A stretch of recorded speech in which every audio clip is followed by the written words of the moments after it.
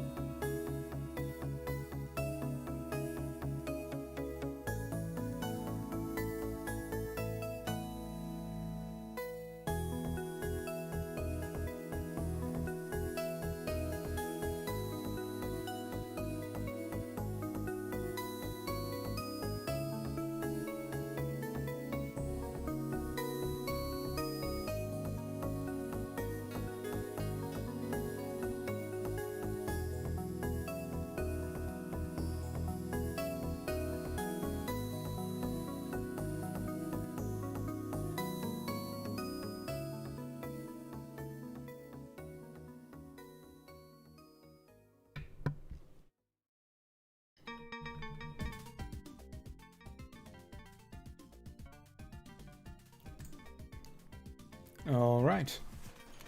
Hello everyone, welcome to the stream for May the 29th. It is Friday today. Hey there, Axel. How's it going? Yeah, starting things off with something a bit different today. I felt like just going all in on the Streets of Rage and the Fire Emblem 4 might get a bit monotonous after a while. We've been doing that for like the last 3 or 4 streams, so I kind of wanted to try something different to kick things off today. We'll go back into Fire Emblem, Fire Emblem 4 later in the evening. Yes, that's right. This is the save select menu from Sonic 3. This is a Super Metroid ROM hack that we're going to be trying out right here called Hyper Metroid. This one was actually recommended to me here on stream by, I believe it was Cerebro, back when I was going through Metroid Fusion and Zero Mission just a couple weeks ago. And I was just looking down the list of potential games to play on stream in the near future, and this was the one that jumped out at me. I'm actually really, just based on the stuff that Cerebro was saying about it, it sounded really interesting. How this is kind of a meant to be a more accessible ROM hack, kind of like a different experience that still keeps the Metroid spirit intact, and isn't meant for only hardcore Super Metroid fanatics who know all of the glitches and secret techniques and all that stuff. Supposedly you can even clear this ROM hack without even knowing how to wall jump, which sounds pretty interesting to me. As far as Sonic the Hedgehog ROM hacks, I played. What was it called? There's a popular Sonic 1 ROM hack. I think it's called Sonic Mega Mix or something like that.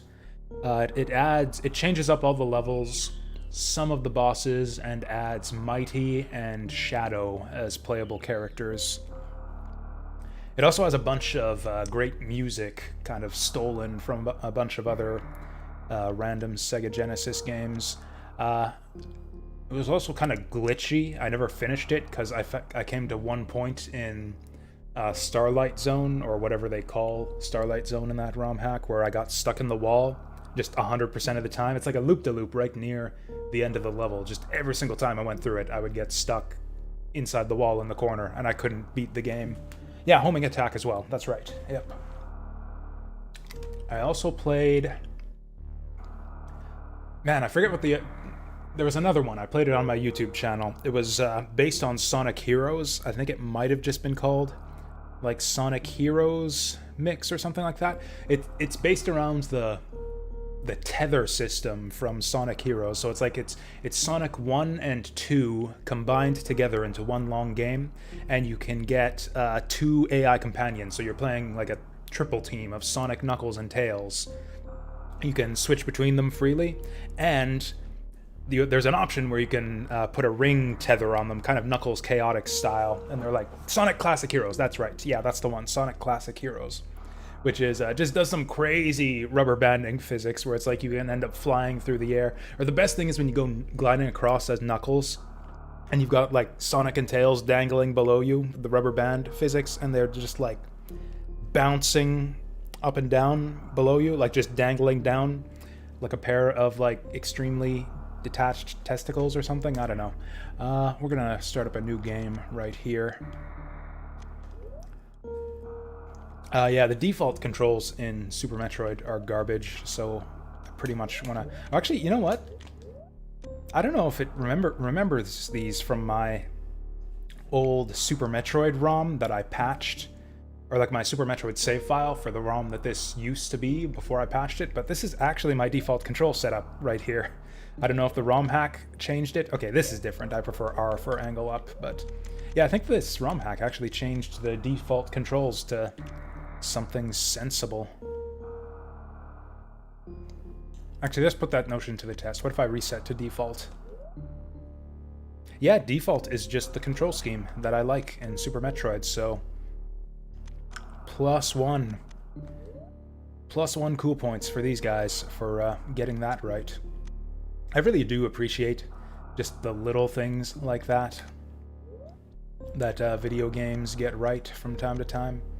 Especially ROM hacks. It shows that they, you know, thought about the little things. So hopefully that kind of attention to detail will,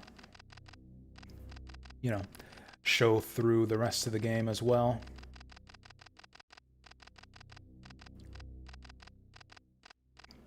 Ugh.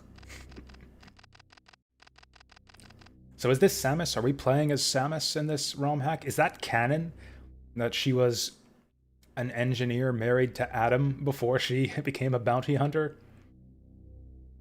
I actually don't know the Metroid deep lore or anything. I have no idea what Samus was doing prior to the events of Metroid 1.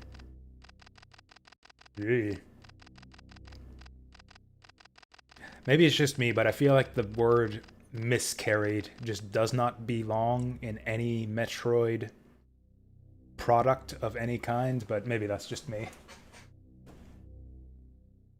Oh, we get to go on a crusade, though. That's a word that should be in more video games these days. Crusade. Which appears prominently in Genealogy of the Holy War. It's pronounced genealogy.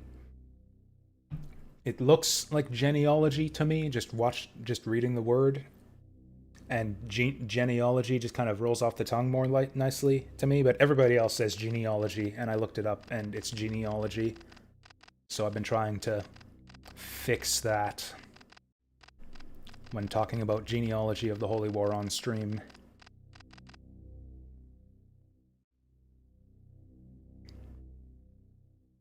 So they changed up some of the... Oh, that's cool how Samus's green visor is still glowing in the black and white flashback scene.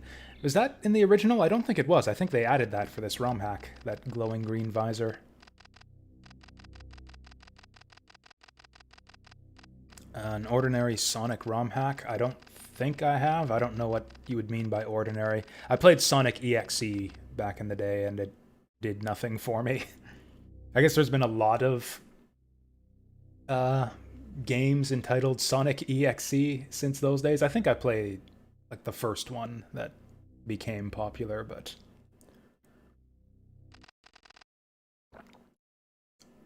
Let's go!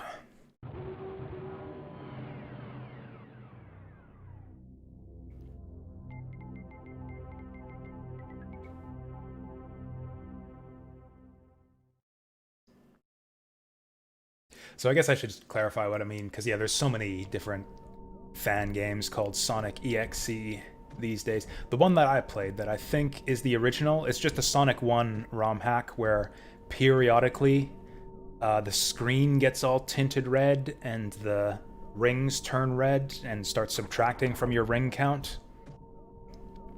And then like a creepy looking Sonic, or maybe it was Metal Sonic, starts slowly floating towards you. And if it catches you, you get like a jump scare game over screen.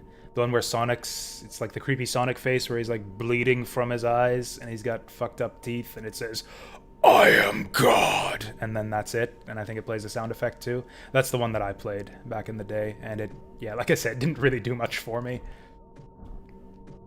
So the space station is kind of different right off the bat. I saw that door dropping down. That's interesting. It's clearly a door. It doesn't have an arrow going into it, but it doesn't show up on the map. Oh, that's what the game is called? Ordinary Sonic ROM hack? Oh, okay.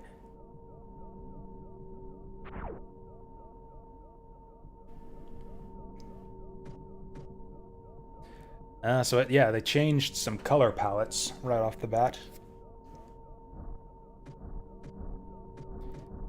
Actually, I think they only changed, yeah, the color of her helmet and chest piece, so it's blue, or blue Metroid instead of red. Also, the shot seems a bit different. Yeah, it's got some weird acceleration to it. Also, you can have a lot more of them on screen at once. Oh.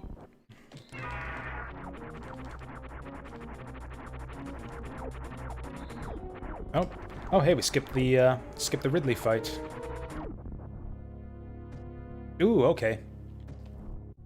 So no escape sequence? Just some creepy music? Okay. What is this music, anyways? Oh yeah, this is like the boss intro, like, yeah,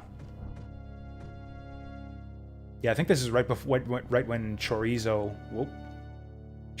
wakes up and is about to attack you is the music. Hey, this is like perfectly in line with what we were talking about Sonic EXE earlier. I'm getting like Sonic EXE vibes right here. This creepy music and the screen's all turned red and we got dead bodies littered all over the place. Yeah, this is like shaping up into exactly like a Sonic EXE style ROM hack. Are we gonna get a jump scare at the end of all this?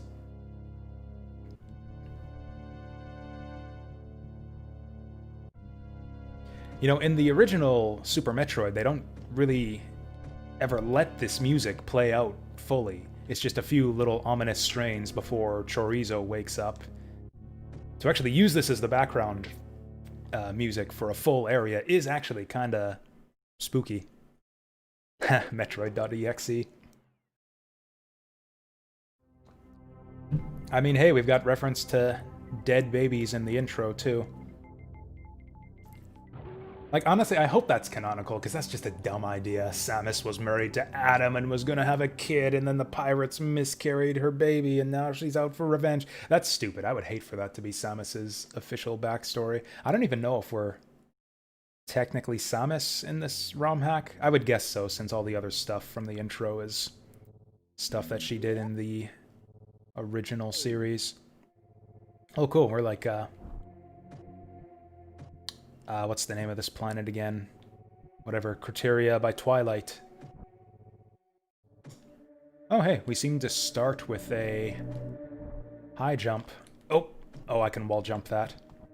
So I know I said that this ROM hack can be supposedly completed without using wall jumps or any other advanced player trickery, but I know how to wall jump, so we're going to be abusing that to see what we can find out of it. Actually, I don't know if this helps us at all. I probably could have come this way. Down below. Oh, actually, no, there's no door here. Oh, no, yeah, we are up in a place that we... Okay, that guy's invincible.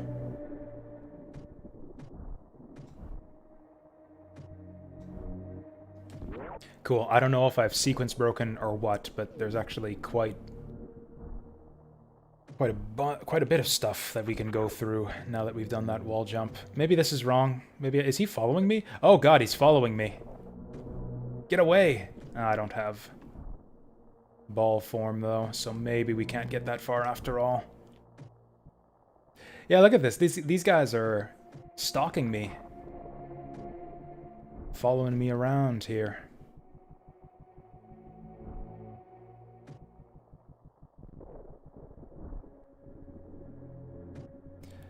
So this is a big, empty, open area. I like the starry background. Is this something from... There's no area in Super Metroid that had a background like this. This might be taken from, like, the end credits or something. I don't know how extensive this ROM hack is. I didn't really do much research at all into this one, so I don't really know anything about it other than what Cerebro told me on stream a couple weeks ago. Yeah, I don't think we can do anything here. Can I even get back out?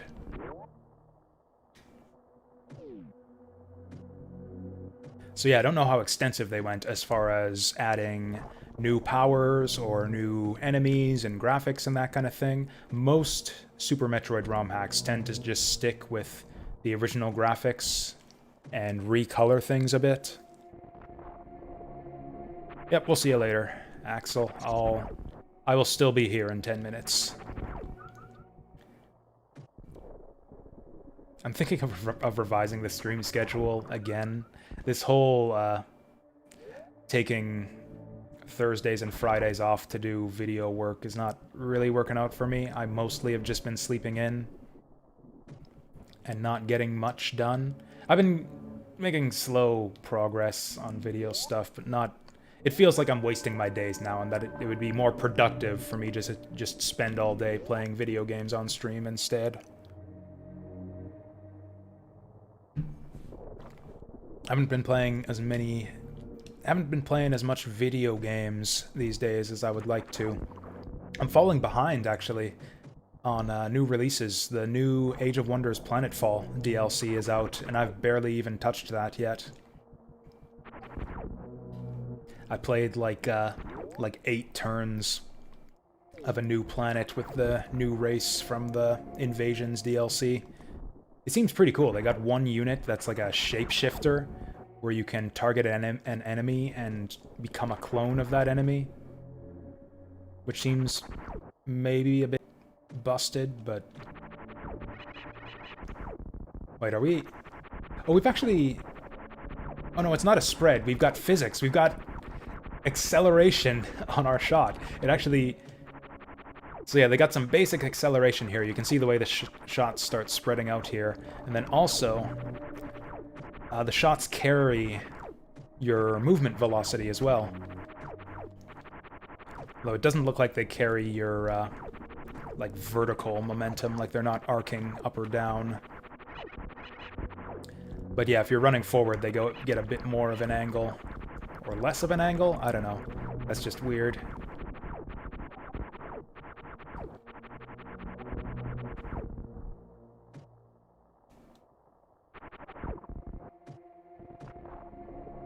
Oh, they're actually spawning out of that little grassy patch there.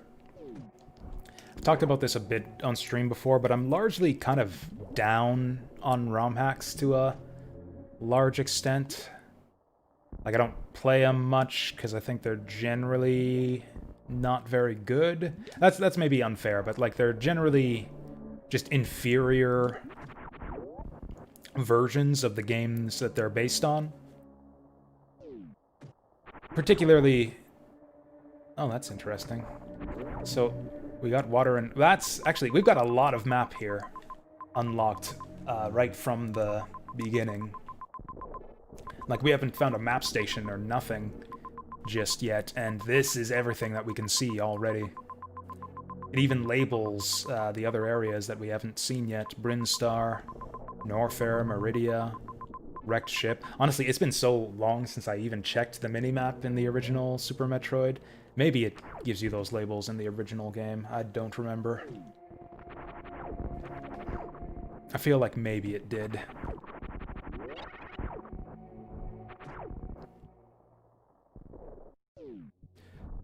But yeah, rather than the ROM hacks that are full... like brand new games with new levels and stuff, I prefer the ROM hacks that are just kind of small quality of life changes and the like. Like, my favorite ROM hack of all time is Sonic the Hedgehog 3 Complete, which is just like an amalgamation of all of the features and arrangements of different aesthetic qualities from all the different versions of Sonic 3 that have been released over the years. You can pull music from the PC version, you can take level designs from the Sonic Jam, difficulty, like different difficulty settings from the Sonic Jam collection, just all sorts of different options, just every version, mix and match features from every single version of Sonic 3, along with other just various quality of life features like the 2-button supersonic transformation. They actually fixed a bunch of animations for supersonic as well. It's just a great ROM hack. It just takes a great game and makes it strictly better. Like, they didn't mess with the design philosophy. There's almost no original content in the ROM hack. It's just stuff that they took from other re-releases of the game. Like, the Sonic ROM hacks I've played with original levels and stuff have generally been a bit underwhelming. It's hard to make a good Sonic level, I think, is the main problem. Looking for opportunities to... Ooh, this tunnel here is just begging to be wall jumped up. Ooh, and then they throw the curveball at you. We can go around them. Okay, and then this is how we get back out. Except not, because we can just drop back down the hole. Oop.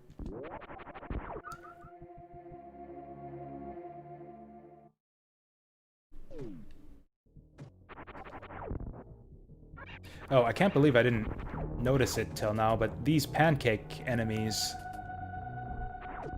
I'll show you what I mean by pancake enemies in a second. Oh, we got the main Metroid theme playing here. That's weird. Trying to like get me hyped up for finding that secret missile pack. It's like, yeah, triumphant Metroid theme. You got early missiles. Yeah, these guys, the pancake enemies. Hey there, Vorpal. How's it going? Yeah, I heard this one was recommended to me by Cerebo here on stream when I was doing my stream of Metroid Fusion N Zero Mission I played a couple weeks ago. And yeah, he talked it up quite a bit. It made it sound really interesting, so I thought I'd give it a go here. I don't know if you know Cerebo. I've seen him kicking around various other like retro ROM hack centered communities. He's actually made his own Final Fantasy Tactics ROM hack, which is also on my to playlist. Okay, don't think I didn't see that little pancake monster go up the hole here. Buh. Torian Gate number 1 unlocked. 14 gates remain. Oh, you know, you can barely see it, but there's a number 1 on that switch, too.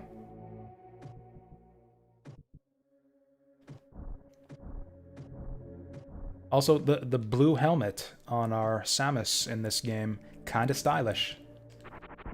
It's a good choice, I think.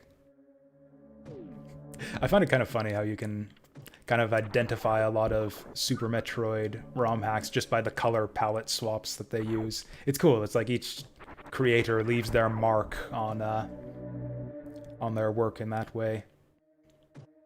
Someday someone will put out the green helmet Samus Super Metroid hack.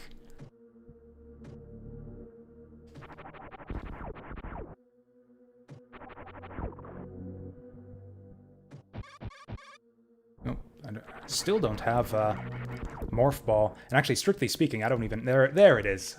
Right after I... Oh, hi. No item fanfares. I guess that was true of the missiles also. The missiles, it makes sense. Missiles, you don't need a big, stupid fanfare every time you get 5 missiles. It's like, okay, thank you, Super Metroid. I don't need the full da-da-da-da-da-da-da when I've got my 105th pack of missiles. Oh, they changed the rolling animation, too. You can actually see her helmet at the top here.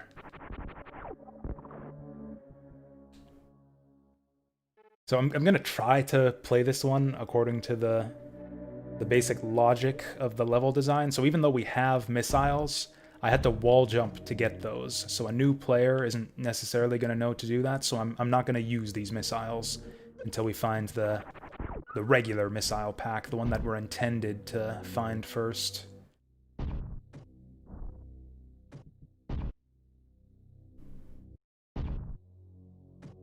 Okay, so that just puts us back out the other side. Oh, hey, this is the this is the screenshot I posted on Twitter to announce the stream. Where does that lead? Torian. Oh, we can just go to Torian? Seriously? Okay, we'll see how this goes.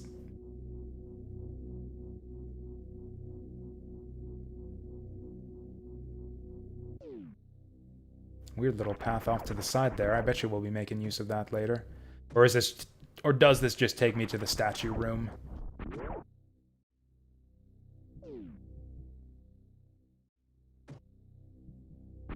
No, we got our first save point. That would be an interesting twist if Torian is like the first area you clear in this realm hack.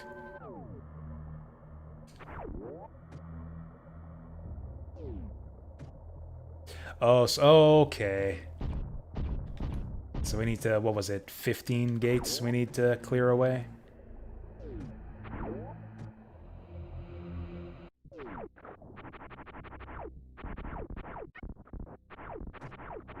Is that all that's down here?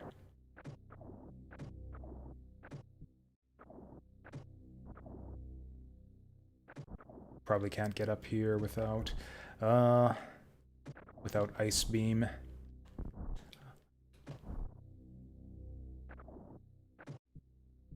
Well, that's fine, I guess. I was all excited to go to Torian right at the very start of the game.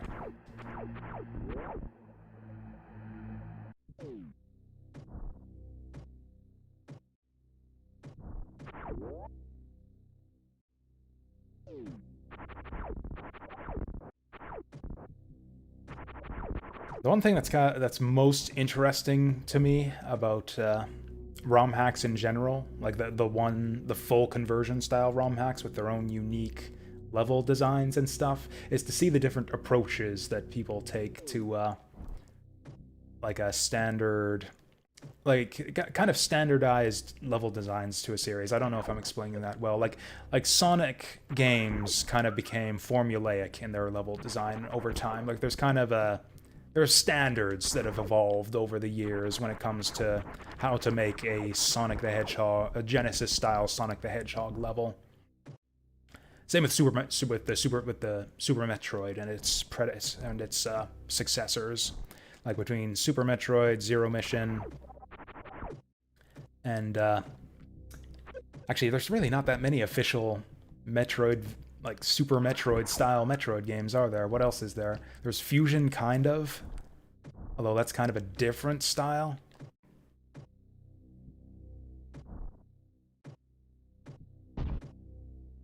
Too hot in California? Yeah, that's fair. It's actually kind of cool today.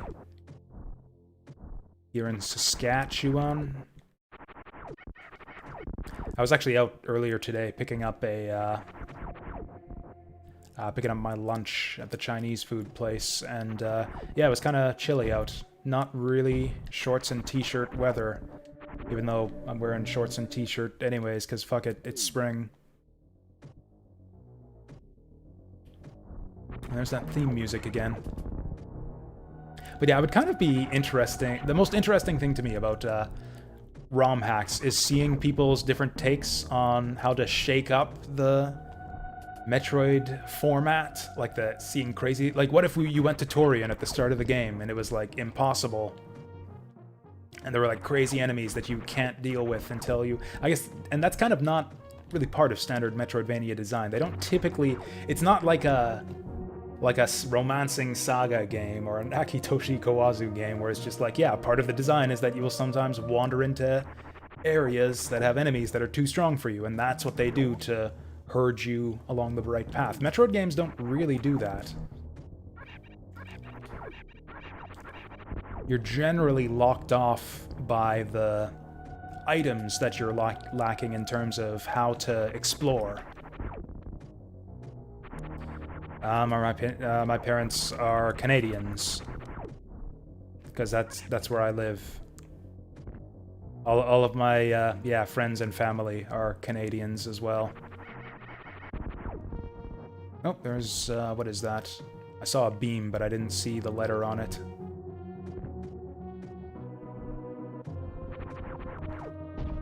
Oh yeah, we don't have bombs yet.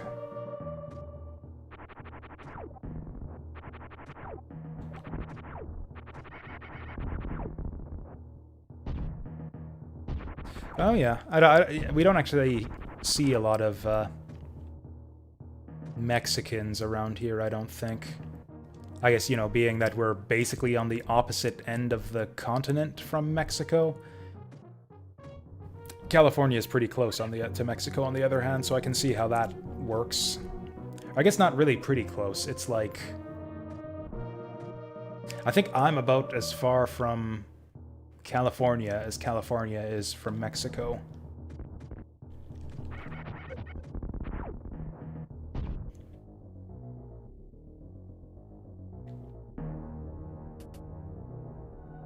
I actually haven't been to the United States at all in many, many years. You know, I've never actually visited, like gone to a city in the United States just to visit, or to vacation or whatever. I've only ever flown through US cities as like stopovers to get to other places.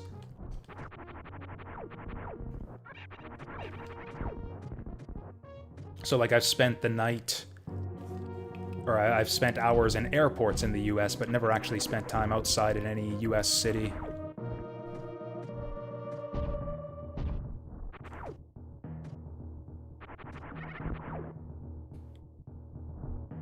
Is there seriously nothing here? I mean, other than that wave beam, which I don't know how to... I guess it would be ice beam to... Yeah, that's not even close. I guess it would be either ice beam or speed booster, because then we could shine sprack.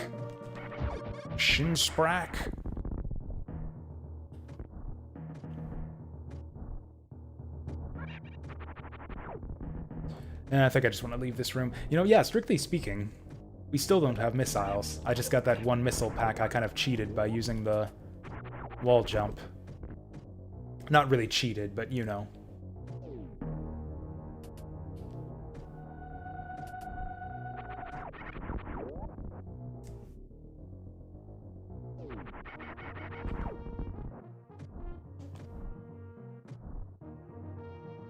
Oh, speaking of wall jump opportunities, I just know there's going to be one of these buggers. Yeah.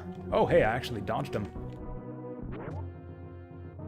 I'm not good at Metroid, so, you know, excuse me if I get proud of myself for a second for managing to single wall jump over an enemy from time to time. That's not something I can generally do consistently first try. Oop. Oop. Oh, wait a second. Wait a second. Oh, we've got respin in this hack. That's amazing. That was one of my favorite features from, I think Zero Mission introduced it.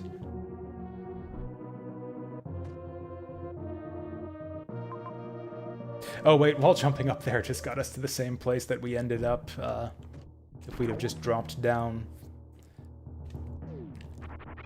There was an item on the top left of this room, but I don't know if we can get up there. I'm going up again. Want to see something else neat? Yeah, I'm always up to see neat things. What you got for me? So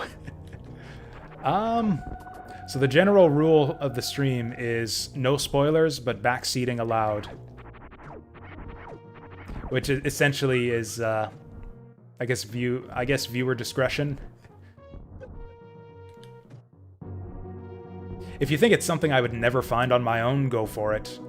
Crouch and jump? Okay. Am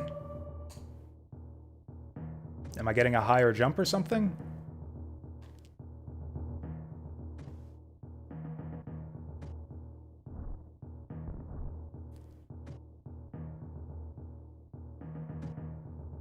I can't tell what's going on.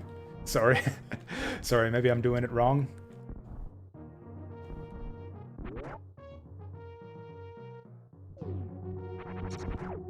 What if I hold... Oh, or do you mean morph ball? I can jump button to demorph.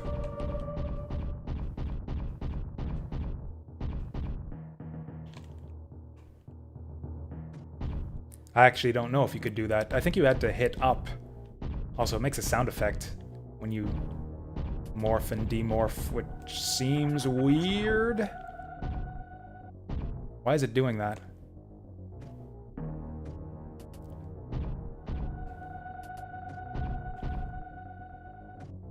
I swear it wasn't making that sound earlier.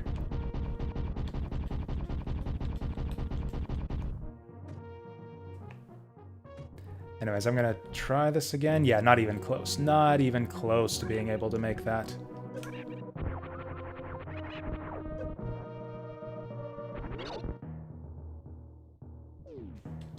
Yeah, so I think this is where we end up anyways if we don't wall jump up that shaft, so I do not know what the point of that was.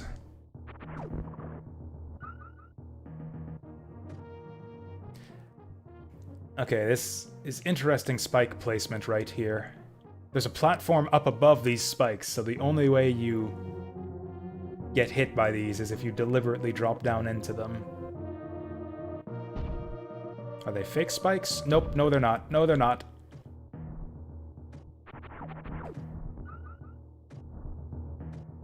These were, I think those were the breakable style of spike that the Chozo statue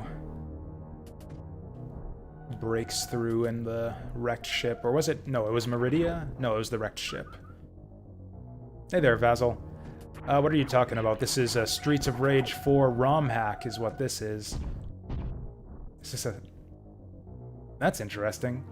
So it's not a separate save room, it's just a save in the middle, or I guess on the corner of a big room. I can't remember if you were here for my, playthroughs of Metroid Zero Mission and Metroid Fusion. But yeah, Cerebro recommended this ROM hack. It's called Hyper Metroid. He said this is like one of the best ones out there. That does a good job of like feeling very professionally produced and hews to the spirit of Super Metroid very nicely. Do you know Moto E5 Plus phones? I can probably tell you just by reading the first half of that sentence that I don't know. Ask me any question that begins, do you know X about this phone? And I probably don't. Hey, okay, so this is our first official missile pack without having to sequence break and wall jump. Yeah, I thought this looked a bit suspicious. No bombs, though.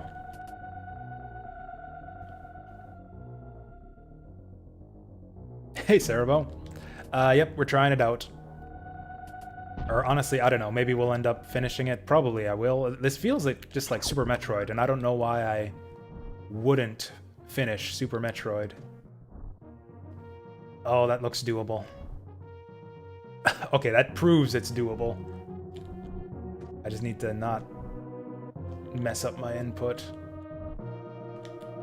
Maybe it's not doable.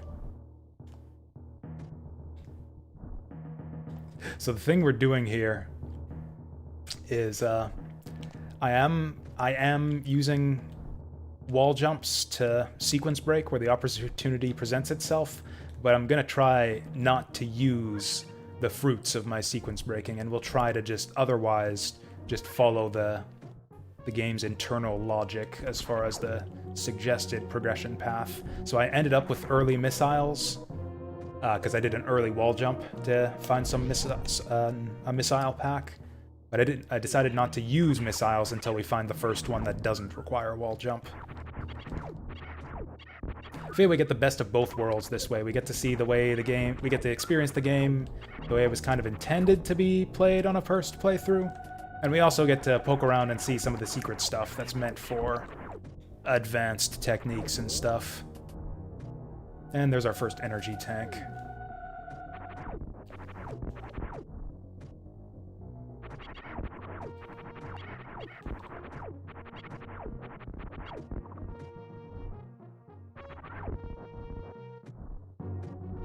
Where are we right now, anyways? Oh, heading up to Brinstar.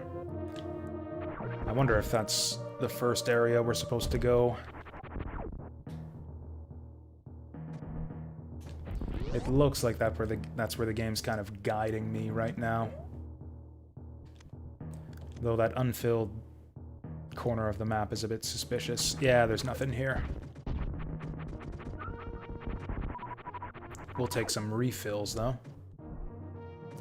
Crouch, hold, run, then jump and back. Okay, we'll try that in the next open area. Actually, we can try that right here. So, crouch, run, jump back.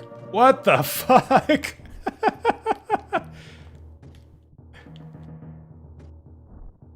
Okay. Okay, that's so weird. Okay, so you do like a little flip around. I mean, if I wanted to turn around in place, I could just, you know, go like that. But no, we can do a fancy backwards flip. And then if we press back, yeah, hold back I saw too. So then we like... Oh, I wonder, can we like cheat our way across pits that way?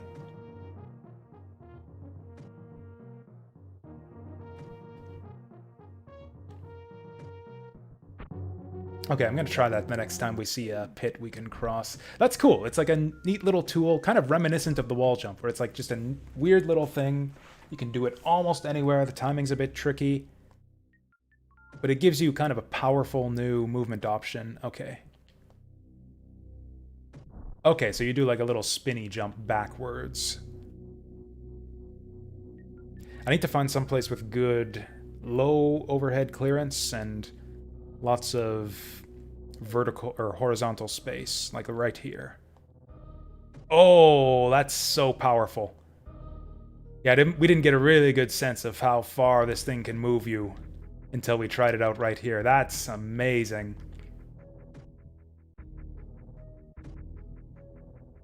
Oh, that's cool. No, Vasil, I have not played this before. And I actually did basically no reading about it beforehand either, so we're basically doing a blind run here. Okay, that's cool to see the philosophy behind that move too. So it's like the same thing you can get from a damage boost, just you don't, just with easier timing. Okay. So there's our bombs. This would be an interesting chorizo fight. Oh my god, seriously? Oh, damn it. Run away! Damn it. Oh, this guy's gonna kill me. I can't actually damage this guy. Maybe we're just supposed to run away. We are locked in here.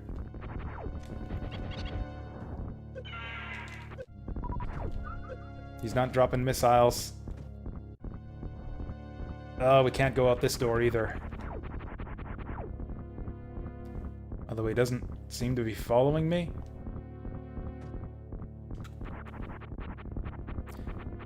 Okay, so he's stuck, but I can't damage him. Man, it's been a while since I saved. Save rooms seem real scarce in this game.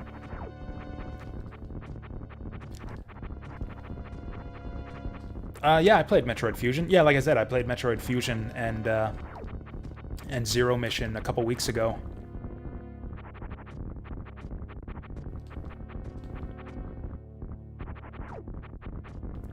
Anyways, I've got missiles, so maybe we can missile this guy to death. I don't think I have enough missiles, though. If I can get him to spit... That one went right through him. I don't know how to get him to spit, though. That didn't do it.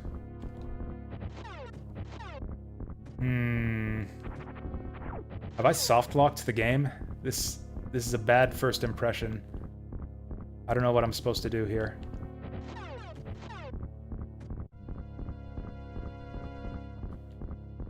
Okay, what if I bait the claw attack?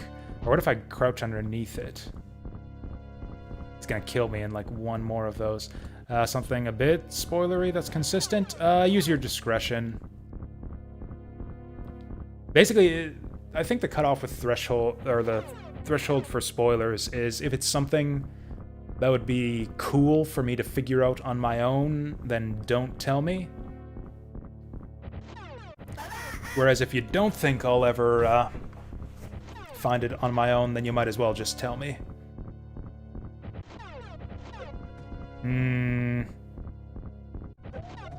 Well, now I'm dying.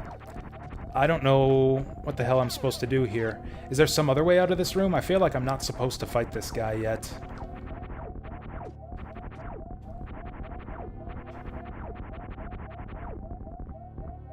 I'm supposed to fight him. Well, there we go.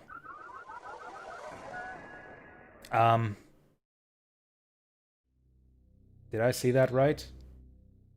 I feel like I want to die again here just to freeze frame it. Was that Samus Nips on the death screen right there? Sub alerts off? I thought I saw it there on screen. Did you guys not see it? Did the sub alert thing not appear? I thought I saw it on the screen just now.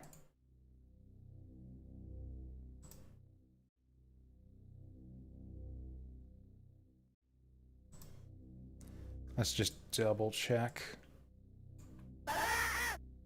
Yeah, so it should be working. I thought I saw it just now. Although, weirdly enough, and thank you again for the gift sub, by the way, but it doesn't actually show up in my feed, but I think I saw it on the screen. Or on the stream preview window. Oh, we got kicked back a long ways.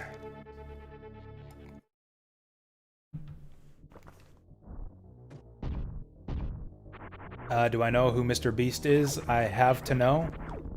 I think I can prove you wrong there.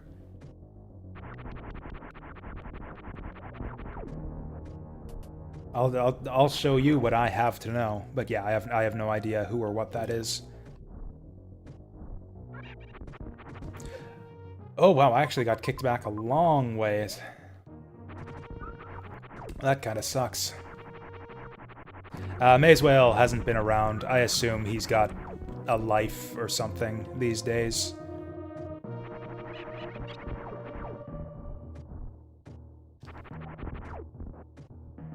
That's what I like to think, at least, when people stop showing up around stream chat. I guess that's true. Now that I know where everything is, yeah, I'm not gonna waste time poking around in corners where I know there isn't stuff this time around. Actually, I could go down to Norfair and try that out. That might be fun.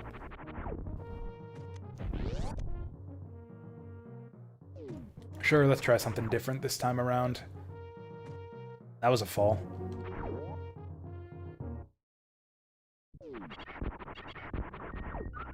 I know, right?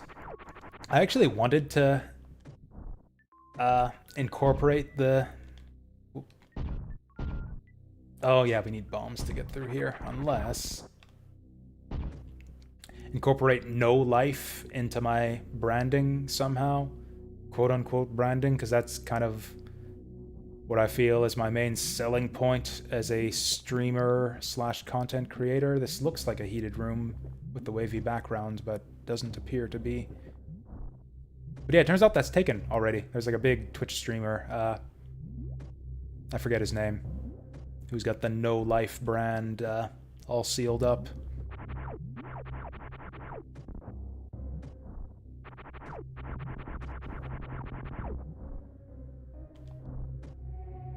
There's gonna be no place I can go down here. And we might... No, that's...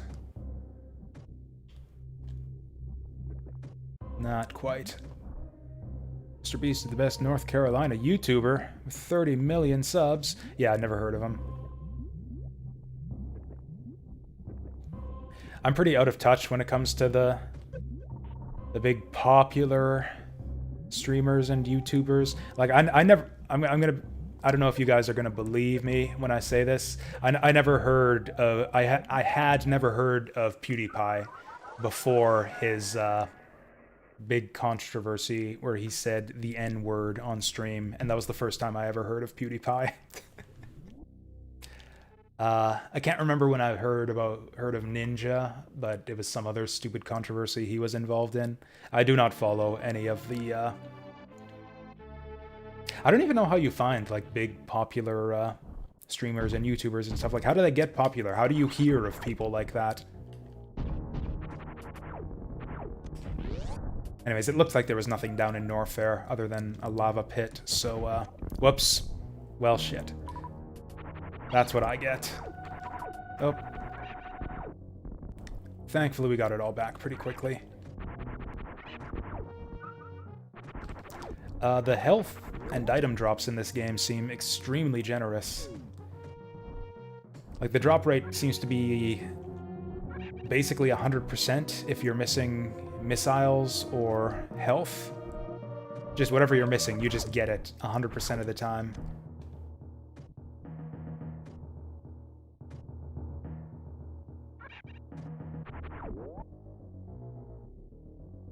Which I guess is fine. It's arguably a quality of life change, since random drops are kind of dumb. Like, really, anytime I want health, I can just find an enemy spawner and just farm health for as long as I want. A game called Robokill 2? No, I don't. Actually, speaking of games, though, the new Humble Bundle is out for this month, and this is, like, the worst one I think I've seen in a long time. The thing with... I have a weird relationship with Humble Bundle, where it's like I keep telling myself it's a waste of money because I don't actually play any of the games. Like, they're good games that you get in the bundles, but I never actually get around to playing them. It just adds to it just adds to my Steam backlog, basically. And I keep intending to pause or cancel my subscription every month, but I keep forgetting, and then I get the month's Humble Bundle games, and it turns out, wow, this bundle is amazing, I guess I'll keep it going for another month. Last month was one of the best ones yet, and again, I forget all the games that I got, but it was a bunch of good ones. It's like a bunch of stuff I'm really, really interested in. This month was the shittiest one I think I've seen in a long time. There were like 2 games that I was interested in, and 1 that I'm half interested in. The one I was half interested in was XCOM 2, and I actually can't remember the ones that I was fully interested in. I was thinking of maybe streaming those games today, but then I looked on my list of... I have a big list of stuff that people have suggested or recommended here on stream. So I was looking through my list of gifted and suggested games from viewers of the stream, and Hyper Metroid stuck out at me, so that's why we're playing Hyper Metroid instead of XCOM 2 or whatever garbage from the Humble Bundle. Actually, I'm gonna see if I can find a closer save point. Probably not, because that last save point wasn't very far away.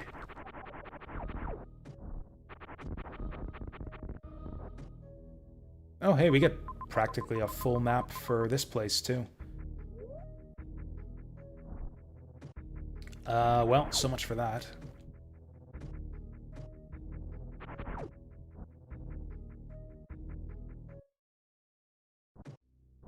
Also, I just realized what I need to do against this guy. It's so... I feel dumb. So he just gave us bombs, so why don't we use bombs?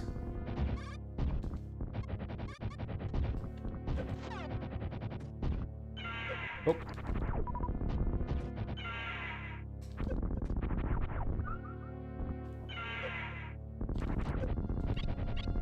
There we go, that's more like it. Oh shit, I didn't think that, original Chorizo could actually do that. Yeah, he's weak against bombs. I completely forgot about that. You wouldn't think to use bombs against an enemy, like a boss like that, where you've got to make contact with him to do the damage. I actually knew that about the original Super Metroid. I just completely forgot about it because I never try it because I'm afraid of damage. Interesting. So what the hell do I have to do to open that door? I guess maybe it's a one-way, or like a one-way door locked from the other side.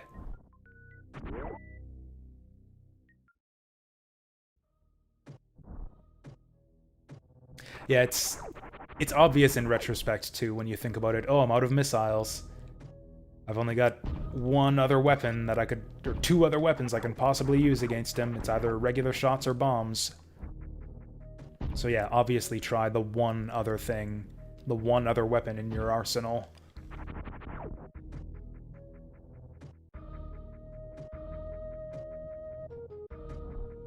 It is a bit counterintuitive though, because of how hard it is to hit him with them.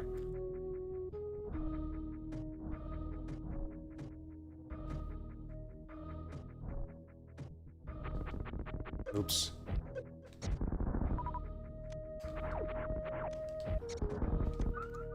Huh. This game seems to like its invincible enemies. Wait, do we? No. For a second I thought we had Spring Ball. Let's go down to that save point.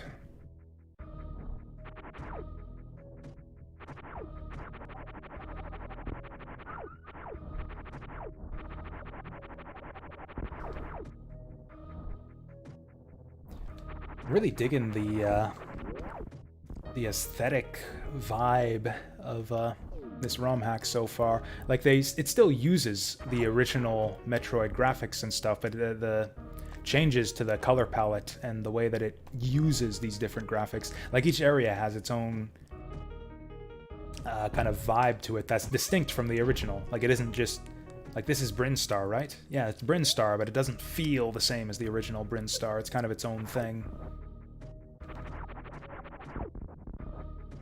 I don't know, maybe a little bit too much golden brown going on in the color palette here between Samus's suit and the level graphics and the enemy graphics, but eh.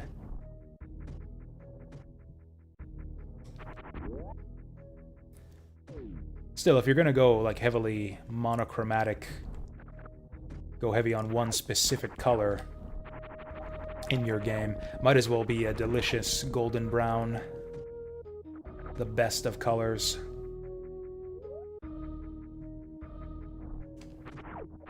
Doi.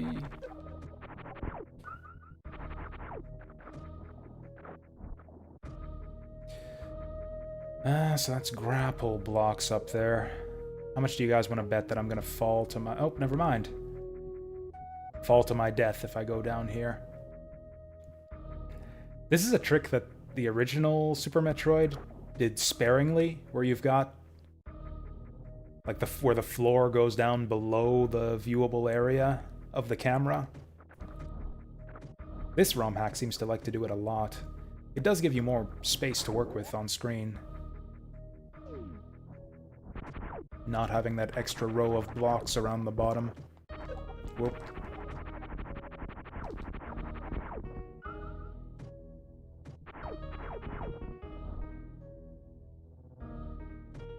That was a long fall. Okay, we got bombs now. I need to be looking for opportunities to use them. I don't think we've actually used our bombs to uncover a single secret yet. Oh, this isn't a dead end. There's actually more stuff over there.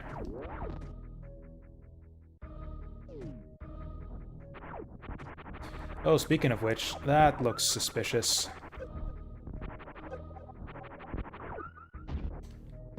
Yeah. This is so weird, having save pods not isolated in their own separate rooms. Also, this has me a bit curious. Okay. Oh, we didn't even need bombs to get in there. We could have just shot that one. Cool, secret uncovered. So what are we supposed to do down here, then? Leads to Norfair.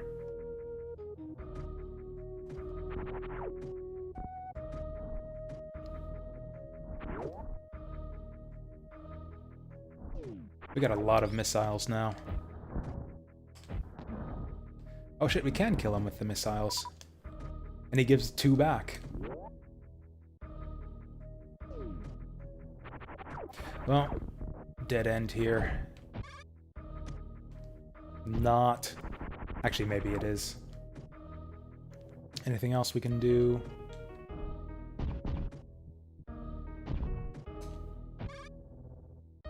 Interesting.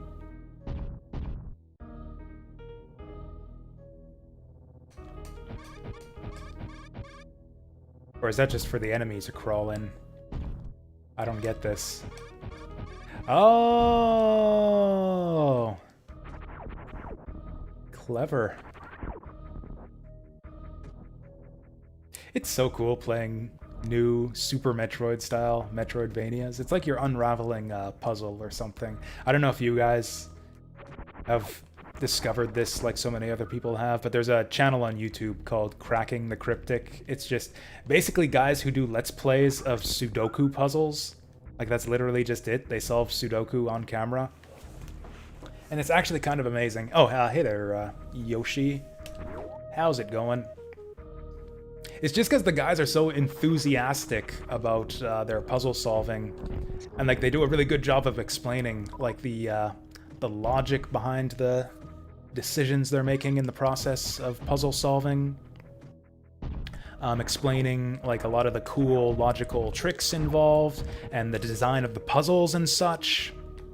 Like, apparently there's a lot of interesting thought that goes into designing handcrafted Sudoku puzzles. Like, there's kind of a logic to it, where it's like the puzzle designer is guiding you down a path that you're kind of being led to uncover. And the kind of stuff that the guys say about the Sudoku puzzles kind of reminds me of the kind of stuff I say about Metroidvanias when I'm playing them, so it kind of made me think of that just now.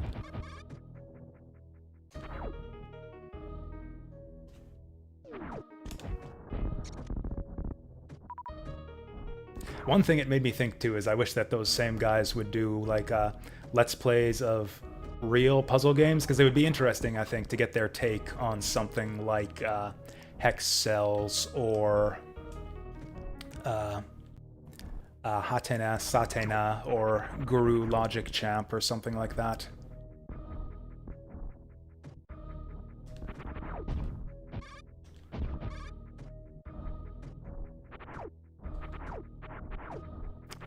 Yeah, I don't know if you saw the most recent stream of the ranked run attempt, Yoshi, but I'm on the verge of giving up on the ranked run.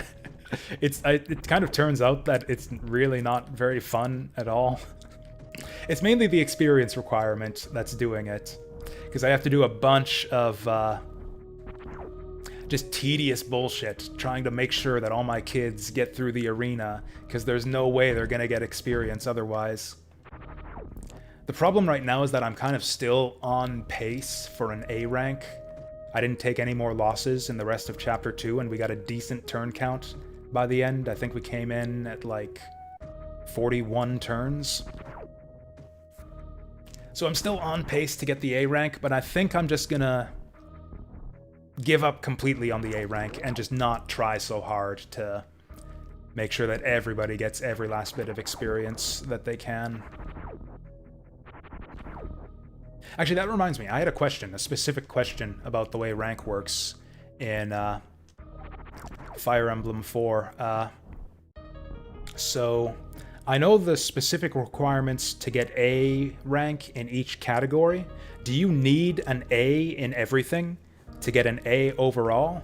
Because the only thing I've seen about overall ranking is just that it says it's the average of your other ranks, and I just kind of assumed you needed A's in everything to get an overall A rank. If I can get an A rank overall with like an AAAB or even an AABB, then I might just decide to sack experience or combat or something and take it a little bit easier.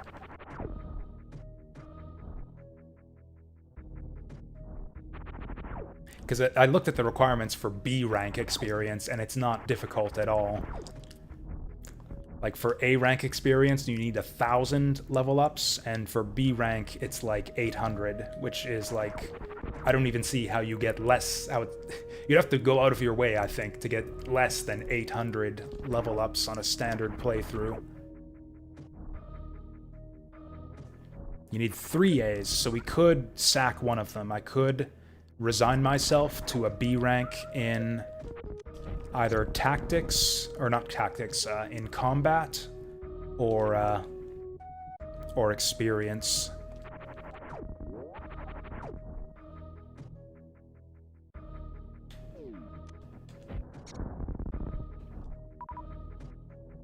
It's kind of sad too, because we end up falling into the same kind of the same problems with the same characters we had on the first run. I was kind of excited that, hey, now that we're going for experience ranks, maybe we'll be incentivized to do something with Azel and Arden a little bit earlier. And it turns out that no, they're falling behind, and they're like level 7 or something. Actually, I think Arden's level 6 still at the end of Chapter 2.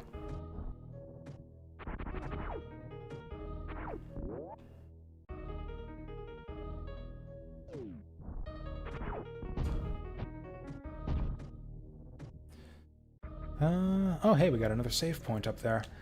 Apparently I missed a door. No, that was a super missile door.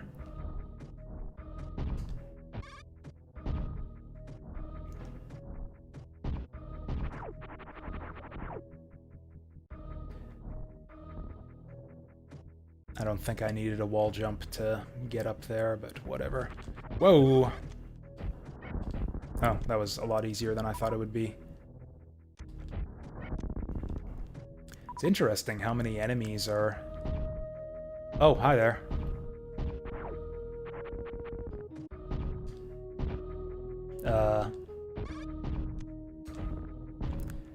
Dude, you're guarding a missile pack. Why does this have to be complicated? Just give me a missile pack. So many enemies in this game are immune to regular blaster fire anyways. I need more missiles.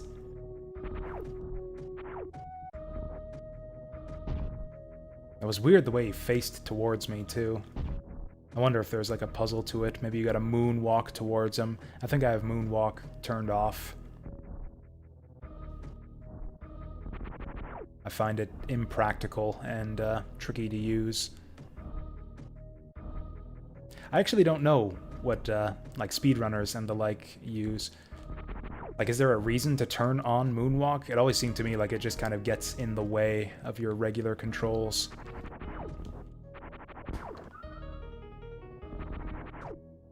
I tried shooting it with everything I've got. I've tried regular shots, missiles, bombs. Nothing seems to work.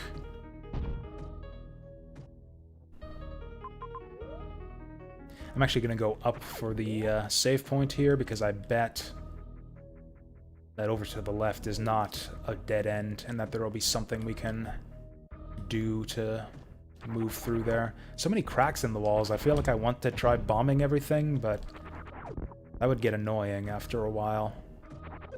It's like if every wall is cracked, it's like no wall is cracked because it's like they're not pointing out anything to you. It's not a clue, it's just aesthetics. Oh, also save point up here, apparently.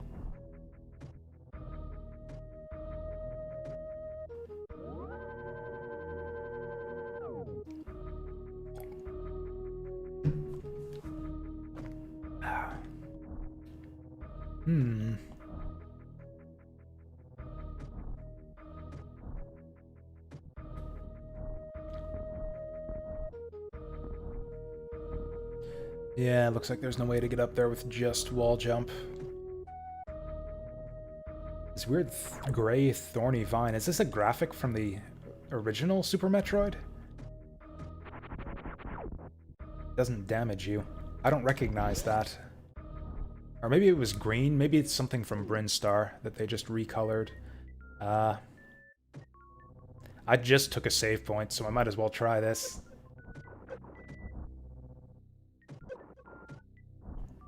Yeah, take your bites, you greedy bastards. Yeah, that's not hard at all. I can't believe it was that easy.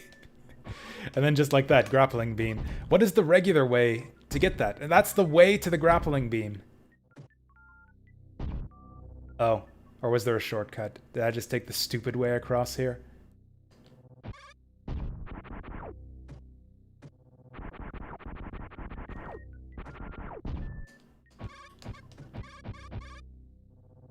How did I not? Experience is the worst part of A. The loss counter is... The loss counter is easy to handle, but all of the deaths I've taken so far have been stupid deaths. Like, I took one in Chapter 1 just by fucking around too much. And I could have reset the chapter, but I didn't want to. Basically, yeah, I could have. Okay. Okay. That seems slightly obtuse. Is the grappling beam optional in this game or something? That is such a weird little... Like, you would run in here and you would see, oh, I can't do anything in here till I get the grappling beam. And it turns out that the thing... you will never find the grappling beam by that logic. You will turn away from this room thinking, nope, no progress until grappling beam. And it turns out this is the room where you get the grappling beam.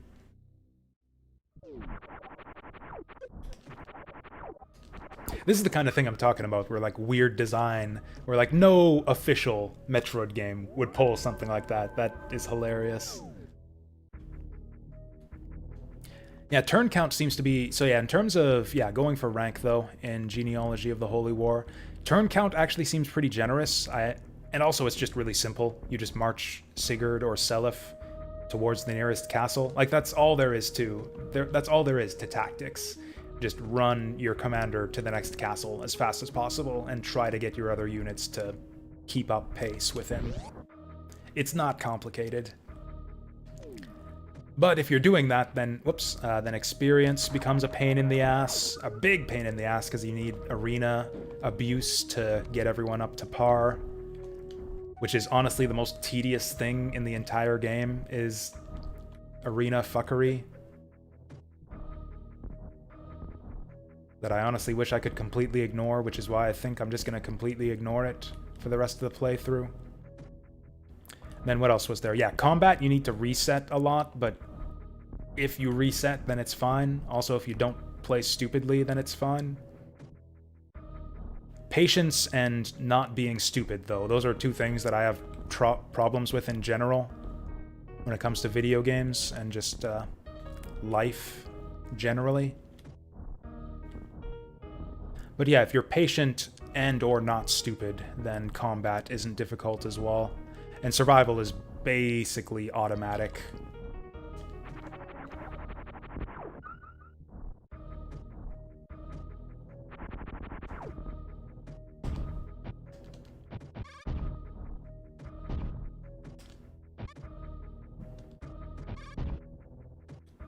Huh. Interesting little dead end here. I don't think I'm stupid either. I'm just, you know, false humility or whatever. I think I possess a above average IQ, if I'm honest.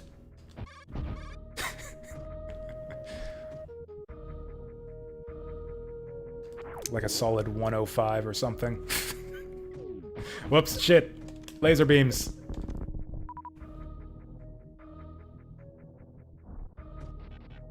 Oh, hey, speaking of laser beams, can I kill enemies with this thing?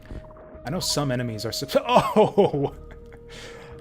Was that in the original too? I did not know that you could grab items with the grappling beam. It makes perfect sense when you think of it, but yeah. Never thought to try pulling... There it is. Yeah, you can pull items towards you with this thing. That's amazing.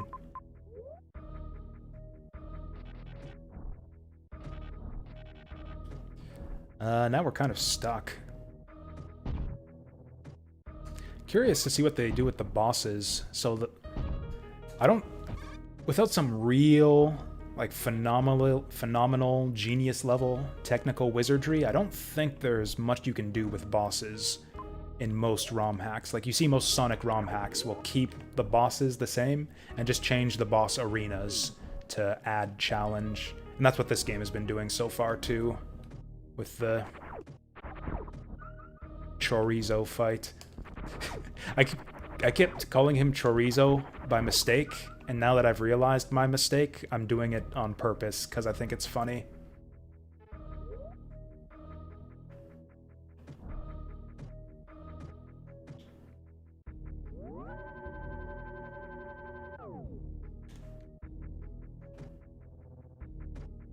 Oh, I thought that Genealogy did a better job of hinting at recruitment requirements than previous Fire Emblem games.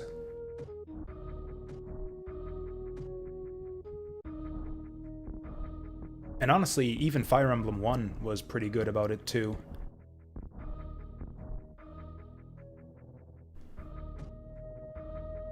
There are some where it doesn't really make much sense, or there are some where they don't really give you the hint until you attack the character.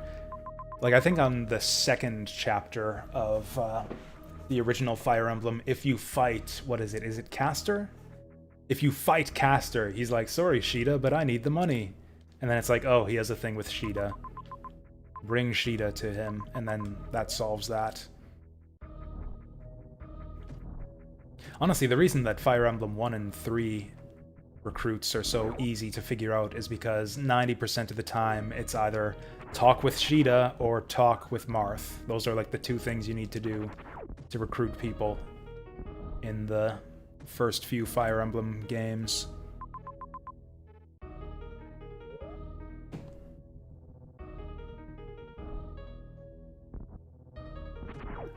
Well, I'm glad that you enjoyed it. Like I'm glad that I didn't aggravate you, I guess. I know that feeling when a streamer or let's player is I don't want to say they're not taking things seriously or not paying attention or whatever, because sometimes you just don't notice stuff, or you have the wrong mindset to properly interpret and realize how to act on what's in front of you.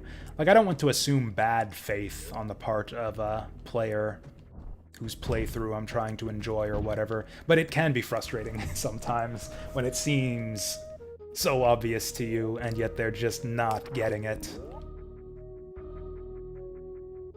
That's actually why I like having the backseating allowed tag on my streams here. Because, yeah, I consider... I think, ideally, for me at least, I think that streaming and Let's Playing should be kind of a somewhat social activity. Like, I don't want people to just be forced to, like, just sit back and don't interfere with my experience. It's like, I'm having this experience on the internet with you guys, so, like, in front of the internet. We're broadcasting this for a reason. So I would like it if the viewers could, you know, chip in and give advice or whatever, provided that I can, you know, trust them not to be dicks with spoilers and stuff.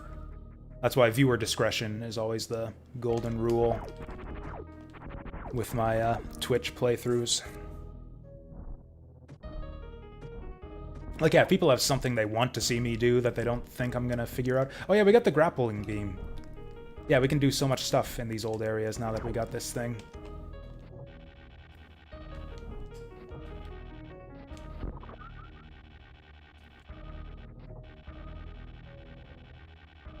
Honestly, the grappling beam physics are so fun in Super Metroid. I think it's a shame that most runs, or most subsequent runs through the game, just skip it if you know the tricks to skipping the grappling beam.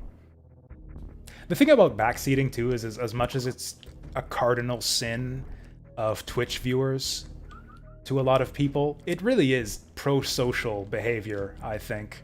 Like, you see someone having trouble with something, and you know the solution to the problem that they're having. It's like, you want to help out. You want to give them advice and share your knowledge. Like, I don't think that the tendency towards backseat gaming comes from a negative place. So if it's not gonna interfere with my enjoyment of the game too much, I don't mind encouraging it. It does get excessive sometimes, though, especially to the point where people are... Like, there's a fine line between backseating and spoilering, or spoiling stuff in the game. Like, if people are going to tell me, trying to be helpful by telling me about fun surprises or shocking moments that are upcoming, then it gets a bit excessive. I had a little bit of that on my Valkyria Chronicles playthrough. Yeah, that's cool. Thanks for stopping by, Yoshi Jack. We'll catch you later. I will be streaming Fire Emblem 4 later tonight, although it'll be... Actually, yeah, a few hours from now at least. Also, I don't know if you know, but I've got a playlist up on YouTube where I'm keeping my old stream archives these days. I think it's just called Full YouTube VODs or something. So if any of my Twitch VODs... If you are even watching the VOD archive, but if you miss them on Twitch after they go away after a couple weeks, you can see them on YouTube.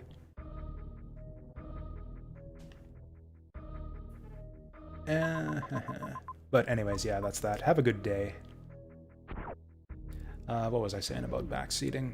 Oh yeah, during the Valkyria Chronicles playthrough, some guy told me about Medic Killer, and sure, if you apply a little bit of brain power, you can kind of guess how maybe Medic Killer, the enemy ace, is going to do something beyond a certain point in the chapter. It's like, oh, Medic Killer. I wonder if that's a meaningful name that the game is trying to hint at or something. But if you don't put two and two together in your head, it's kind of a big surprise when he takes out your medic, and that's like a big twist in the chapter, and it's like, oh shit, we gotta play things differently now, and that kind of sucked to have that spoiled for me. These grappling blocks are not that easy to see. Also not that easy to use.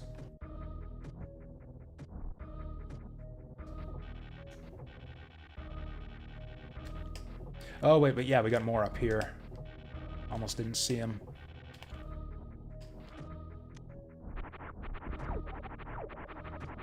The camera in this game is kind of messed up at times. I see what they're going for. Like, it's kind of nice how it pans a little bit ahead of you. But sometimes it doesn't go ahead quickly enough. Like here I don't have a lot of forward vision at the moment.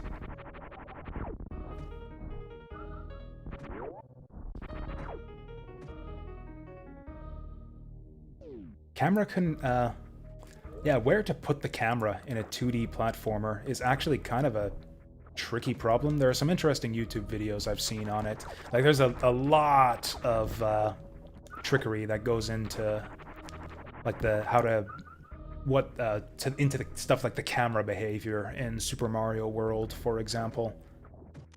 Oh, hey, we can get through here now. You know, I'm thinking that the grappling beam might not have been optional.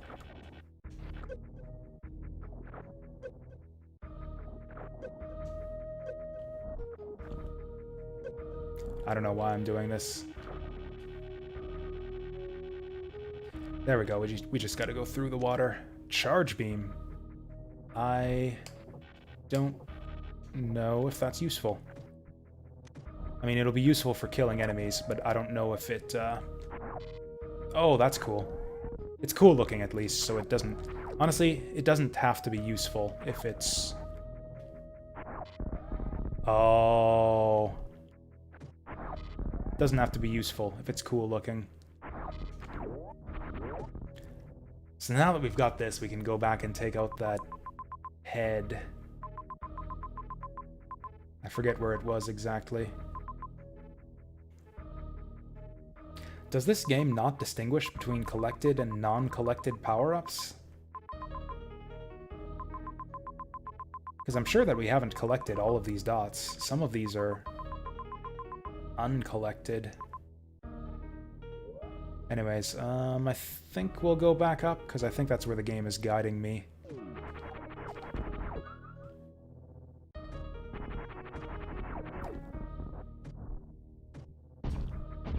Yeah, this grappling beam seems super necessary for the regular progression path through the game here. I guess... yeah, you could skip most of this stuff with wall jump, I guess. Whoops. I keep doing that.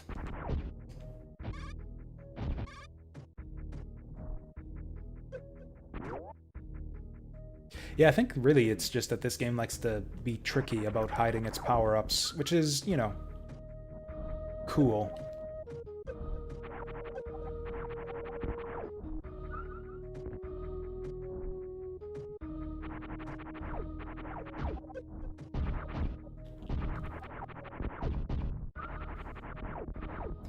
Yeah, in general, I'm actually really appreciating the map design in this game so far. Okay, so I can probably tank my way across here too, but I think... actually, maybe we don't have to tank our way across. Boom! Eh, good enough. I don't know if that was the intended way forward or not.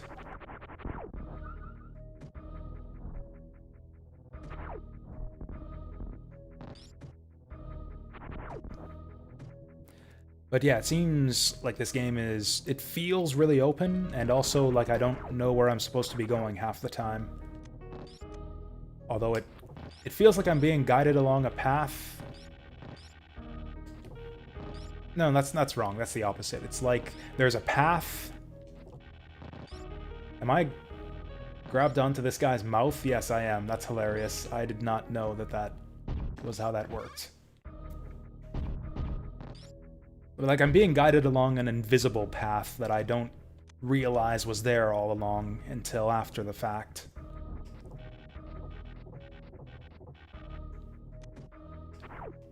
And up until that realization, it kind of feels like things are just wide open and that I can explore in any number of different places I want to. That looks weird. Oh, is that a... okay. We've got a new type of object. in this ROM hack. That's kind of cool. Okay, I deeply appreciate the extra emphasis on grappling beam in this ROM hack so far. Yeah, grappling beam was an underutilized mechanic in the original Super Metroid, in my opinion. So I appreciate the all these chances to give it a workout in this ROM hack.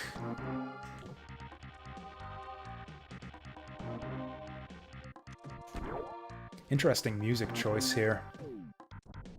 I feel like it kind of almost doesn't fit the scenery. Like, the color palette here is like all dark and gloomy. Oh, you can you can actually zoom the camera a bit or shift the camera forward a bit faster by holding the B button. So you've actually got limited camera control in this game that kind of fixes that criticism I had about the slow camera panning earlier. I don't know if that's new to this ROM hack or if that was in the original Metroid or the original Super Metroid. I think that's just always how the camera's behaved. Uh-oh, nope, nope, nope, nope, nope.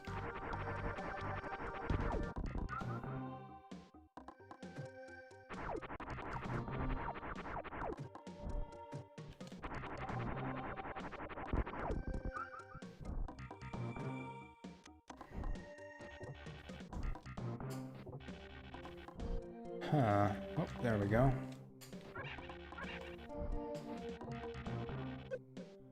Ooh, that... Okay, that's a bit nasty. Ooh, that's rather nasty. I like... Why does this always happen to me when I play ROM hacks? Can we... Oh, okay, there we go. You just gotta lay off the grappling beam. Although I am gonna die now. There we go.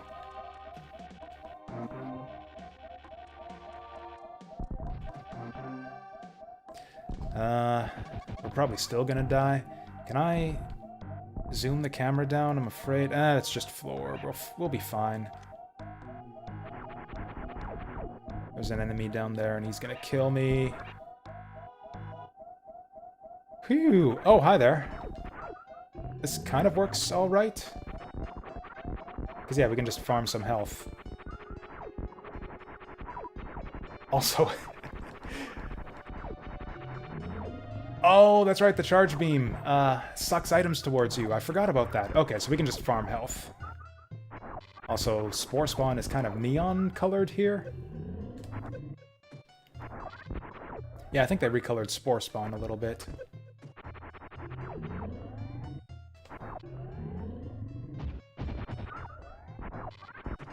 Yeah, I'm almost positive that the charge beam did not exhibit this behavior in the original game.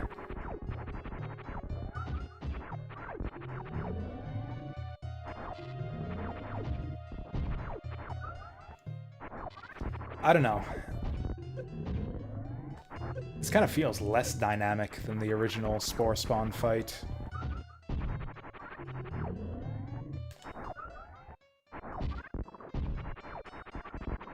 Because, yeah, with the raised platform in the center and the enemy spawner, like, all you want to do is just sit in the corner. It's just not worth it. And you got infinite energy coming at you, so yeah, you might as well just sit in the corner and farm it.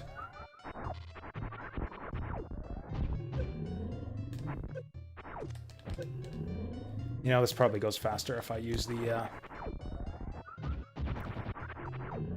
missiles. Yep, there we go.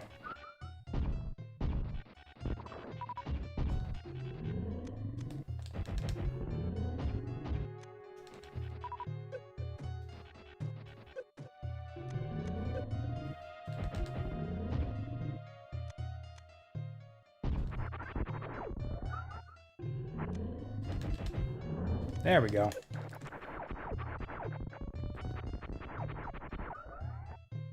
Oh, and then we can just, yeah, suck all the power-ups the boss drops back into us. This is kind of creepy, the way that he doesn't get decolored the way he does in the original. Actually, he is. It's just this weird, like, fog cloud. Actually, the more I look at it, that's a weird fog cloud. So it's like the level... It's kind of hard to tell which is which. It's like the level is part gray, part green. There's kind of a fog cloud hovering over everything. I can't tell if it's the fog that's turning things gray or turning them green.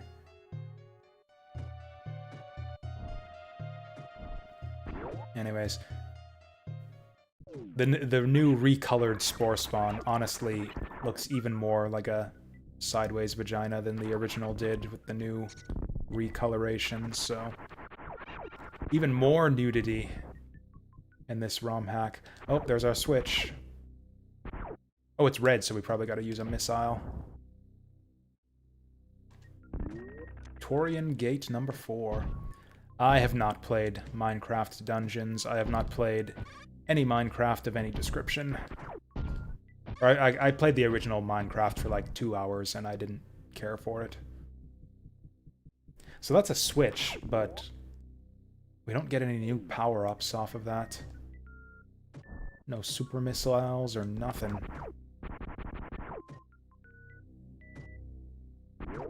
Oh, hey, that's new. Oh, that's probably what the gate opened up. Yeah, there was probably a gate blocking this path off before. Okay, so the rounded circles are switches, and the dots are pickups.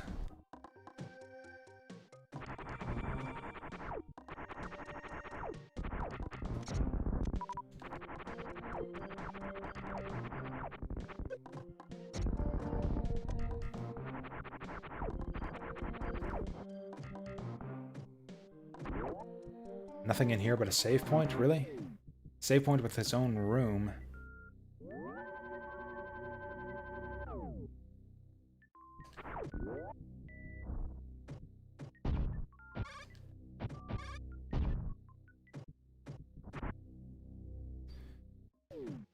What are we doing?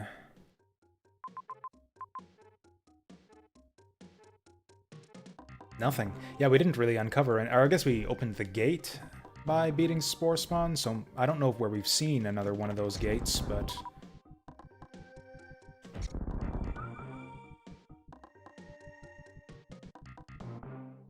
Oh, right, this door over here. This is the way forward. Maybe? It's actually the opposite direction from the boss up here. Whatever. Spore Spawn didn't get me any new items, so we want to go exploring. Yes, it does, and I've actually seen the Turian. Like, I went down into Turian at the beginning, so it told me, or didn't tell me, but... Oh, wait. Okay. Oh, my. Okay, so I was wrong about us starting with high jumps, high jump boots. See, this is why this had to be Hyper Metroid. It's like, it's not just... In Super Metroid, high jump goes this high, but in Hyper Metroid... High jump goes this high because hyper is more super than super. It's so fast, too.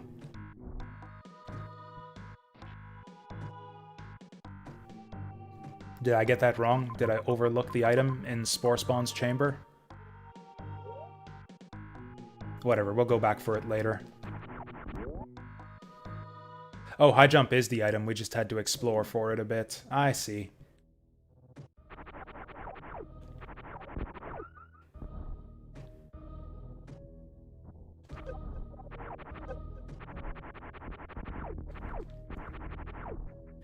So Kraid, this opens up some interesting possibilities for Kraid. Like, we can... I bet you there's going to be no platforms for the Kraid fight, because we can actually just jump up as high as his mouth and just shoot missiles in there, so I bet you that's what's going on with that. That's my prediction, at least, for the Kraid fight.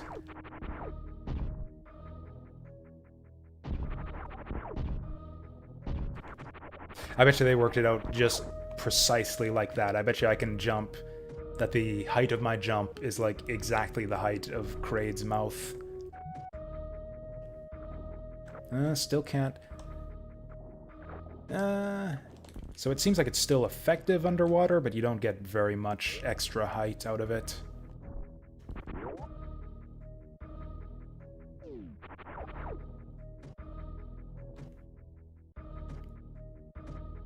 Also, with high jump being this high... Oh, I can't go through this door. Let's try killing all the enemies.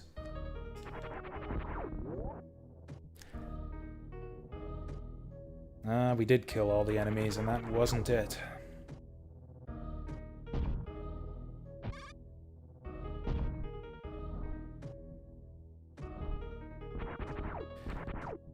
There weren't a lot of gray doors in Super Metroid. There's one pretty notable one where that's locked by the boss of the area. I think the door to, I think it's Plasma Beam, is a gray door that's only unlocked once you beat Dragon. And I always hated that door. It kind of felt against the spirit of Super Metroid, where the the way forward tends to be unlocked organically or by way of your increasing ability set, and that was the one door in the game. Or there's a couple other doors, but the Plasma Beam one is the most notable one, where it's locked just by an arbitrary boss kill.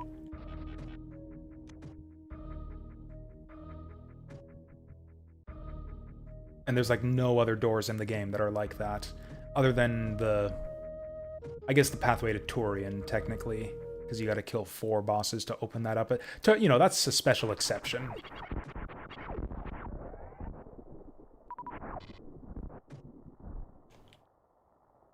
I kind of foresaw that I would regret dropping down here. Although... Does hyper jump get us back up here without too much trouble, or do we have to go backtracking through the whole game world now? This looks promising.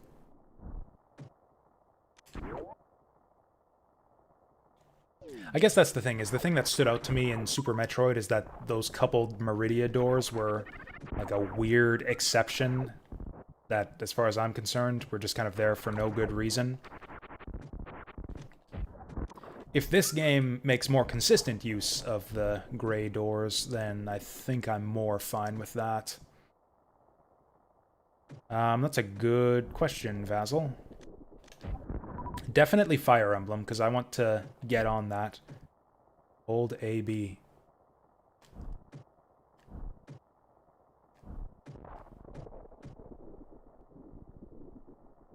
Oh, from crouching. Okay, so this is teaching me the thing. Yeah, the thing. Oh, that's amazing. It's a little bit less elegant than the Etikun tutorial and the Shine Spark Ostrich tutorial. But it is kind of a trickier move to pull off, so I don't think that there's any... like, just any demonstration that would teach that move to you other than showing you the button inputs like that. Uh-oh, I fucked it up.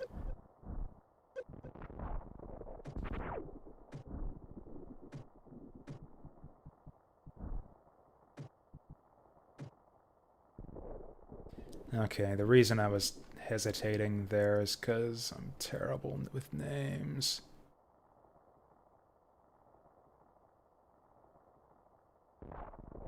Okay, it was Vorpal who taught me that move earlier on.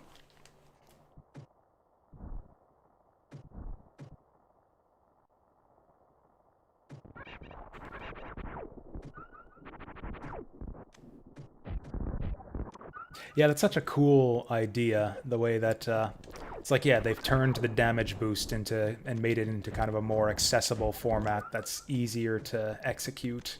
And I really like that. I think that's a great just design philosophy to have in general for this ROM hack. It's like they didn't take out damage boost. They didn't like design around it to make it unnecessary. They just gave you a different version of what it does that's easier to pull off.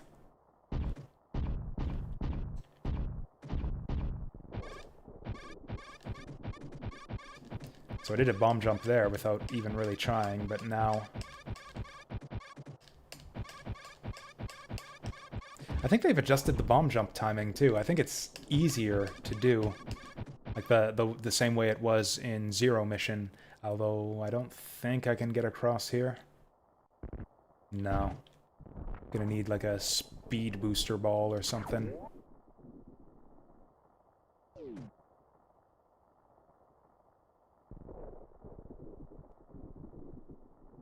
I have not played this ROM hack before. Ledo War. Yeah, this is a blind playthrough right here. This one was recommended to me by Cerebro a couple weeks ago when I was playing through Metroid Fusion and Zero Mission, and it sounded really interesting, so here we are. And yeah, this is actually really promising from what I've seen so far. It's like actually great.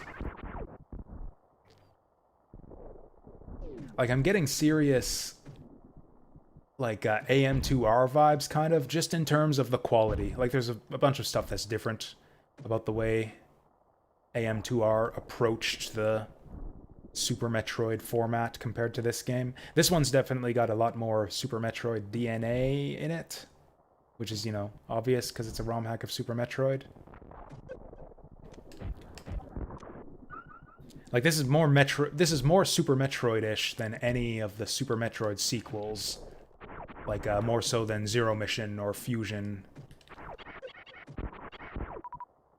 Or, what was Nintendo's official Metroid 2 remake? I forget what that one was called. It didn't look very good. I don't know much about it. Samus Returns, that's right. No, there's gate number 2.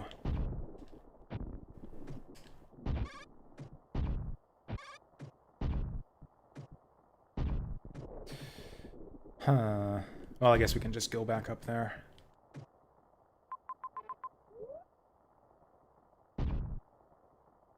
Oh, hey there, Matt. Princess Remedy. Wow, that takes me back. You know, I actually saw someone streaming Princess Remedy, so I forget who, someone I follow here, here on Twitch, was playing that one not too long ago. Such a neat idea for a game. Like, extremely well-polished and well-presented for what it was. I was on kind of a minimalist kick at the time. I think I played... For the Frog, the Bell Tolls, not too long after that. Which was sort of similarly minimalist in its ambitions. It's like the simplest possible RPG/adventure game you can think of.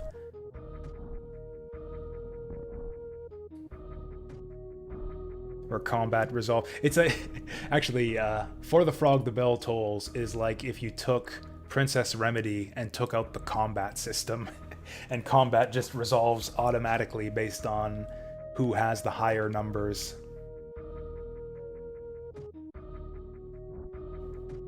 I can't remember exactly how that playthrough went. Was that the one where I went on hard mode and then gave up at the very end? I actually don't quite remember. There was one of the games, either the first one or the second one, where I played like all the way through to the end, and I ended up giving up on the final boss, and then played through on normal mode instead. I think it was the second one that I did that with.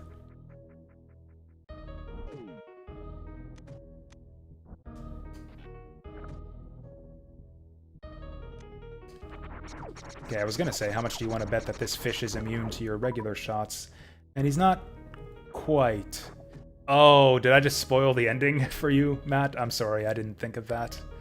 Did not think of that.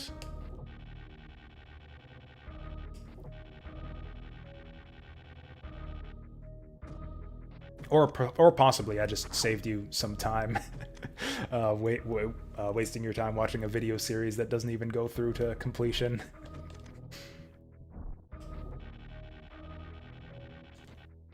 The final boss in that game is ridiculously, stupidly hard on death mode, though.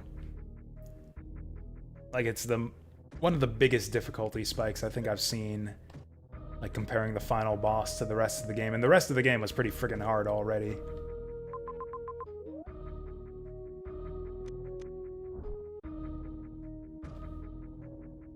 Oh yeah, we can just barely get up there. So have I played Sonic Adventure 2? I have.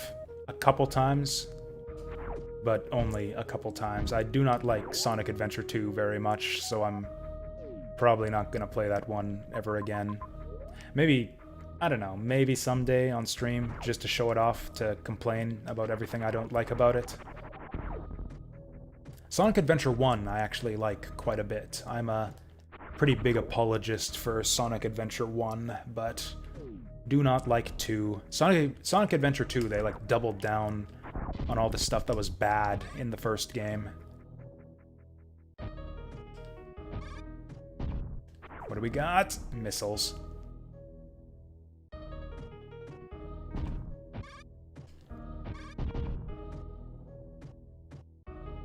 Okay, that's good. Actually, I'm curious. I wonder if the developer of Princess Remedy has done anything since then. I've kind of tried to pay attention to some of the indie developers whose games I've played before. Like, I don't know if you saw my Rex Rocket playthrough, but like the developers of Rex Rocket have gone on to create a couple other games that I've liked since then. Or actually, the guys who did Tobari and the Night of the Curious Moon have actually released quite a few games that I'm interested in. They made a strategy RPG called Sharpshooter Princess and Trapper Knight, which I'm actually thinking of streaming sometime very soon. It's kind of a Fire Emblem knockoff, only with some interesting twists on the format. Something more interesting than missiles? Nope. Slap City. I'm not really much of a fighting game / Smash Bros guy, but if it's the same developers, that would make me more interested.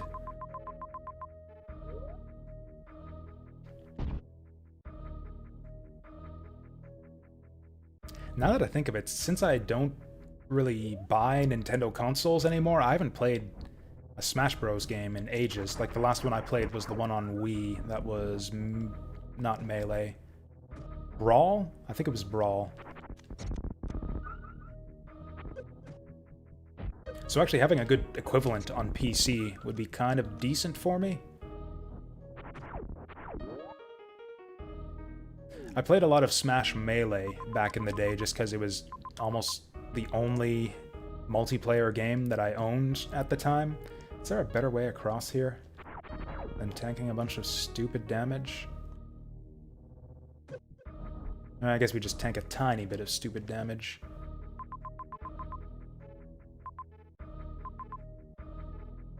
Oh, I'm going around in circles here. I went the wrong way earlier.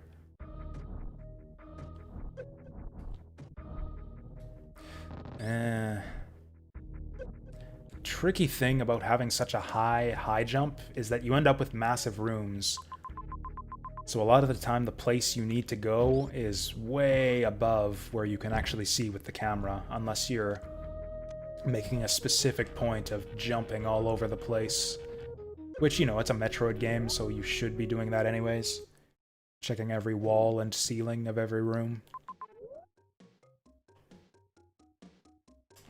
Oh, we get to do the grapple platform room again.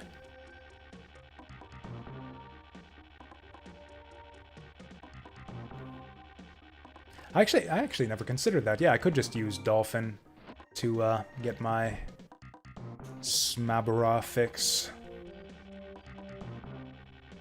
I've actually got Dolphin set up for streaming now. I did a short Fire Emblem Radiant Dawn stream a while back to grab footage for a YouTube video that I was making that I'm probably never going to finish at this point.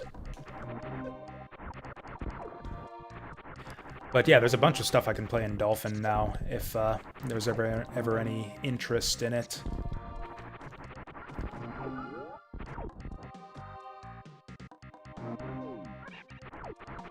Honestly, I think most of the Wii games I'd be interested in streaming are like the little downloadable ones that came out at the time. Like, I really, really liked Castlevania Rebirth. That was like one of my favorite Wii exclusive games. So I've been thinking of streaming that again sometime.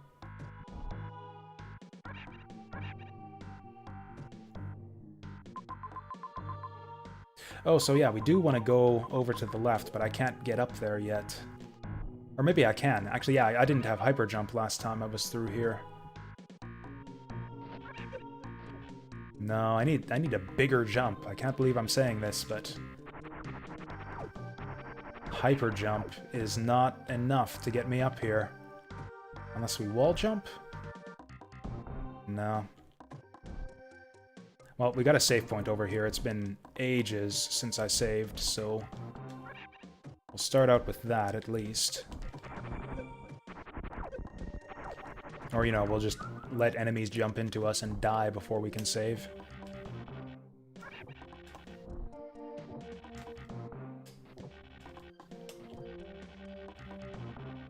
That's a dirty trick, how it, if you extend the beam down, that you get dropped on, lowered onto spikes. Okay, this is never gonna stop freaking me out. Because Spore Spawn doesn't get discolored the way he does in Super Metroid, so it looks like he's ready to attack you again. Yeah, this was the way to the save point. Oops. Actually, I could just charge shot my way past these guys. Save on missiles.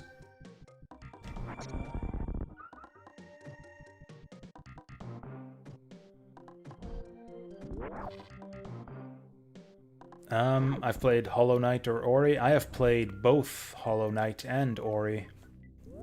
I streamed both, actually. Ori was one of the more recent games we played. I think I did that one about a week ago? No, a couple weeks. It was the last thing I played before I started up on Streets of Rage.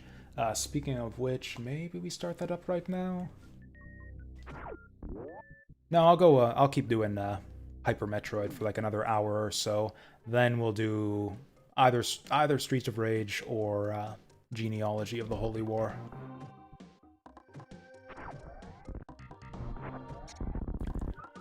Actually, this looks kind of suspicious. No.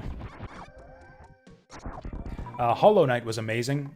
Actually, I think, yeah, Hollow Knight I played when the God... I keep forgetting what it's called. Godslayer DLC? I think it was called Godslayer or something. Yeah, I played that DLC when it first came out here on stream. I actually did the whole game, actually. When the DLC came out, I did a new full playthrough. Hollow Knight is amazing. It's my favorite Metroidvania of all time. Supplanting Super Metroid for that title. And Ori was quite good. I wasn't crazy about it like a lot of other people, but it was a really good time.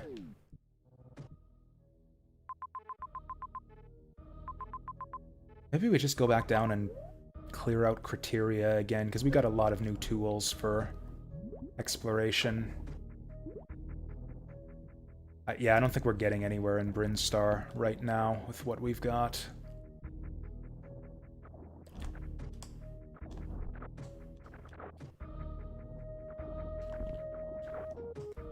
Actually, I don't think we're getting anywhere in this room with what we've got. Good grief. Okay, we gotta get out of the water. Also, don't seem to be any health or missile recharge rooms in this game. Just gotta make do with what you've got. Hotel Transylvania? No, I haven't.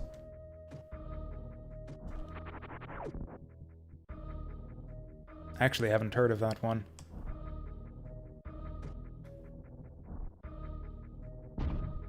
Oh, I guess that makes sense. Yeah, there's no point having, yeah, a bunch of, yeah, recharge rooms this close to the ship. That was kind of a blind jump right there. Yeah, the thing with Ori is it felt really, like, nice and fluid to control,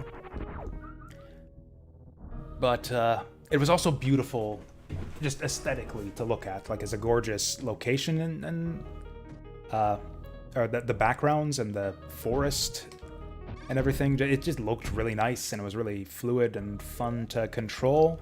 It didn't. I don't know what it was. It didn't have the magic. I didn't feel like there wasn't the real sense of place and history behind the setting the way that Hollow Knight had. I didn't really feel like the magic of discovery and exploration the same way I did with Hollow Knight. It was more like I was just running around a Metroidvania map grabbing trinkets, and that was fine because the movement felt really good, but it didn't go the extra mile. I didn't get anything beyond that.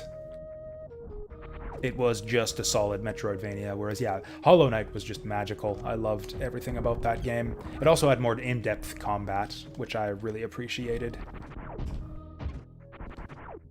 Yeah, better boss fights, or, you know, actual boss fights.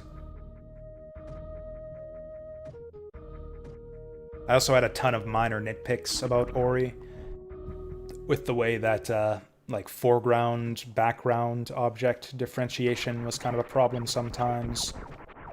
Difficulty balancing was kind of all over the place. The ability tree and the rate at which AP was doled out was a bit inconsistent, and a lot of the abilities weren't terribly exciting.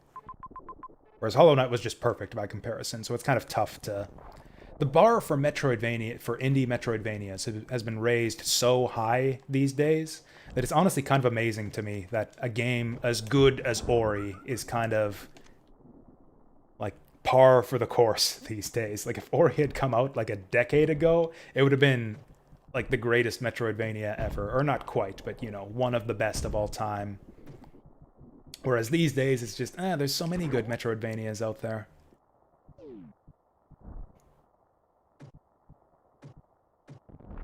Cathedral was one I played here on stream.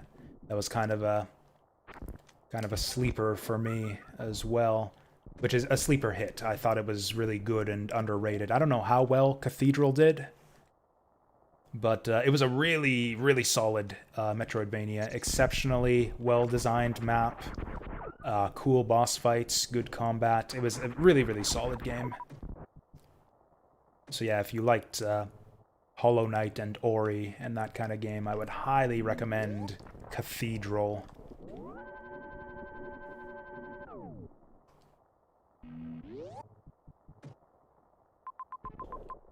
Oh yeah, with our hyper jump now.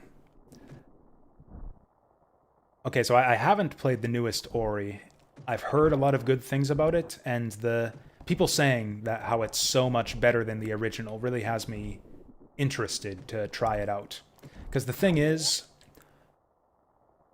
I don't think the original Ori and the Blind Forest was exactly an overrated game or anything. Like, almost all of the criticisms that I have about the game are the same criticisms that everybody else has about it. Like, the developers have certainly heard thousands of people complaining about all the shit I complained about, so they probably know exactly what to do to improve Ori for a sequel. So I think there's a really good chance for them to make a much, much better game the second time around. So I think that Will-O-The-Wisps has a lot of potential, and I'm really interested in that one, except that I don't tend to play new games because I'm really cheap. So I'll probably pick that one up when it goes on sale, like a year from now, or however long it takes. Do I want to be doing bullshit underwater with no underwater suit? Well, it looks like I kind of don't have a choice, because we're here.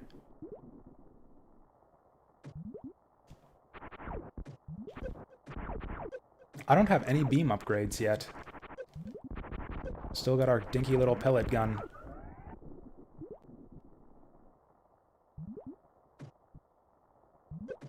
And I kind of appreciate that, too. Oh, wow, we're almost dead. I'm surprised it's not beeping at me.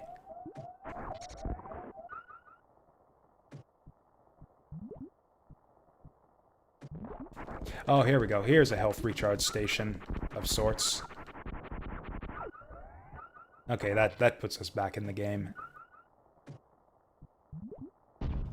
No music here, which is a bit unsettling.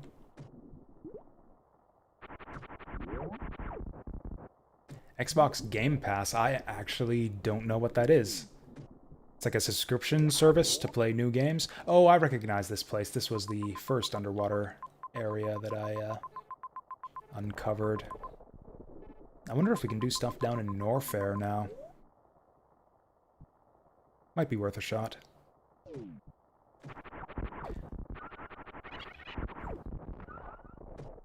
Yeah, the only subscription-based game service I have is Humble Bundle, which I only started doing about a year ago. They had a really good Humble Bundle the 1 month. You got the Crash remastered trilogy and the Spyro remastered trilogy. That was an amazing Humble Bundle month. I bet you they got a lot of new subscribers off that one.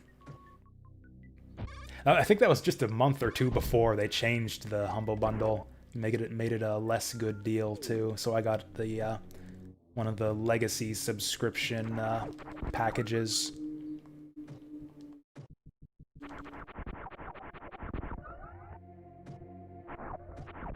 This month's Humble Bundle was kind of shitty though, so I'm once again kind of thinking of canceling or pausing my subscription.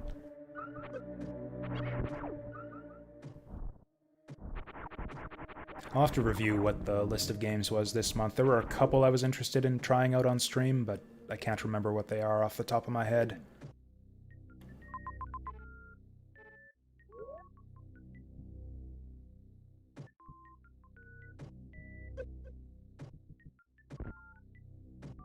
Oh, hi there.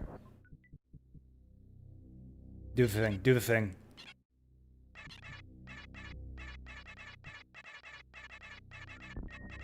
Cool, so we get our little wall jump tutorial here also, except there's that dickhead in the way, so it's kind of tricky.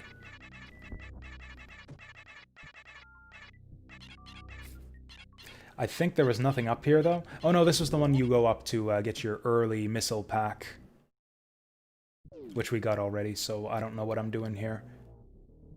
Oh, it says there's a tunnel on the map. Oh, right, I didn't have the morph ball when I first came through here, so this is just a little shortcut now. Nice. That's good map design.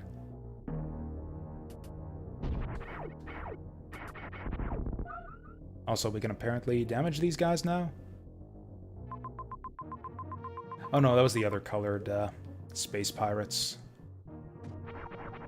that are immune to regular shots.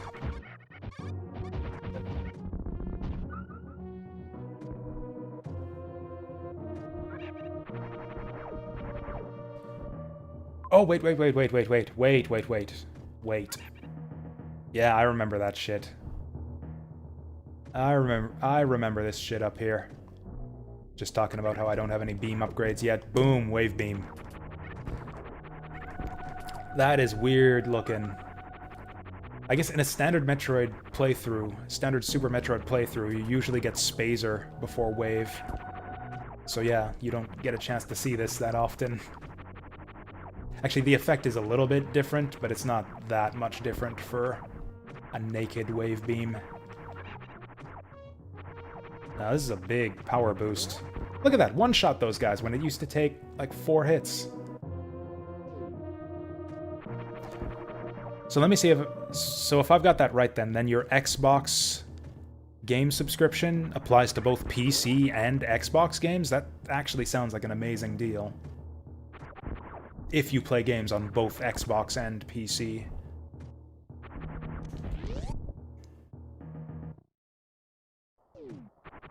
Actually, PlayStation. I remember back when I had my PS3, the PlayStation had a pretty good subscription service also. It was, what, PSN Plus? I had it for a little while after that debacle where Sony got hacked and gave up like all their users' password and credit card info and shit.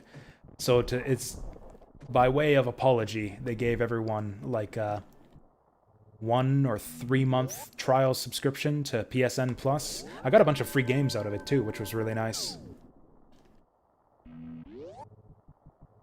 That was how I got to play Infamous, which I had overlooked until that point. Infamous was really good, actually. One of the better open world GTA clones out there. Actually, let's see. Let's get the charged wave beam. Also, I'm blue when I flip now. I'm teal when I flip now. Can't say I remember flashing teal in the original Metroid. Okay, he was having a bit of trouble there. Anyways, this isn't what we wanted to do. We wanted to go to Norfair.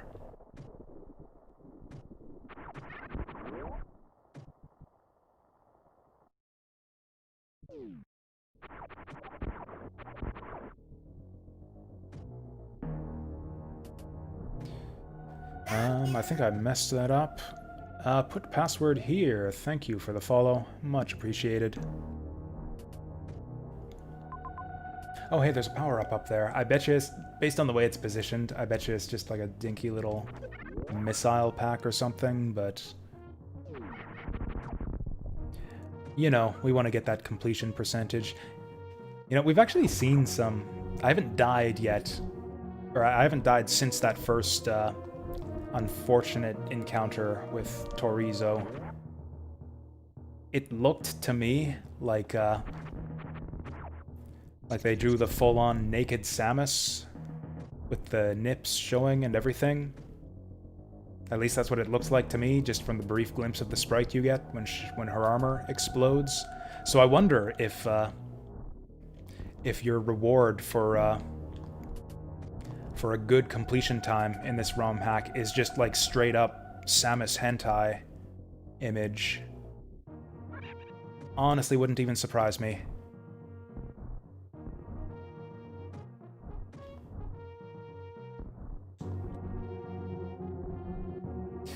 We can... Oh no, we can get up there. We got that weird jump move. I'm gonna go back up there and we're gonna try that again. Do I want to know a sad thing? I guess so, if you think it's worth knowing.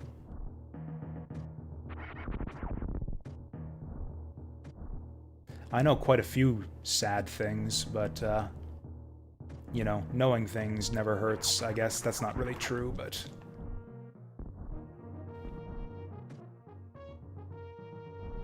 that is kind of sad, I guess, depending on the reason why they hadn't seen each other. Okay, whoops, okay, let's try this out. Oh, yeah, that's too high up even for that move.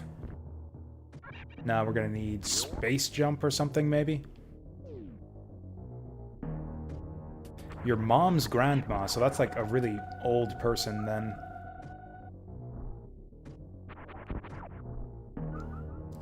Typically, I guess. I guess if every generation of your family marries and has kids young, I guess you could be... Great-grandchild. I guess you could be, like, 80 and be a great-grandmother if all of your progeny married and procreated early enough. Oh, hey, save point. That is... something I want to do right now.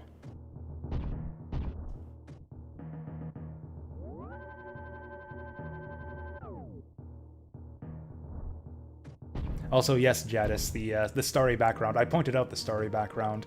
I don't know if it's like something they created or something. I think they pulled it from the ending of Super Metroid, which is kind of the way that ROM hackers like find interesting ways to repurpose graphics from the original game. Is one of the things I find really just interesting. It's like, you know, work with what you've got and all. Like these pancake enemies, are these in the original Super Metroid? I don't recognize them. It looks like they just took one of these mushroom graphics, shrunk it down, and added eyes to it. Or were they right at the beginning of the game? I know there's like a enemy near the beginning of the game that also hugs around those mushrooms, and then you don't really see him again after that. Maybe it's that enemy.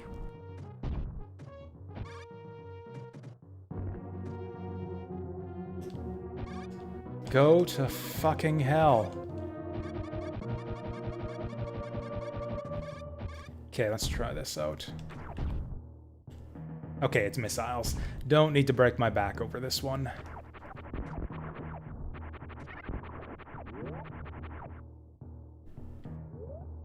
This is a weird room right here. Oh, it's a glass tube.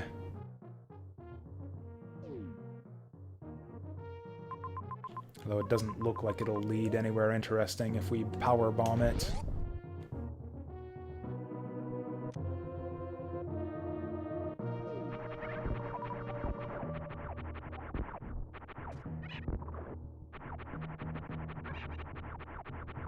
Actually, is it just me, or have they taken away the acceleration on your shots now?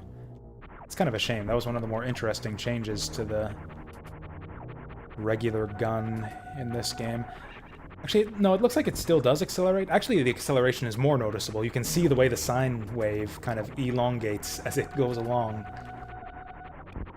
It's just because the shots are moving so rapidly, it's not quite as easy to see the acceleration. That's such a weird behavior for your regular arm cannon, though. Why did they decide to make it do that? I guess just to be different, which, you know, I can appreciate.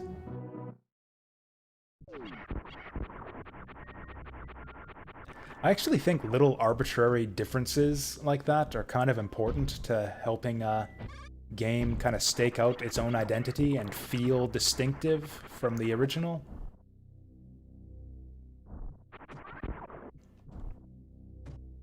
Like all those little changes from like stuff like the way that your regular arm cannon behaves and the height of your high jump and abilities like re-spin in the air all add up to help create an impression on the player that like, hey, this is different from Super Metroid. It's not just a reskin of the original game. There's more going on here.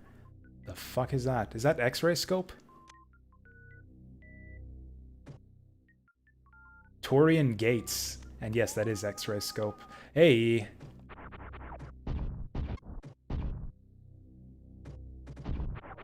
Cool, apparently that X-ray scope was tied to a Torian gate. I kind of hate X-ray scope, and I'm kind of glad that it never made a comeback in other Metroid games. Like, it's good at what it does, but I would prefer that levels were just designed in such a way that you don't need it.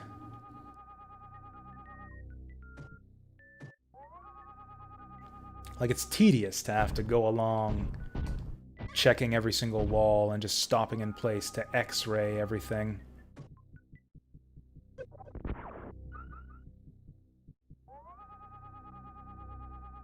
It's not really the same thing in Prime, though. Like, Prime doesn't pause the action and... Or I guess it doesn't really pause the action. Actually, does it pause the action? Yeah, I think enemies get stuck in place while you're X-ray beaming. We'll try that the next time we see an enemy.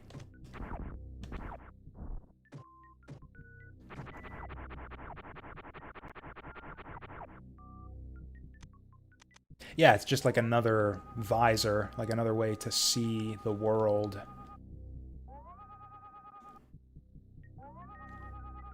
It's not something where you have to like stop and like you can just toggle on your X-ray visor in Metroid Prime. You don't have to stop and sweep the area every 3 seconds to make sure that you're not missing a breakable wall somewhere. Now this is interesting. Did Super Metroid ever do this? Where you've got invisible blocks tied to the X-ray scope? I think it might have. I think there was at least one invisible platform in one room somewhere. Yeah, I think we're both talking about the same room. Yeah. And honestly, the X-ray scope isn't even necessary in that room because it's not that hard to discover the invisible platform without it. Yeah, with the falling rocks.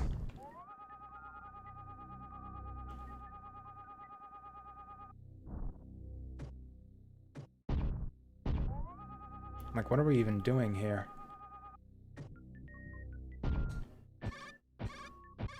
Like, okay, I can get up here now.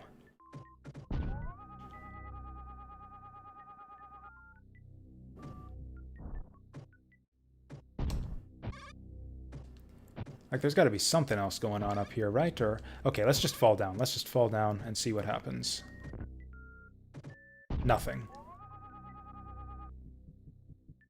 Is there a switch, or do I have to put back the X-ray scope to open the door back up, since it seems tied to the doors?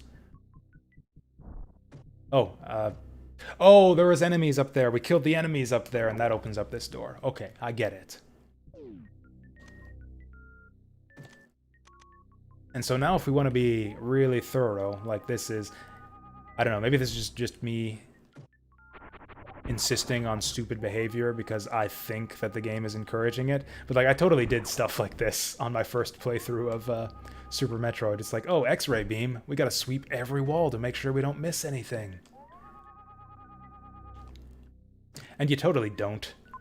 The game is generally sensibly laid out so that the secrets will kind of suggest themselves to you just through other subtle hints in the level design. So I think I'll just have faith in the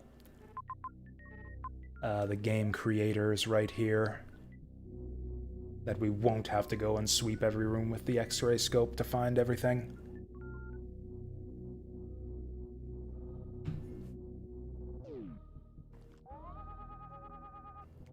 Just the suspicious parts.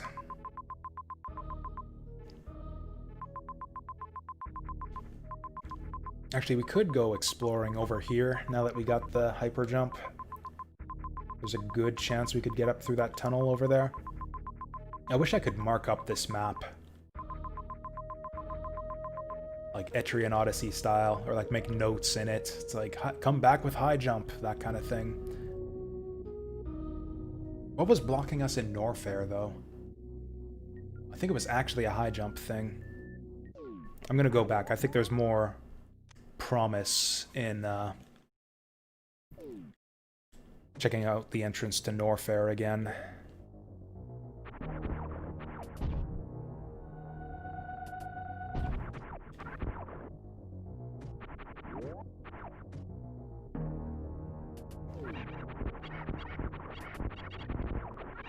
Man, the new beam is so satisfying, especially now that we're backtracking through old areas where we can just one-shot everything. It's like we've leveled up. I see weird debates among Metroidvania communities sometimes, as far as like whether leveling up is a core feature of Metroidvanias. Like, that, some people seem really stuck on that stupid name for this genre. Like, oh, if it's gonna be a Metroidvania, then it has to have aspects from both Metroid and Castlevania. And that means that no level ups equals not Metroidvania, because you're leaving out the Castlevania elements. I saw someone fucking say that shit on... It was either somewhere on a Steam forum or somewhere on r/Metroidvania. And it made me irrationally angry to read that for like 10 minutes afterwards.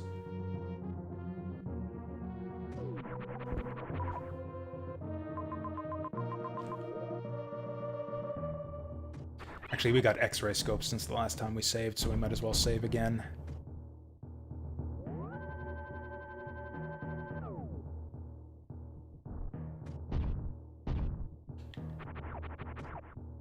I really do hate the term Metroidvania, but we're kind of stuck with it since that's the term that everyone seems to have agreed upon. I would prefer, like, it's not even like short or simple or anything. It's not that easy to say. Like, you could come up with a long, like more detailed and descriptive name for the genre, and it would be just as many syllables. Like, what, Metroidvania or Vania, 4 or 5 syllables. You could go with, like, open map platformer, and that works just as well. It's like one more syllable.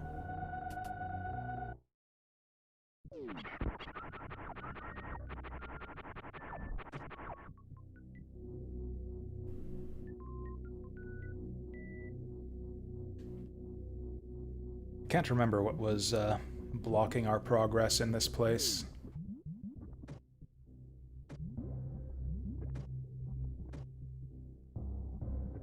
A PC fan-made version of Panel de Pon?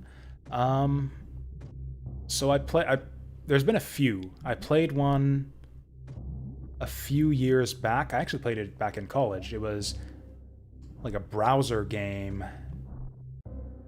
I can't remember. It was called like Flash Attack or something. It wasn't very good. So that might not be the one you're talking about. If there's like been a competent PC implementation of Panel de Pon, though, I'd definitely be interested in that. Panel de Pon, aka Tetris Attack, for those of you who know it by one name but not the other. Oh yeah, we're just blocked by a gray door. That's not exciting. I don't have anything that can get through gray doors. Also, I died to lava last time I was here, so that's maybe not going to be a good time. Could try to wall jump up here. Fuck. Fuckity fuck. Though I've got some energy this time, so yeah, it's not instant death if we dive into the lava. Interesting. Yeah, go ahead. I'll actually paste that into my notepad of stuff to check out after the stream.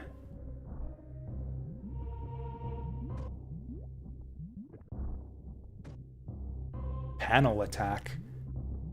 I like that name too, because you get both of the names that it's known by in there. You got your panel from Panel de Pon and your attack from Tetris Attack.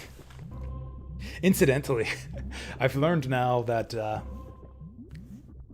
reason they've never re-released Tetris Attack in any of Nintendo's like downloadable services is due to basically like a licensing dispute from the Tetris company. Because yeah, that's the Tetris company is a lot more protective of the Tetris name these days than it was back in the day. So yeah, apparently they regret the decision to let Nintendo use the Tetris name for Tetris Attack because it has nothing to do with Tetris.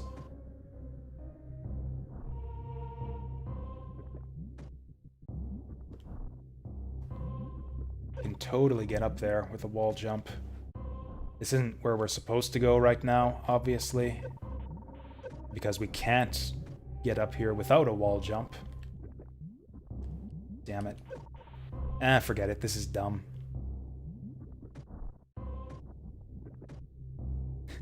I actually didn't know that about Star Tropics. I've never played Star Tropics. I've heard only bad things about that game.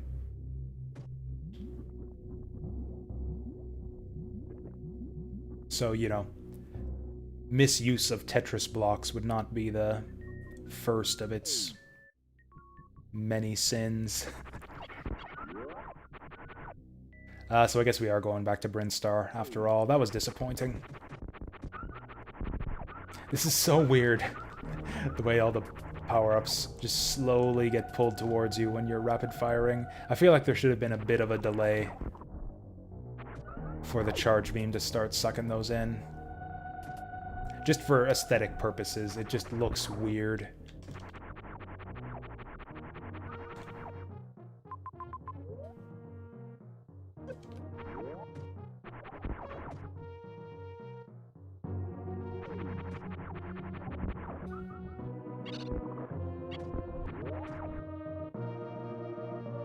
I think my favorite thing that I heard about Star Tropics was there's like a sequence of troll rooms that the game throws at you very early on, where it's like you're in like a Zelda-style dungeon. I think it's a Zelda-style, like top-down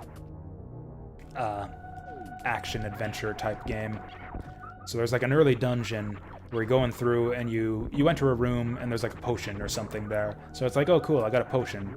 There's one door in that room and you go through that door and oh, it's another room with another potion. Awesome.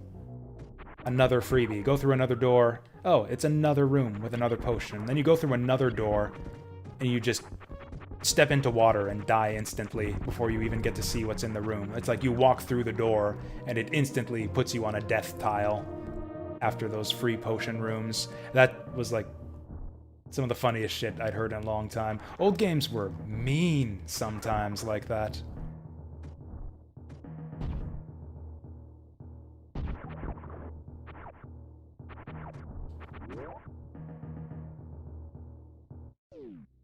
And defenders of the game will say, like, oh, it's punishing you for getting too greedy. Yeah, just like that, yeah. It's like, you should have known better than to keep taking all these freebies that the game is giving you. The game is punishing you for walking through doors.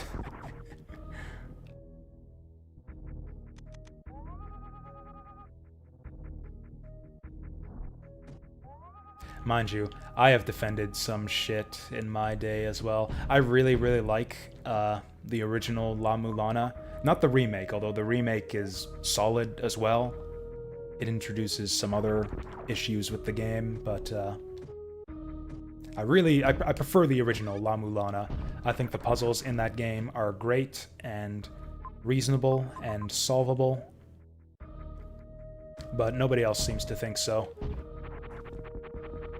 Except for that one puzzle. There's one puzzle in the original La Mulana that's literally unsolvable. Like, it's a block puzzle where there is no configuration of the blocks that will get you through to...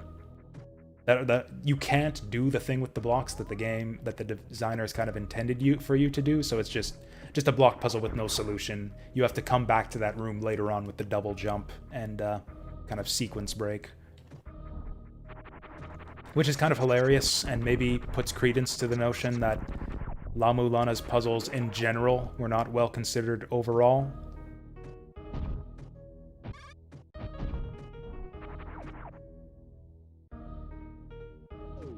I wouldn't recommend the new Star Tropics. Is there a new Star Tropics? Or the new La Mulana? The new La Mulana is excellent. I love La Mulana 2, although I think the first one is still better. In terms of my ranking of the La Mulana series, it would go original, number 1, followed by the remake, followed by 2, although they're still all superb games. It's a bit of an acquired taste, though. Like, it's not your standard Metroidvania. Like, talking about the thing, how I wish you could mark up the map in this game. La Mulana is a game where you will need to draw your own maps and write down puzzle clues on paper and, like, draw out... I had literally, like, 30 pages of notes on paper by the time I was done La Mulana 2. Because you're working out, like, weird riddles that are scattered throughout the entire game world, trying to make connections between puzzle clues on opposite ends of the map, drawing connections between different tablet clues and scenery and objects in your inventory. It's almost more of like a Myst-style game than it is a Metroidvania. If we're even talking about La Mulana. If there's a new Star Tropics game, I'm not aware of it, and I probably wouldn't recommend it.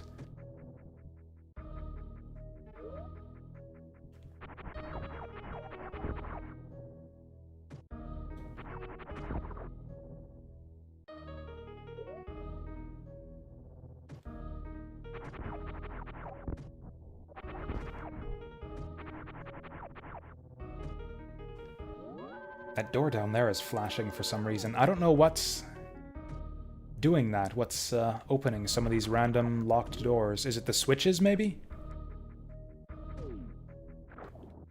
Because I know the switches are opening up some gates for us.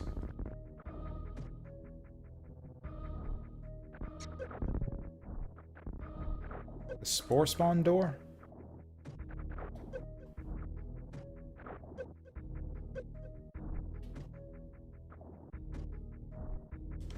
That would actually make sense, because yeah, I've noticed that there are...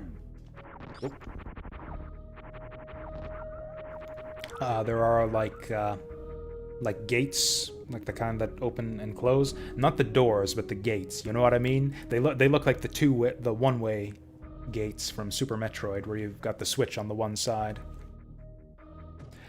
Oh, if there's a bundle of La Mulana 1 and 2, if you're into that style of game, I would recommend it. The thing is, I have kind of weird tastes in games in general, so honestly, by general consensus, the La Mulana remake is superior to the original because it fixes the puzzles to make them more reasonable. I think they oversimplified them, though. I think they took the fun out of some of the trickier puzzles by making them a bit too obvious.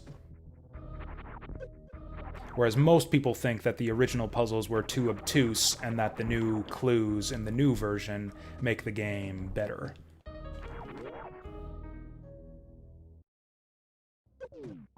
Although we are a ROM hack, so I should maybe... This is something that ROM hacks love to do for Super Metroid, is force you into heated rooms without the Varia suit. Although, since this is supposed to be kind of a more accessible one, more in keeping with good game design principles, whatever those are, I'm going to make the assumption that we are not supposed to go into the heated room without the Varia suit. La Mulana, for example. The original La Mulana forces you to... does not follow those same design principles. There is a couple portions in the original La Mulana where you need to trek through poisoned water before you get the item that lets you go through poisoned water without taking damage. It's effectively the equivalent of forcing you through a Varia room without the Varia suit. I actually got stuck at that point in the original La Mulana for a very long time.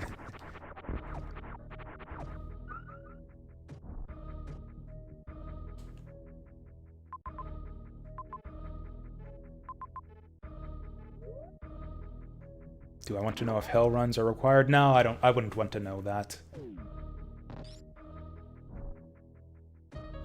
It would be the thing I'd try as like a last resort anyways. Although the one thing that I am curious about is it profitable? Like, will I get something immediately useful if I do attempt a Varia suitless hell run through Norfair or through heated rooms right now? Don't think so? Okay, fair enough. See, that's something I kind of appreciate, is when there's kind of an alternate solution or an alternate way through that the game kind of rewards you for taking. Wait, wasn't it a super missile door on the other side of those? How did we get on the other side of that?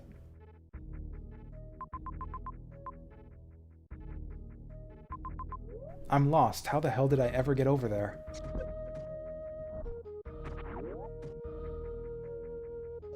Yeah, that's a super missile door, but it says I've been to the other side. I must have gone, like, up and around or something.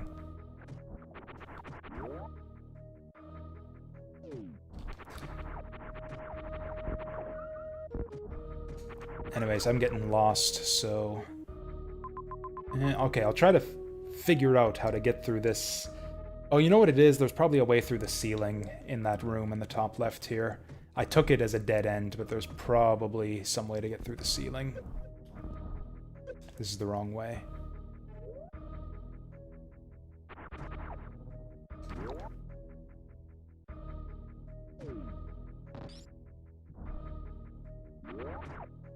Man, this ultra high jump is so good. Right, this was the tricky room. How could I forget this? Yeah, this is such a cool room. There we go.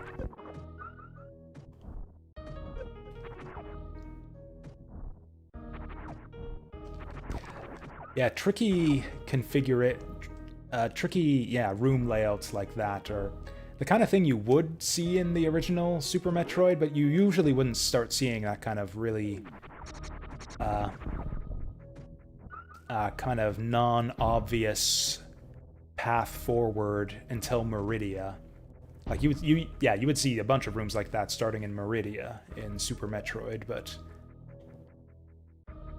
this game starts throwing that kind of stuff at you right off the bat.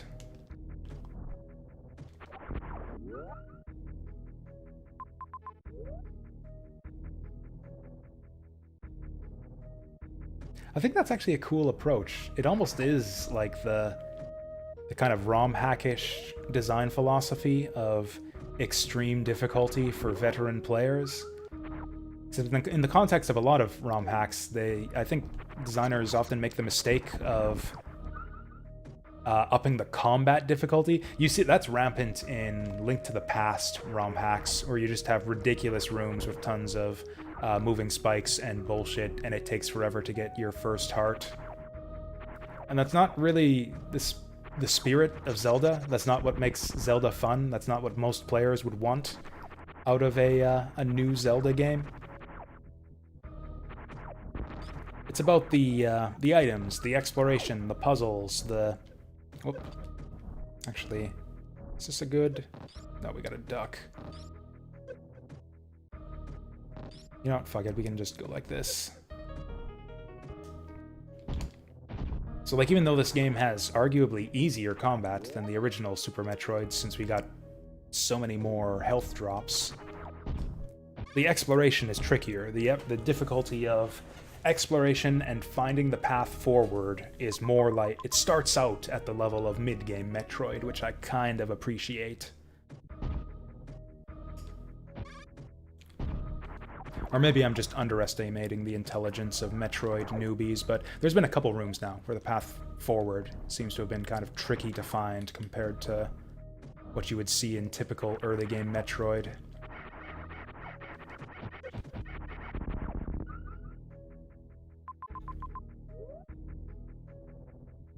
Yeah, so we didn't have high jump last time we came here, so there's a couple promising spots we could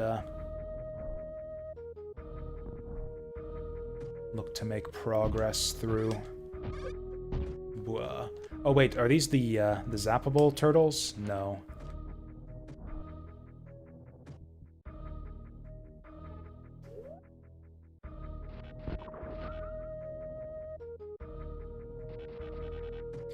I found that kind of disappointing. This room looks like it would be a lot of fun to turtle grapple my way up.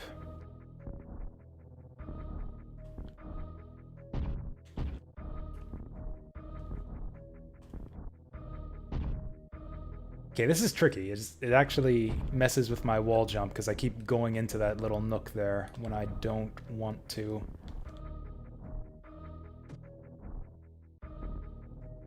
Like, I'm sure there's a better way to get up here. Like, Ice Beam would be, damn it, the obvious solution here.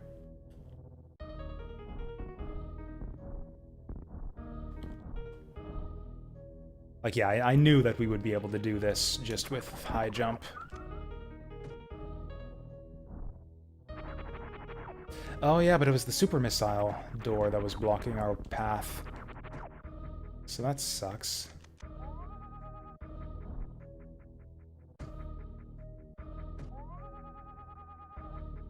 I'm guessing that Kraid is gonna give us our first super missile.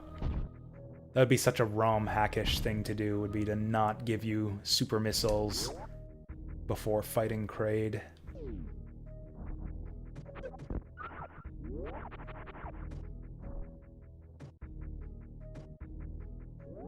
Okay, let's see if super jump gets us anything in this room here. Probably does. Oh dear, I am stuck.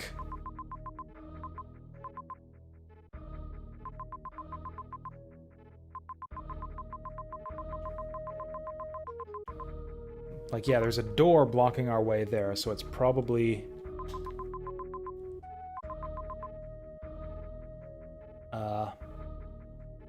probably another super missile door. I'm gonna try one more thing.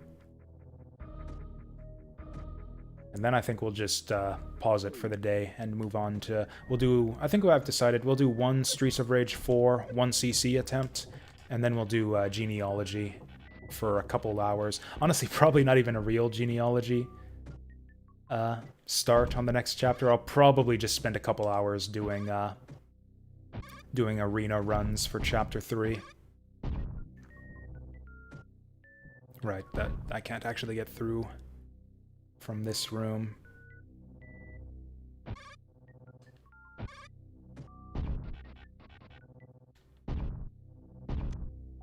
Oh, was this where...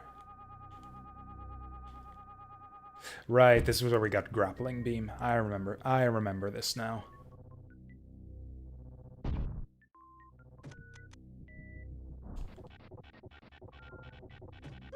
A little bit too rapid there. That is my favorite way to go across grappling beam rooms, though. Just rapid fire that shit. So now I'm kind of stuck again. So we can't get over there from here.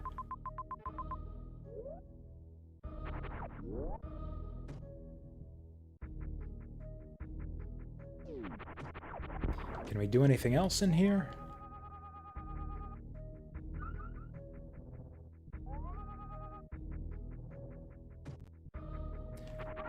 Man, these rooms are so big. I feel like it's, yeah, gonna be a bit aggravating to try and X-ray every single wall. I think this is not the way. Damn it. God damn it, Big Bob. Look what you made me do.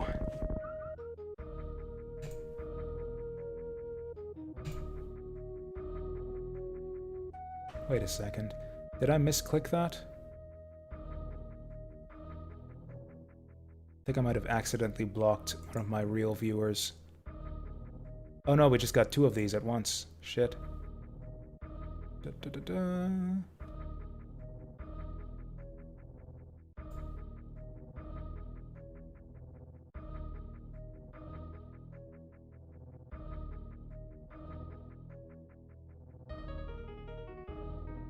There we go. Yeah, we got 2 at once. That's so weird. I actually had one on yesterday's stream, too.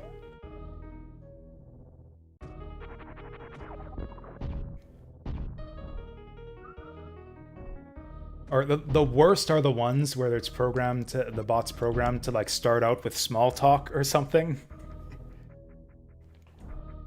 Where it's like they'll try to start out like a real viewer. Like it's like, oh hi, I've been watching your stream for a while. You seem like you do a good job. You seem like you deserve more followers. And it's like, oh, thank you, so-and-so. Yeah, I don't know. And then it's like, hey, have you tried using this service, blah, blah, blah. And then it's like, oh, it's just a fucking bot. Those ones are the worst.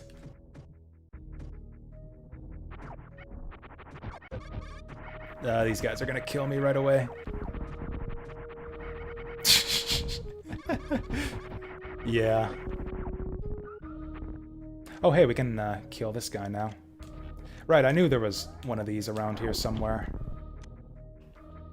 Cool, so now we got even more missiles. Let's see if we can actually keep them and not die. I should probably just find an enemy spawner and farm health somewhere, but I'm lazy like that. This is a tricky room. Oh!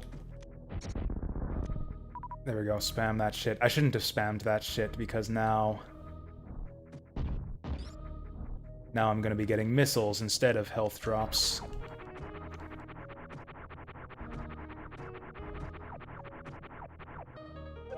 Damn it.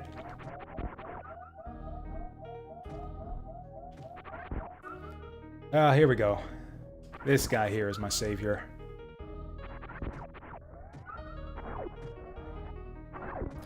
Oh, that's not good enough. That's good enough. As long as I've got 1 tank's worth, I feel safe. I've actually been wanting to kind of update my overlay for a while here on stream, but again, I'm lazy, so this is the stupidest door. This would be such a useful shortcut if I could just blast this sucker open. But I can't, because Metroidvanias are bullshit sometimes.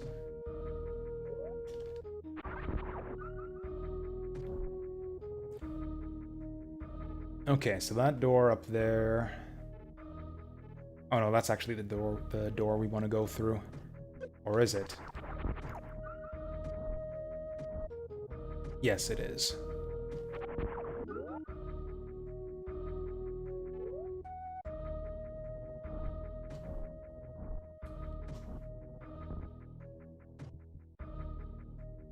I don't know why. This is just how I have to play Metroid games sometimes. I check the map every 3 seconds because I can't remember where I am or where I'm going. Much like in real life, I actually do the same thing, if I'm honest, with Google Maps on my phone, just walking down the street half the time if I'm going to any place I've never been before. Just checking Google Maps at every intersection. Okay, so this was not the way.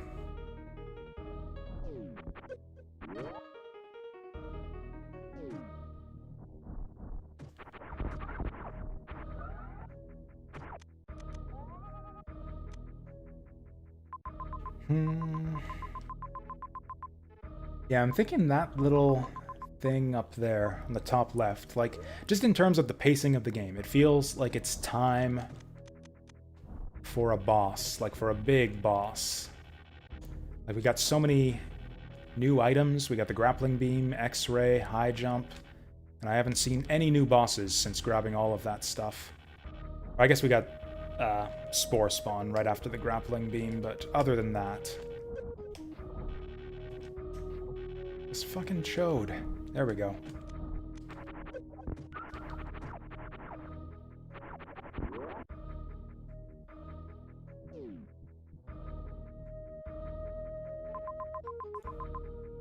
Yeah, we're gonna keep going towards the top here. This game has a sprawling map.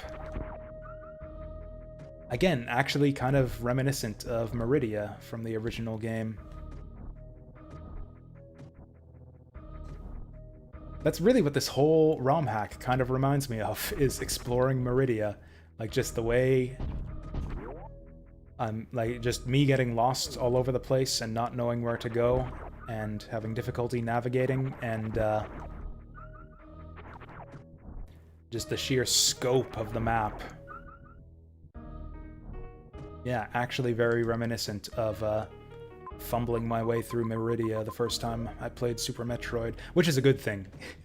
I disliked it my first time through the game, but in retrospect, Meridia was like the highlight of Super Metroid for me. So, just such a cool area, distinct from the rest of the game, like a new kind of exploration-based challenge. Actually, Metroid Fusion had a lot of that same kind of good stuff, where the path forward isn't immediately obvious, and you've got to kind of do some figuring out and work some map logic to figure out what to do. Okay, so yeah, this is where what I want to try.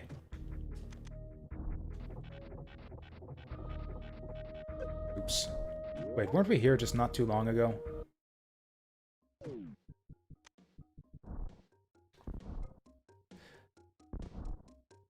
Or if by not too long, I mean like half an hour, then yes, we were here not too long ago. So I'm gonna try this out, and whether this works out or not, we're gonna, yeah, do a Streets of Rage 4 1cc attempt right away here.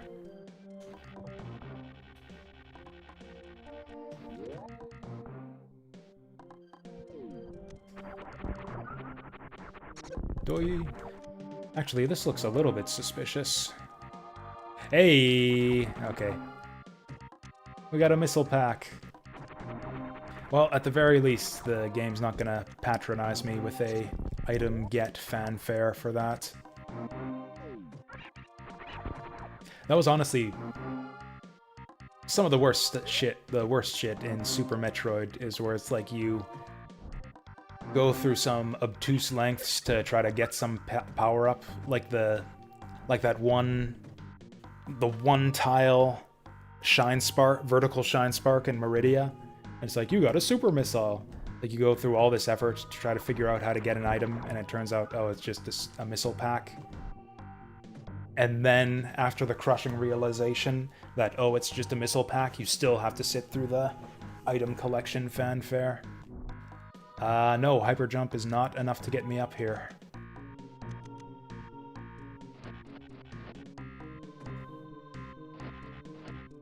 Oh, this feels really bad, because that's the way to Kraid, isn't it? So whatever it is we need to get up there, we're not going to be able to get up there without it. That was... I had a different thought in mind, but I lost it. Whatever we need to get up there, it's somewhere else, and we're running out of else to explore at this stage.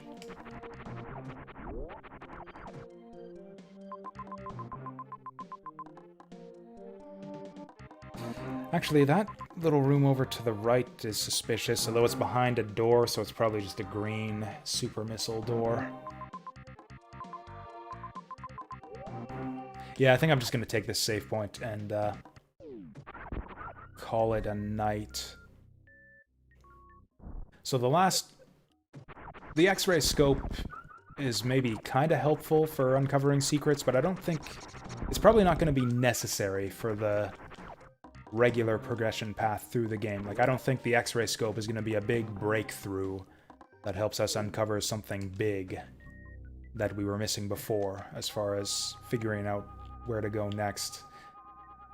Which, yeah, now that I've said that, prove me wrong. Fuck you, game. Actually, no, that's pretty great. Okay, so we can go up here. No, never mind, we can't. Yeah, we can carry our momentum with the... This is just the same shit, though. This is just the same shit. Whatever gets us up the one on the left gets us up this one here. We need some kind of, like, ultra super high jump. Or maybe this is just the path that we drop down after we beat the boss. Okay, so I think that wasn't significant. I'm not ending the stream, we're just switching over to Streets of Rage.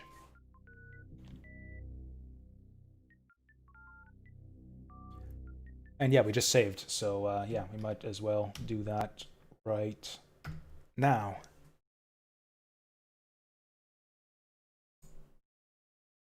Yeah, so the idea is I will do one 1cc attempt at Streets of Rage, or maybe a 1cc attempt and then something else short if the 1cc attempt doesn't go well and ends very early. Although the last one, we actually made it pretty far. Oh yeah, before we do that, we have to change our embedded chat settings.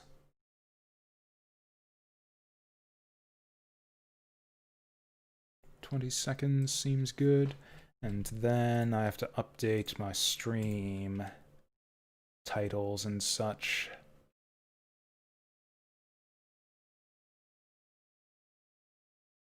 Uh...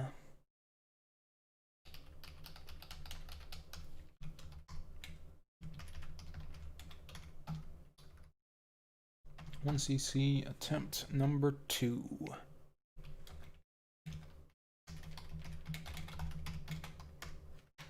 One CC attempt number 2, Streets of Rage 4. Oh, what difficulty am I gonna go? Oh yeah, that's right. We decided on hard, because hardest was a bit too hardcore for me last time around.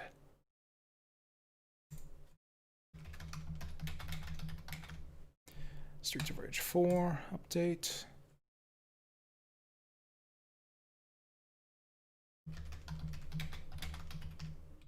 Streets of Rage 4. Good stuff. And with that, I think we are fully updated. Let's get this show on the road. Is there any character that anyone wants to see? I've kind of been sticking with Cherry, because she's kind of my favorite, but I would like to try out the others and kind of get a better sense of what they're all about. I feel like Cherry is my best character, and probably Axel is my worst. Zan? I've kind of shied away from using the throwback characters because they feel a bit too powerful.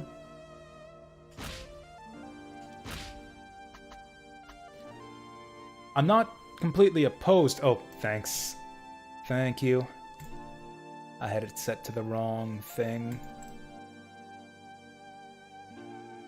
Wait, this should... Yeah, there it goes, there it goes. I might up the difficulty to hardest if I'm gonna use Zan. Although I had some difficulty with him last time, so maybe hard will be fine. We'll go hardest with Zan, and if I don't do well, then we'll do a second attempt with a different character. Also, I need coffee, so we're gonna take a quick break here. I'll be back in a minute.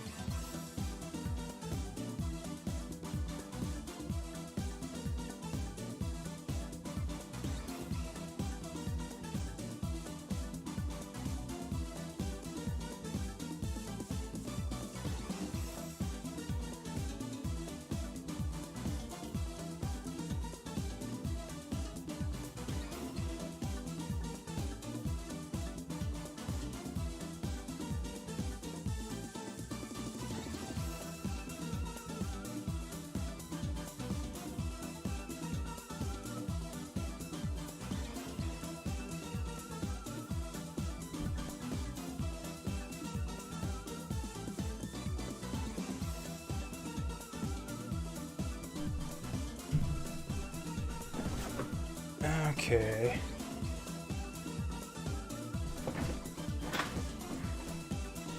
Okay, so we're going to start out with Zan on hardest mode, and if that goes like I predict, we might not even clear the first stage. And then we'll try a different character on hard mode. Actually, that means I have to change the stream title, because we're not going on hard mode anymore.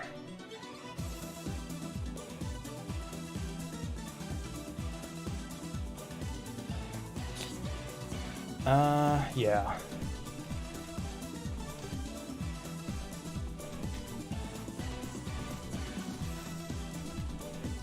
There we go. Zan, hardest 1cc attempt. And away we go. So, Zan's moves... He's got range going for him. If you look at his basic jab, it's just nice, simple, long reach. He's got a dash, just like every other character from Streets of Rage 3.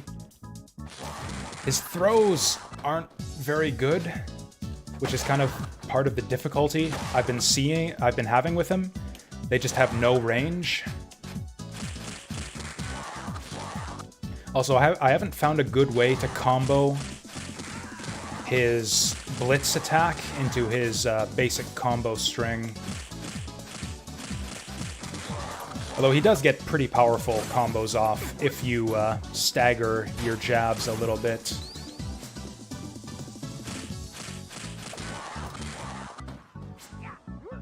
Oh, also he's got a unique quirk where he can't use items normally. Instead, any item that he picks up turns into a glowing energy ball. And then he bowls it along the ground because he likes bowling. That's actually a thing that's in, like, the Streets of Rage 3 manual.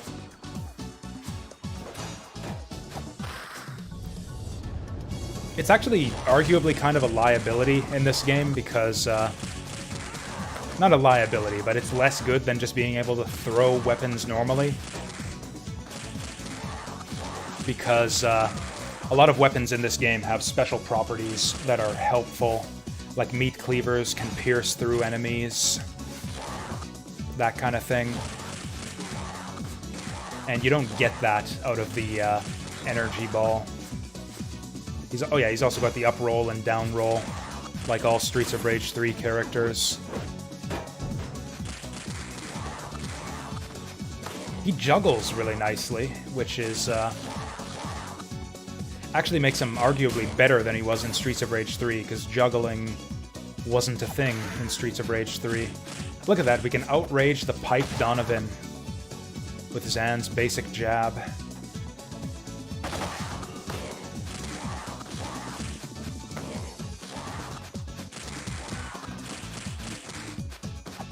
I don't know if he gets extra damage out of his punches or not when he's got the energy ball. You can see him kind of punch people with it. Oh, he doesn't quite outrange these guys with the jab. You gotta bait him in a little bit. And I guess the other downside of, yeah, not being able to pick up weapons is that you can't whack them with weapons.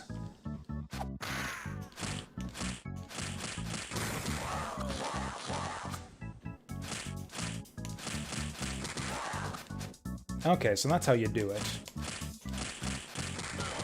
Okay, so right after you connect with the last hit of your combo, then you do the charge, and that's maximum damage.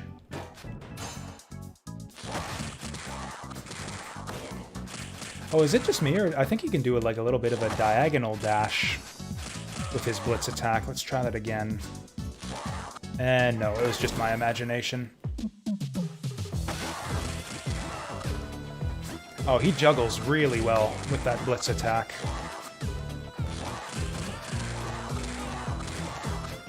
Also, that's... okay. That's kind of a... Can we do this all day?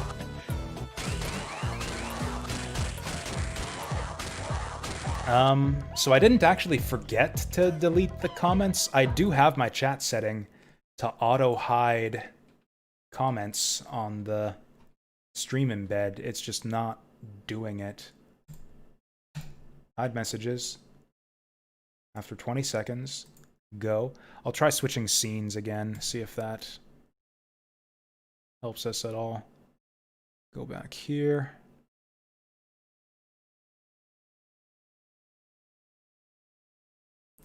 That's not going to do it either.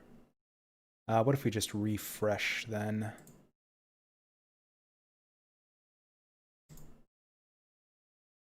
Yeah, we'll see. It's honestly, I don't know. Does it bother anyone? Because if having the chat messages down there is really getting in the way for you guys, I can take some time and try harder to get it working right. Yeah, it looks like it's working right now. Thanks for the heads up, though.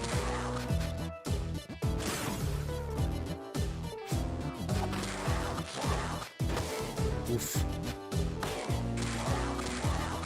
Well, so far so good on the hardest mode attempt, although the real test will be once we get to double robots. Alright, here we go. This fucker. These fuckers.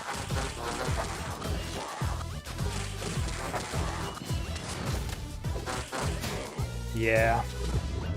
Oh no. In fact, I think I want to bowl these guys just to get the pipes out of there so that they can't magnetize them on me. Bitch.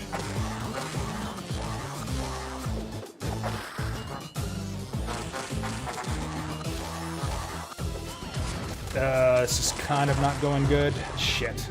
Actually, with the run, it's not that hard to get away from those. Damn it. Actually, with the roll, it's especially not hard. Ah, fuck it.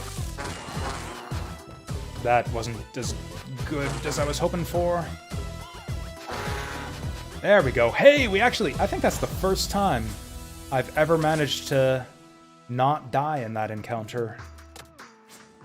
Yeah, usually I have to burn at least one life to get through that. Although we are a bit low on health now. There we go.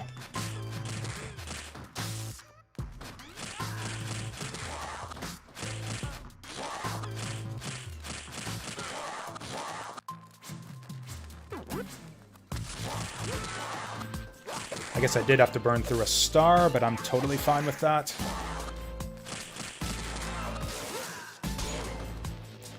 Getting juggled by frickin' Knife Garcia. Not a fan of that.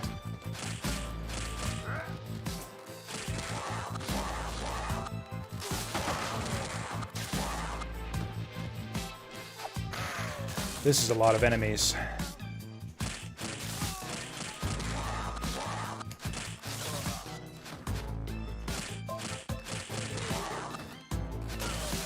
Okay, that was close. And we're healthy again.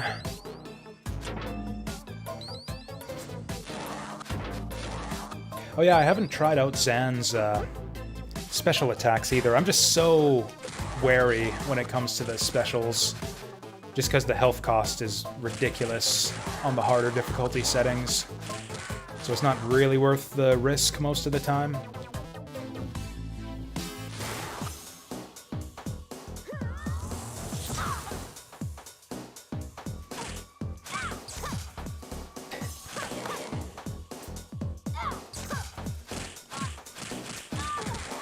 Okay, that's not a bad little combo there.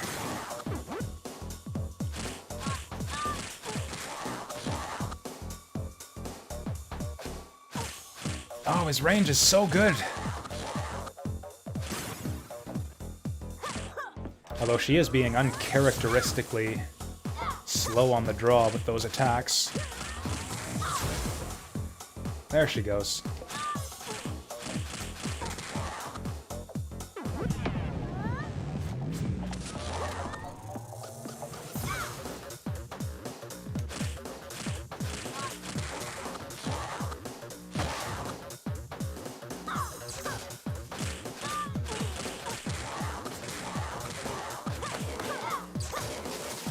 Ow. Yeah, I knew that was a bad move. Okay, I need that poutine. Need that poutine.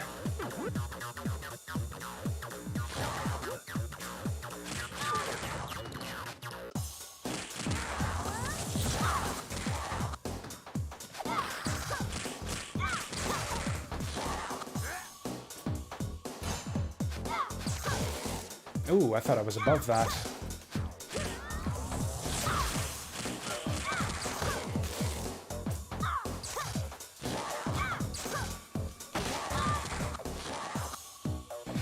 Okay, this guy's actually easier to use than I thought he would be. Oh, let's go for this. Oh, we almost got her. Oh shit, did I just iframe through her snake attack there? What the fuck was that?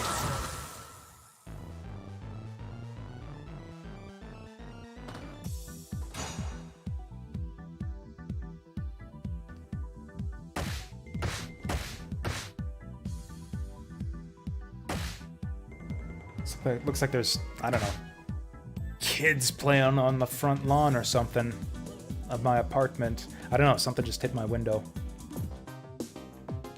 Anyways, so far so good. We didn't die in stage 1.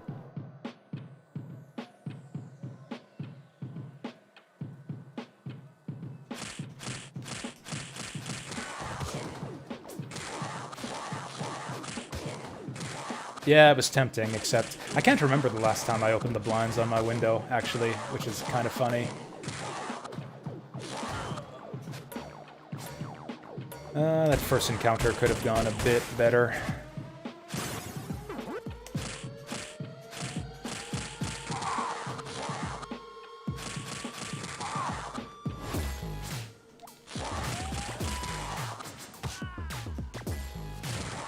Yeah, his throw is so weird, and I don't think he gets iframes through that. Ooh, although he can blitz out of it.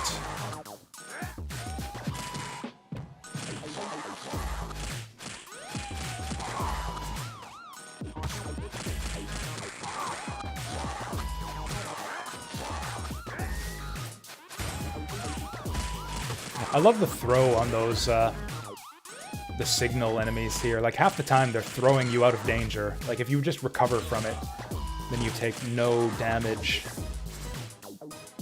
Oh, we got this asshole.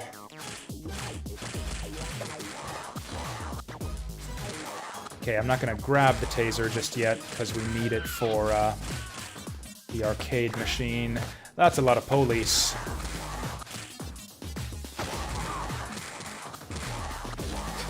Oh, his shoulder tackle is so spammable, too.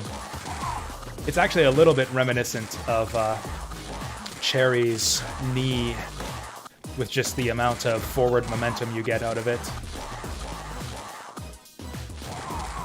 Yeah, that throw is so weird.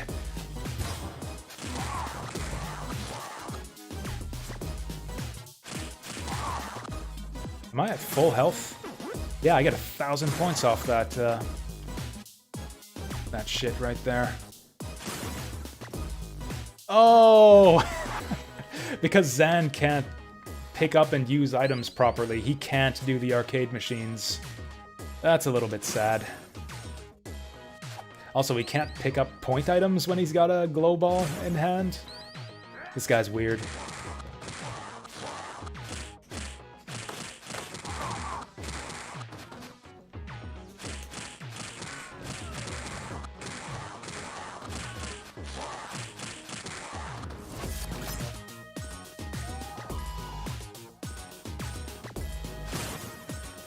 Just take that for the money.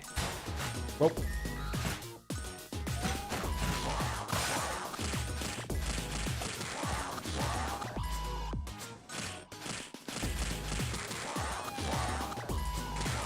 I think this version of the shield cop has way more health than the later ones.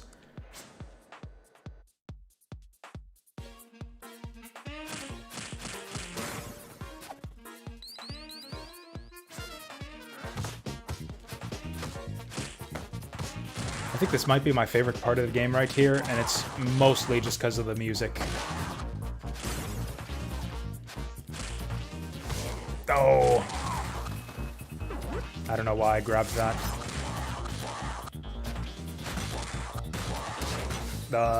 It's actually not quite as versatile as Cherry's flying knee attack, because it doesn't give you as much horizontal movement.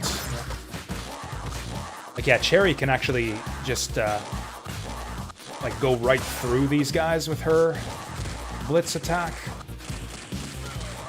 And then so you can just repeat that over and over with them, and they won't hit you with the baton. You can kind of do it there if you get real close.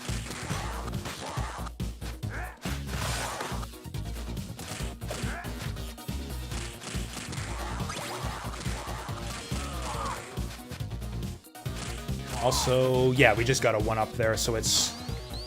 You get your first 1-up at 10,000 points, and then every 20,000 after that, it looks like. I think it actually goes up to 30,000 beyond a certain point, but I don't know exactly when. I'm actually just gonna grab that so the enemies can't use it on me.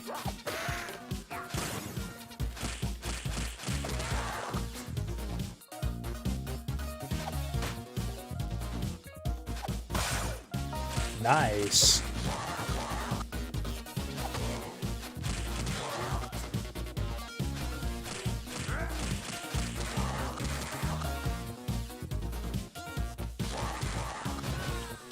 This guy's pretty fun. Actually, the Streets of Rage 3 characters in general are pretty fun to use.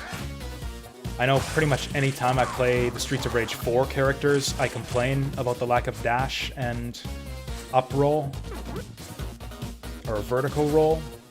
So, you know, it kind of makes sense that the Streets of Rage 3 characters would be all my favorites to actually play.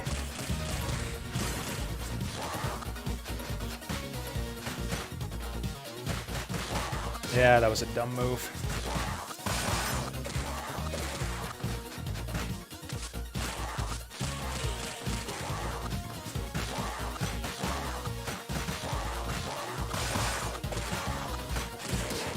Ooh, double baton hit there. Ooh, I can almost outrange these guys. Actually, I can with the third hit in the combo. There we go, that's how you do it. You just stick it to them from long range. Okay, if you take too long on these guys, they re-enable the shield.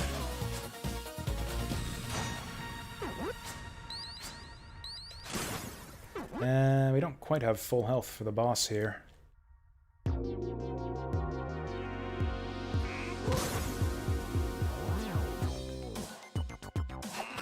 Whoop.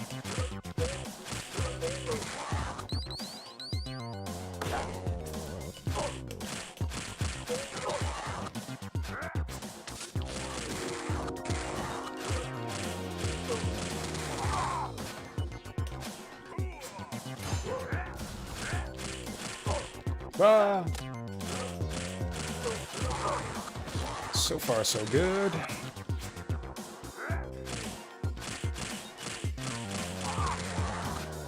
I'm actually just, yeah, might as well grab that.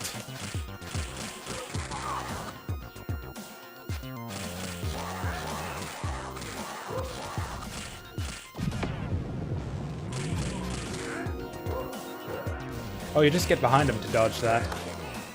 Yeah, that super move of his has so much vertical tracking, but I've had a hard time dodging it in the past. But yeah, you just get behind him, don't you? Ow. Let's grab this.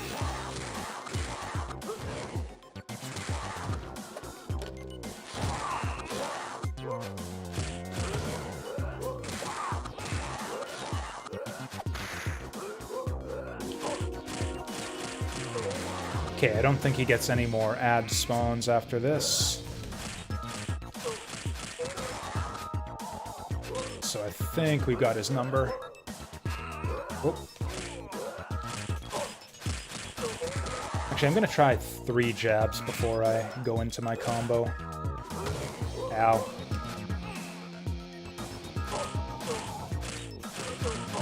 Oh yeah, 3 will do it. Get him! That's 2 levels down with 0 deaths. I think that's about how good I did on my run yesterday.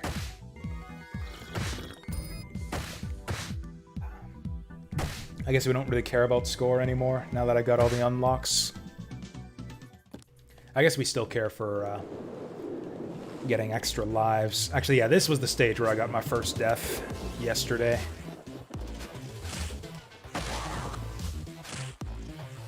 Okay, down roll makes it a lot easier to get away from those.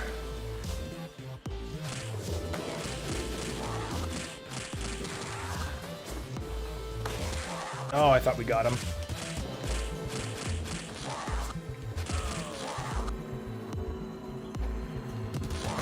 Yeah, that's probably him dead.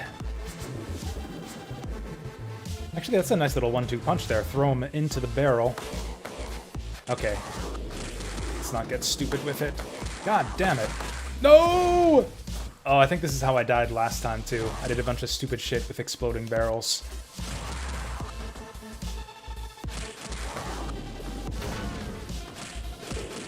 There we go. Let's do smart shit with exploding barrels this time. That's what we call strategy.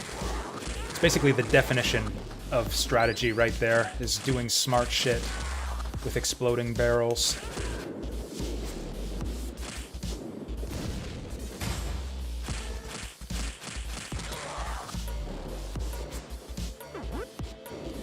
Okay, it's going slightly better than last time.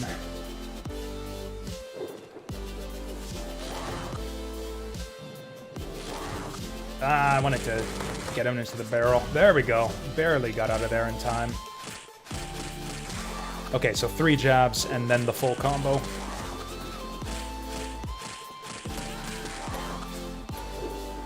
We gotta deal with a Big Ben, don't we?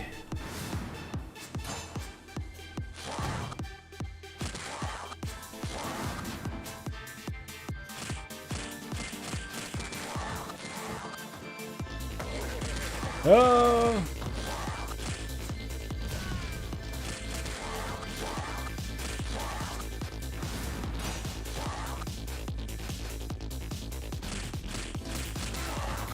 Okay, I think we got food coming up here. A little bit of food, but not as much as I need.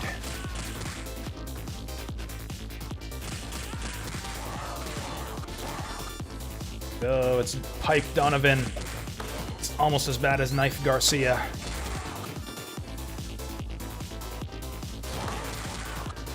Okay, dude, could you throw the enemies behind you when you got them lifted up like that? Like I want you to? This next section's kind of hard.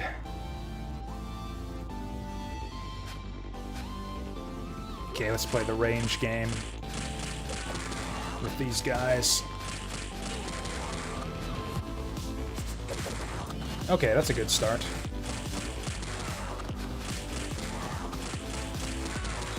There we go, play him off the back wall there.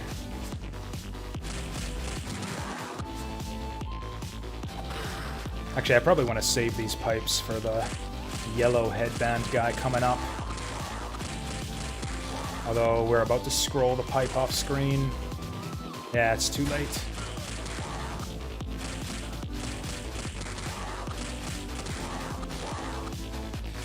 This fucking dipshit. Jump kick. Nope.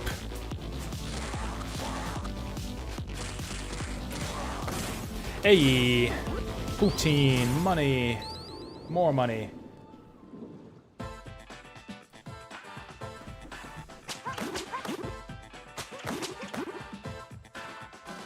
This is actually kind of a fun boss fight.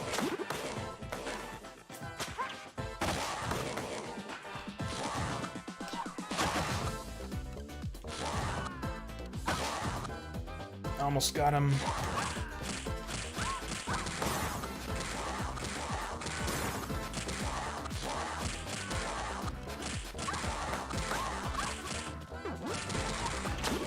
Oh, see, right there, I think she revived him. I'm pretty sure I had him down to 0 health, and then that whip brought him back to life.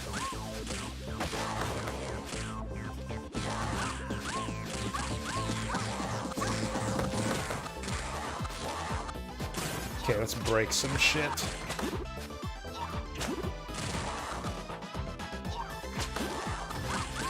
I think she did it again just there. No, he didn't land yet, so that one wasn't dead.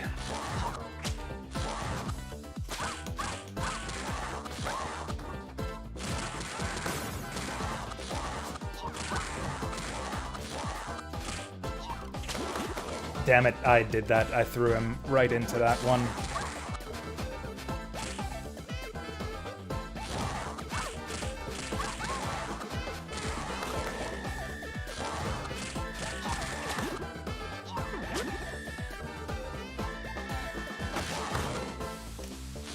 Yeah, look at that. He gets full health every time she whips him.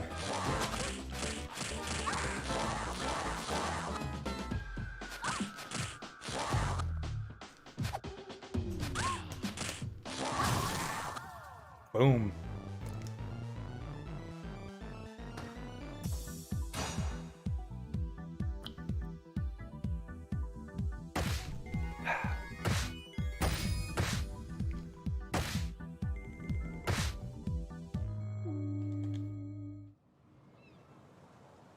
I think I've maintained my original assessment of the Streets of Rage 3 characters in this game. They are the most fun characters to use due to all the extra features they get, but they are also the most overpowered characters for the same reason.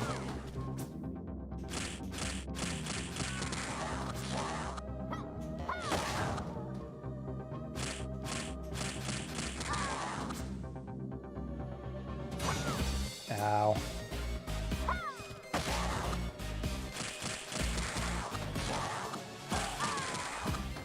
I guess I should grab this before it scrolls off screen.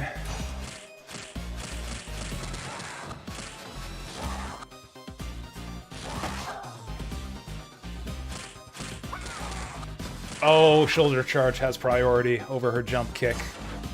That is amazing. I'm gonna take that for the points. Get down there.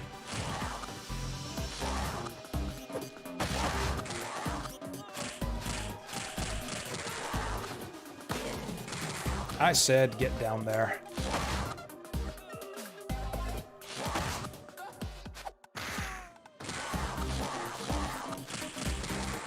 I don't know if I'm getting better at this game. I don't know.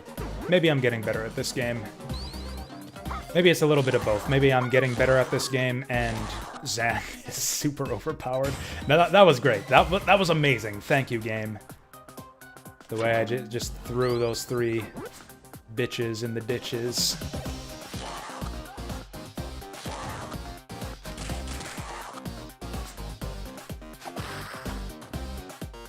Get in there.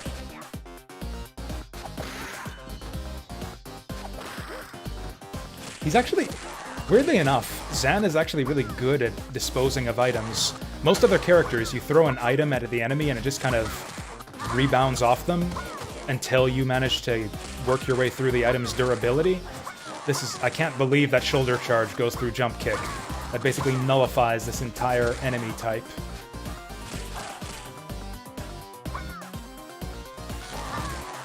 But yeah, since when Zan picks up the item, it becomes, lol. When Zan... How am I supposed to dodge that shit? Fuck you guys.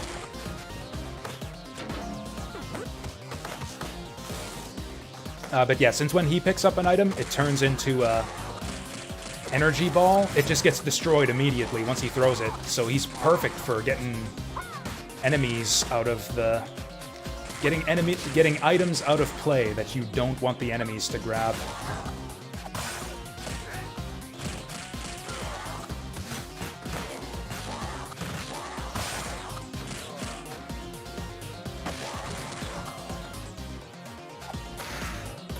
Cool. Since we can't play the arcade machine, I'm gonna destroy the arcade machine. Oh, and there's poutine here that I completely forgot about.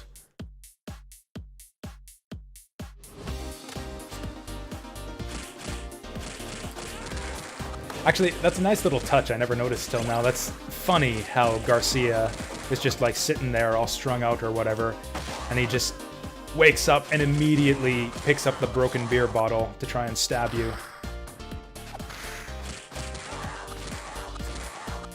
This is a lot of signals right here. We got mixed signals on screen right now. That was a terrible pseudo joke.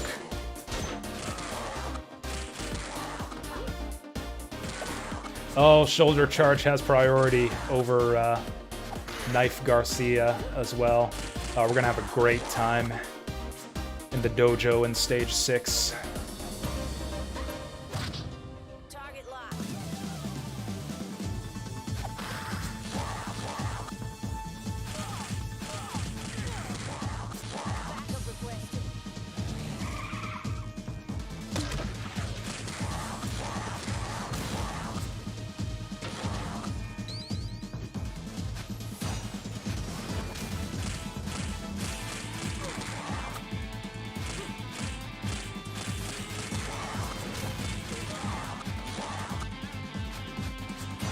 Okay, do my attacks actually nullify all of her wake-up abilities? No, she can still do that.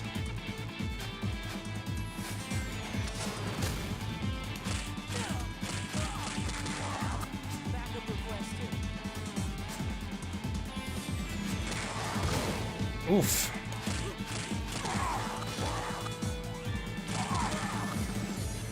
We'll just spam shoulder charges until the police go away. There we go.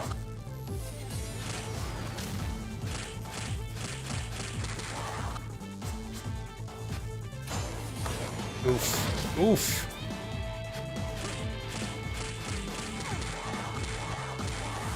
Oh, look at that. Triple shoulder charge. Yeah, this character is actually busted.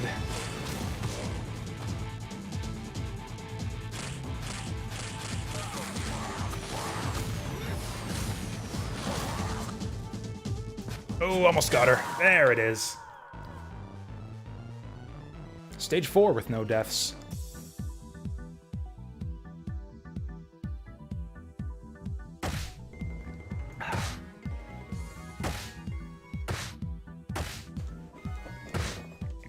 I haven't even used that many stars compared to our last run.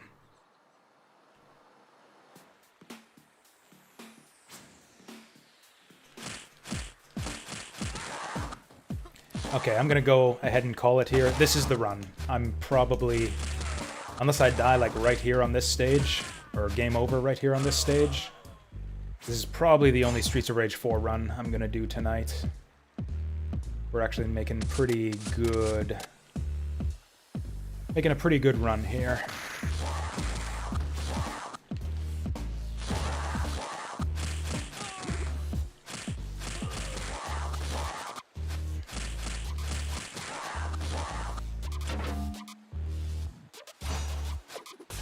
Oh, he could still use potions. That's kind of weird.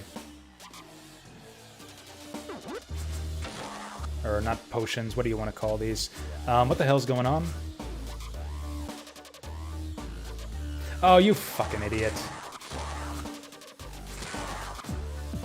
Mess with my time score.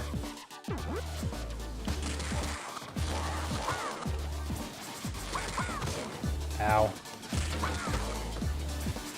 Ooh, actually you can't just spam shoulder charges through those. There's a timing to it.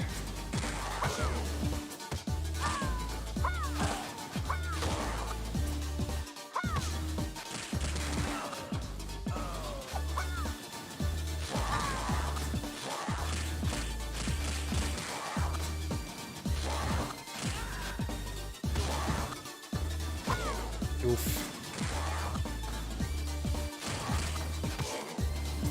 Oh, this is not going well. I need poutine. Need poutine fast. Oh, this would be a terrible place to get a life loss. This section isn't even hard. Well, that's an even worse way to die. So that's one down. There's poutine right over off the right edge of the screen here, too.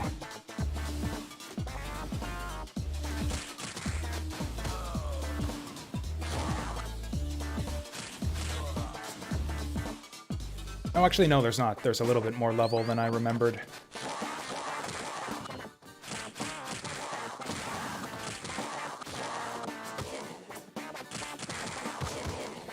This fucking guy.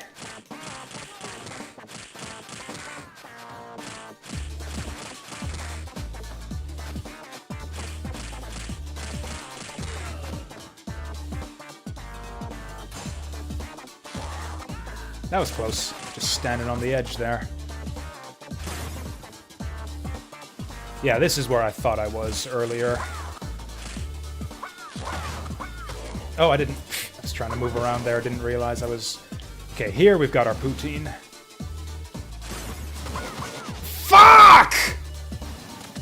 Wow, those things go way more frequently than I thought they did. I wonder if it's a difficulty thing. Yeah, I think those jets actually shoot out more frequently on hardest compared to hard.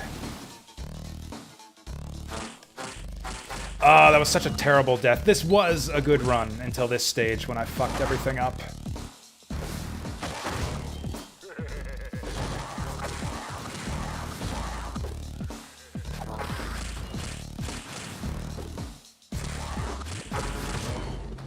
Now I'm gonna take another death here, because this encounter is kind of bullshit.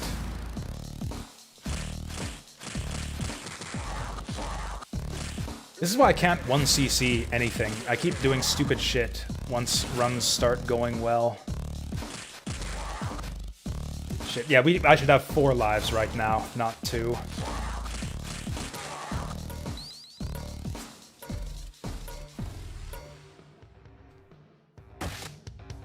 Like, this is just before the game starts getting hard. The hard part in this game, in my opinion, starts here in the biker bar. We took 2 deaths before we even got here.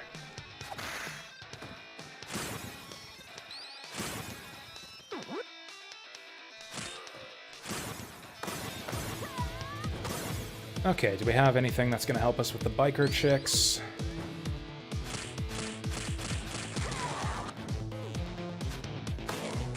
We don't, but how about we just spawn a bunch more on anyways? Ah, I thought she was lower. Didn't think that would be on the same plane to hit me. I guess, yeah, we have a good dash, so we can just get in on them before they let loose with the headbutt.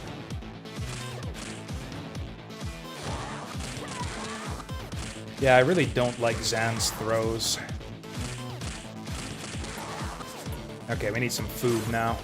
Thank you.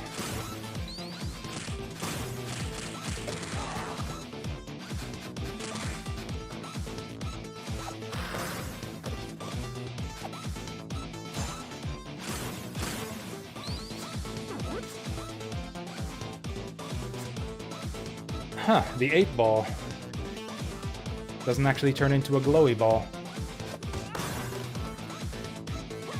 Although he still bowls it. Oh god, are you kidding me? It's been so long since I played on hardest difficulty. I forgot just how many more enemies they throw at you. Right, I deserved that.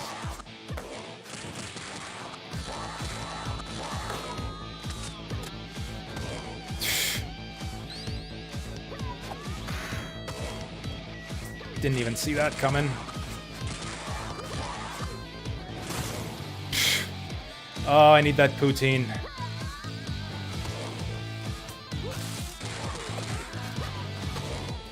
Fuck off! Oh, Zan's star attack sucks too.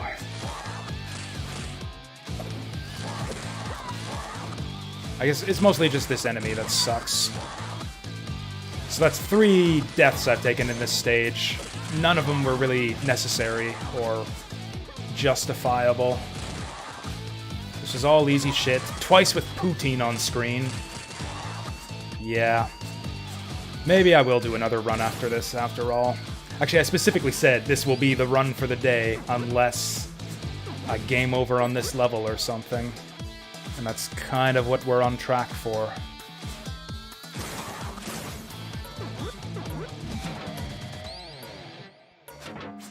Man, they went through all the trouble to update Rue, and he doesn't even do anything. Just sits there polishing his glass.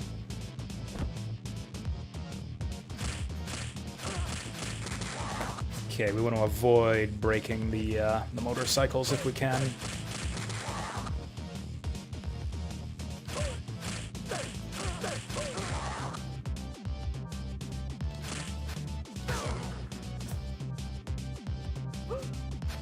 Oh, he's doing 2 of them now.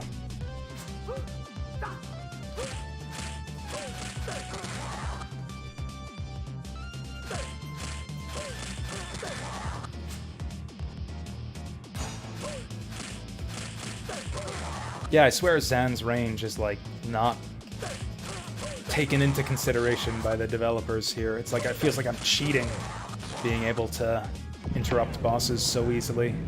Which is fine, you know, these are kind of bonus characters anyways. Also, yeah, that's also much, much easier to dodge with the up roll.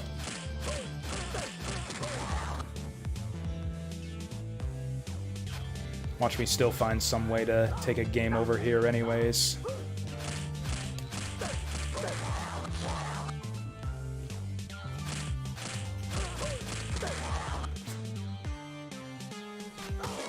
Well, there it is. What is this, like 2 more combo strings, I think?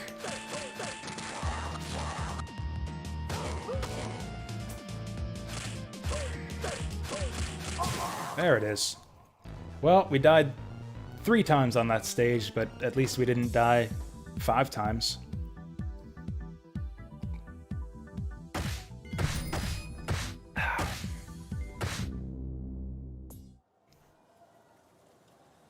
And now the real hard stage. Zan's actually got a bit of an advantage here, though. Oh, that's cool. So he still bowls it. It just, yeah, cuts him off at the knees. Also, his animation for throwing that thing is terrible.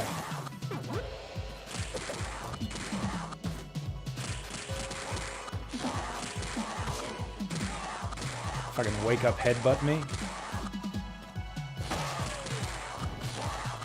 That was actually a strong start to this stage. Pull up your damn pants.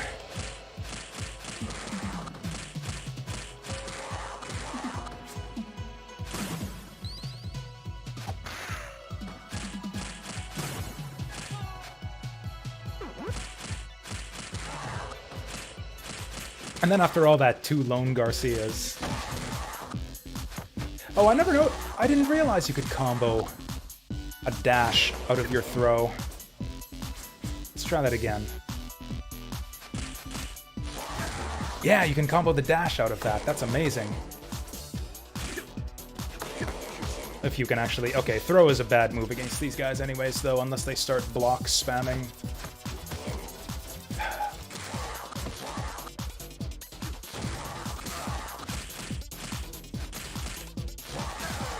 Okay, so that's actually probably Zan's most damaging combo.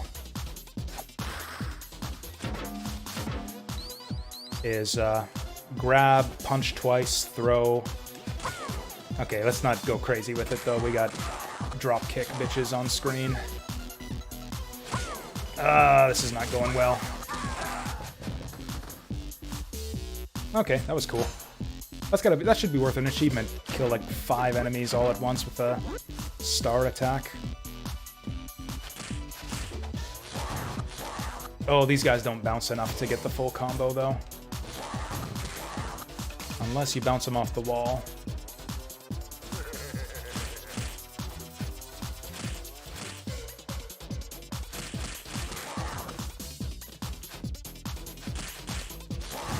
Oh, there it is.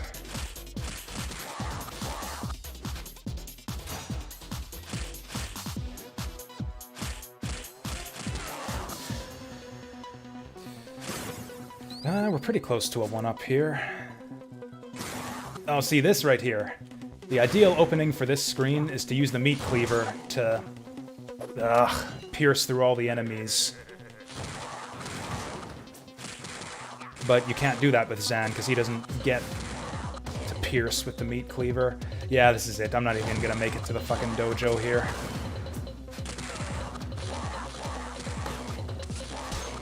Yeah.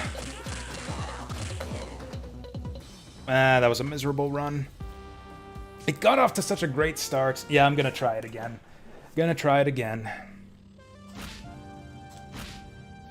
We'll try hard cherry this time, and I also need to...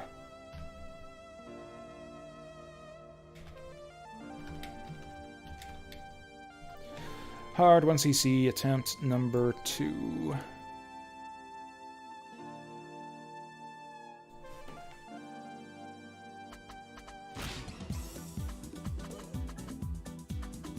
For real, though, I seem to have some kind of weird... I don't know what it is. Something with my brain where I can't 1cc video games just either due to maybe it's an attention span thing. Cherry,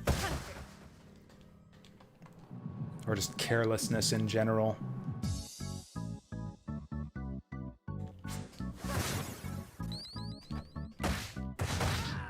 I do kind of enjoy hardest mode a little bit more than hard mode. It adds so much. There's like almost twice as many enemies just from one slight ramp up in the difficulty.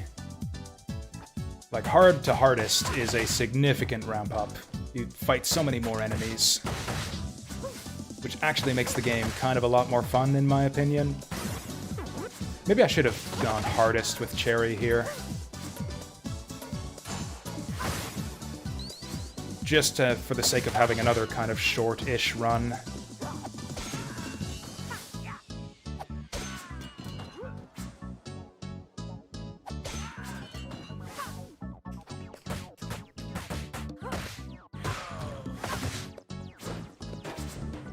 Eh, maybe I was talking up Zan too much.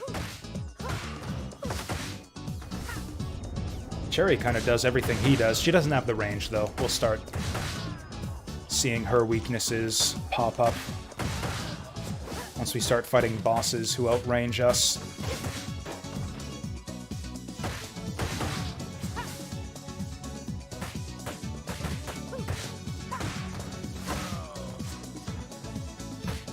$59, $58, $51.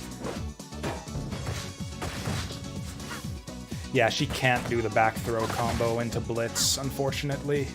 Which is a bit of a shame, because that'd be super awesome.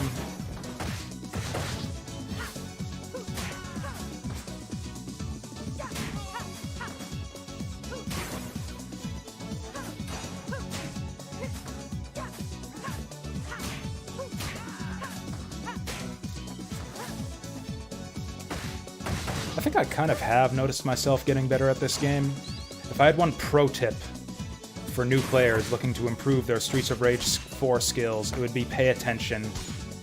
Pay attention to what you're doing. I find that things always go so much more smoothly when I'm actually paying attention.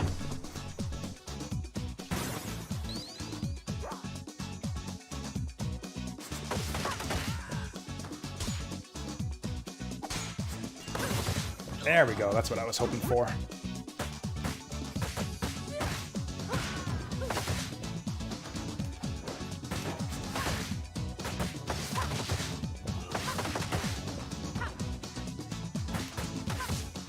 What?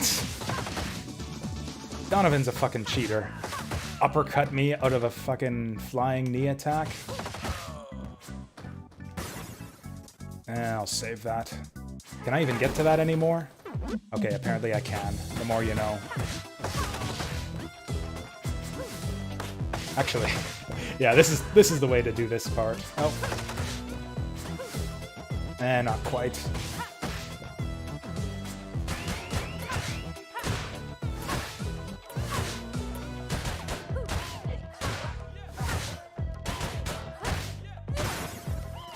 She just made a car explode by punching it. It's a pretty impressive feat that I don't think gets pointed out enough by people who play this game.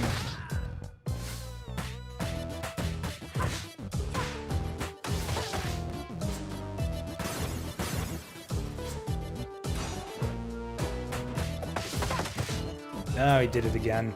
I just need to stop blitzing against these guys.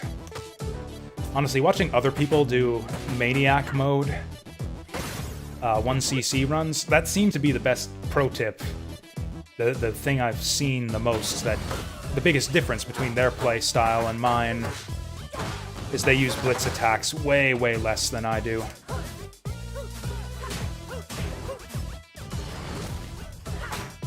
Which makes sense, because yeah, you get... You're so vulnerable during blitz attacks, and on the harder difficulties, the enemies will really take advantage of that.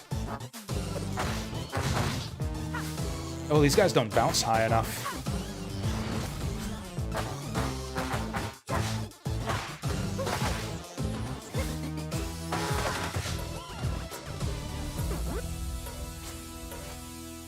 That's really impressive, the way that the soundtrack just kind of seamlessly segs into the, What is this? Oh, it's a knife down there. I've never noticed that. Still want the pipe, though.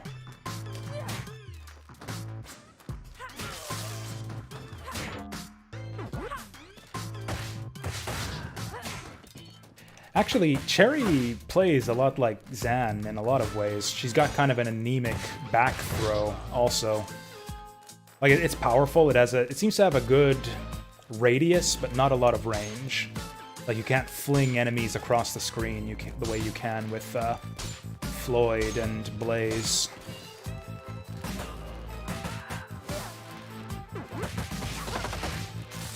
Blah.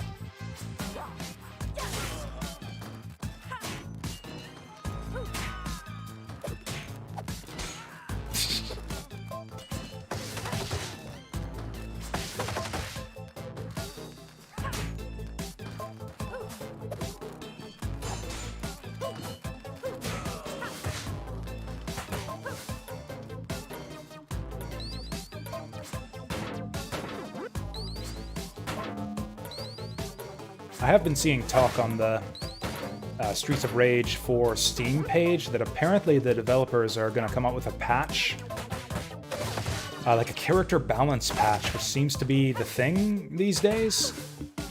Like every game, even games in genres that don't traditionally care about character balance, seem to be doing character balance update packs or update patches. Like Bloodstained, Ritual of the Night actually got a balance update, which just seemed weird and pointless to me given the type of game that it is.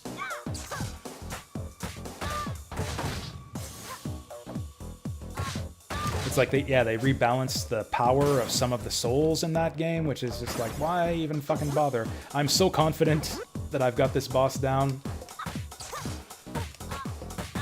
I'm just gonna take the health items for points.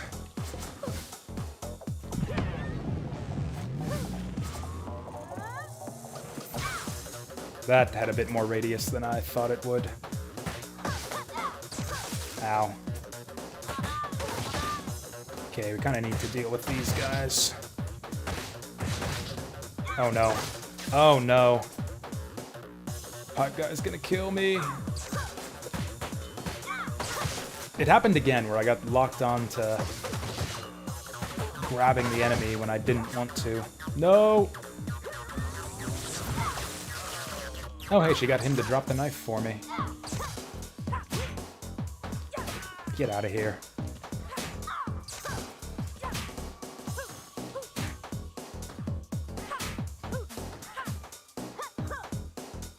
I don't think I can do anything without him punching me. There we go.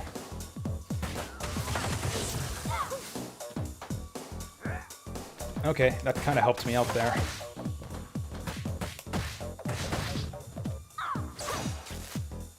Am I gonna regret eating all those food pickups? If I take a death here, I might just restart.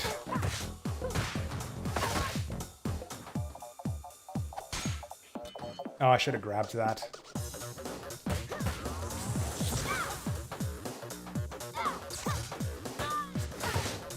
Get her! Ah. That's a photo finish for you.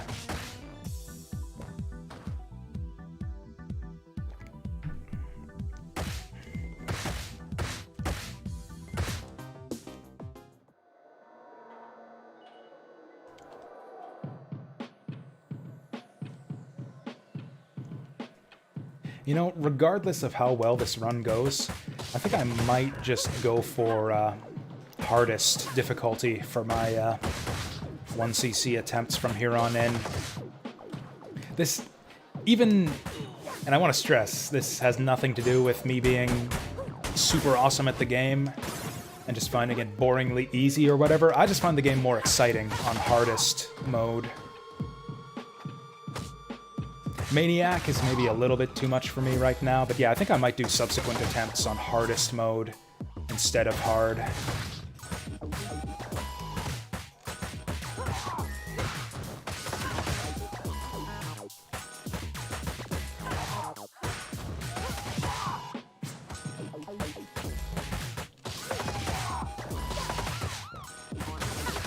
That was close. I don't know why I just flipped that guy on the other side of me and got myself surrounded. Ah, the dipshit! I could have kept my combo going there if he hadn't moved up. Okay, let's get this guy before he does his thing. jerk. This is a good attack. I need to use that more often. Jump kicks, too. I'm really not good at using all the moves in my arsenal. Okay, we want to guard that taser there. Look at him beelining for the taser like a dipshit.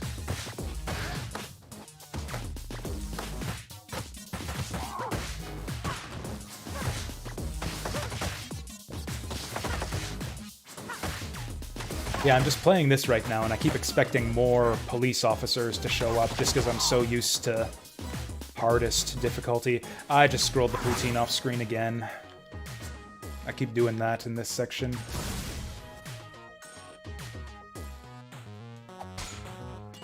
I was just admiring her turn animation there.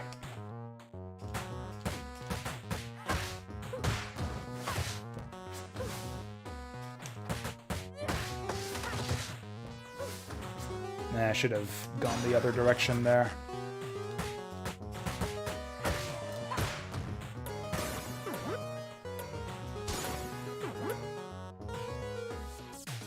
Wait. I've never tried that before. Look at that. She's still wielding the 16-bit knife. That's amazing. Oh, that's so cool. I love it. Nothing else you do inside the arcade machine carries back out. Like, you keep your... You get a full health refill. I guess the star also carries back to the real game.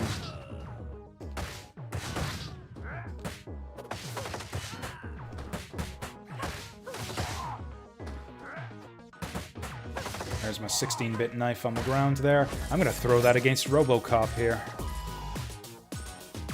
I wonder if this is considered a special knife, like maybe it does extra damage or something? Or is it just an ordinary knife with a weird skin to it? Well, I can't re-grab it.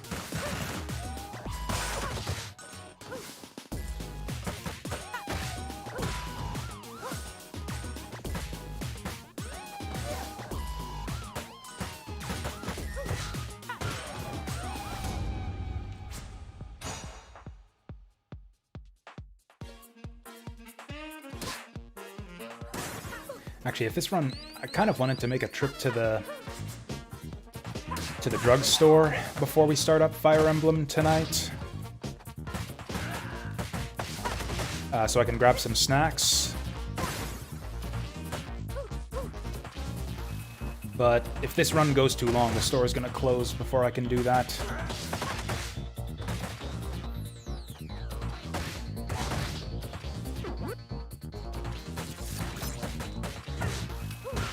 Look at that. One string. Oh, I needed to pick up an item to get him before he gets the shield up. Oops. This is not going great. What is green and has wheels? A green car. Or bike. Or anything with wheels painted green, I guess.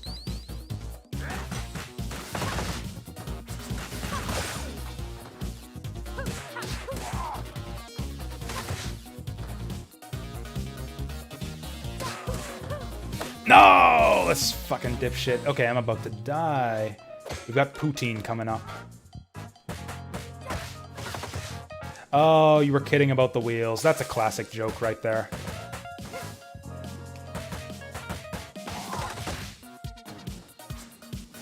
Okay, we're gonna eat that right now.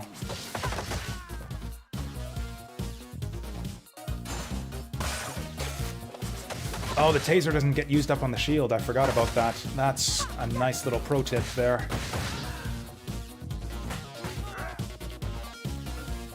Ah, you broke my combo.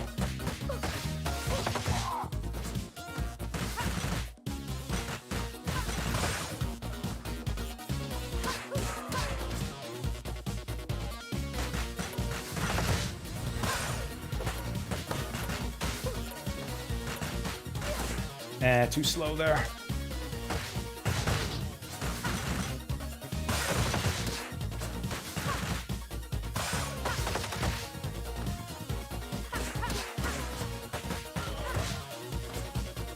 What happened to my baton? There we go.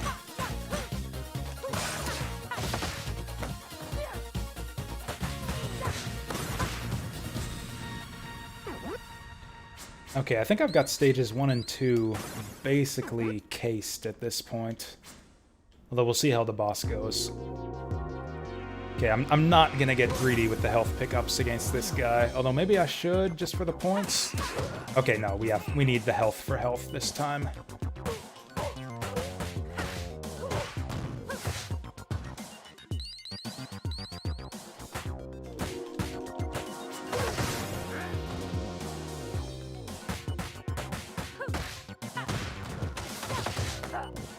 Excuse you. Excuse you again.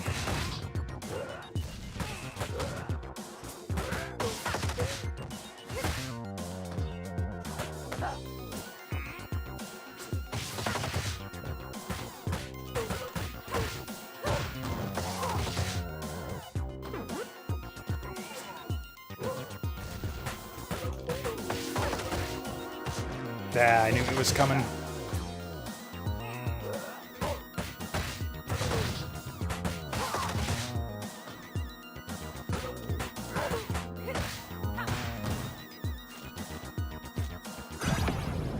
Yeah, once again, he's gonna do this thing and you just get behind him.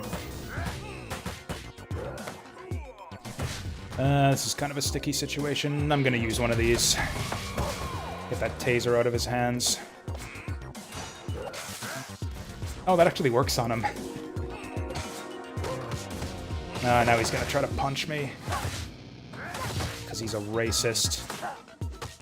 Oh god! Okay, that was pretty close. Got the poutine just in time. Oh, this is going badly. Okay, I need to get these guys out of here.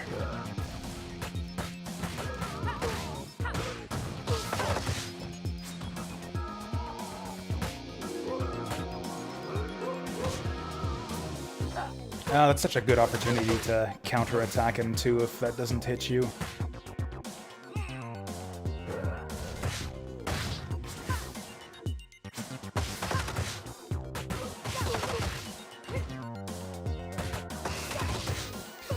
Oh, that was close.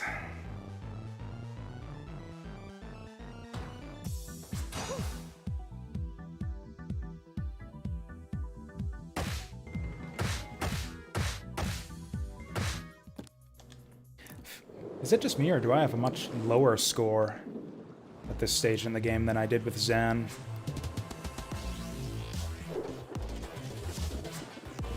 Oh yeah, I guess that makes sense, because we're fighting a lot fewer, fewer enemies.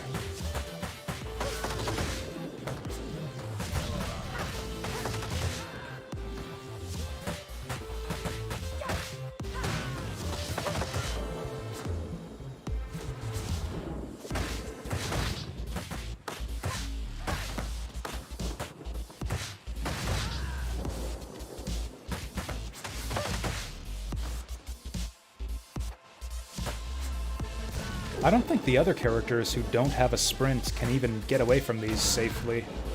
Or I guess you would throw an enemy into them. Yeah, because I think all the slow characters can fling enemies pretty far.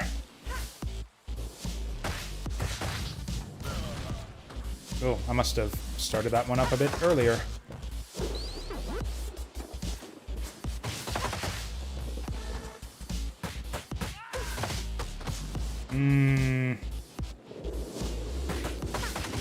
Actually, the start of this stage is kind of hard to stay alive in, too. This has been a few times now where the start of stage 3 has been a bit sticky.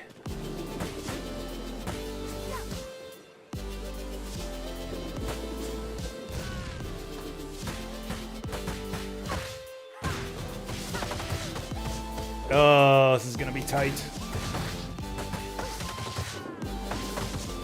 I kind of saw that coming and I didn't know what to do with it.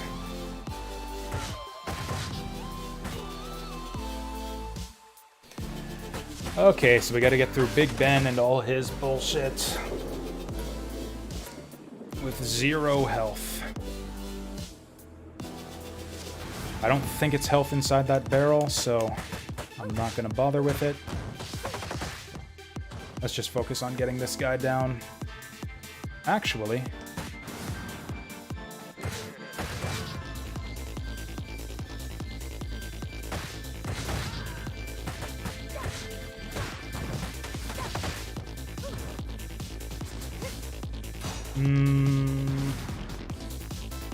Oh, this is gonna be another one of those stupid moments where I die with the health pickup right there on screen. Yeah, tofu.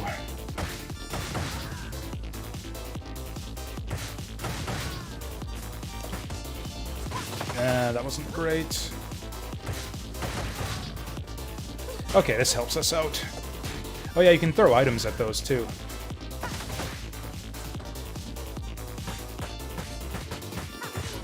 Okay, that screen actually went pretty good. And we got a pipe going into the next segment.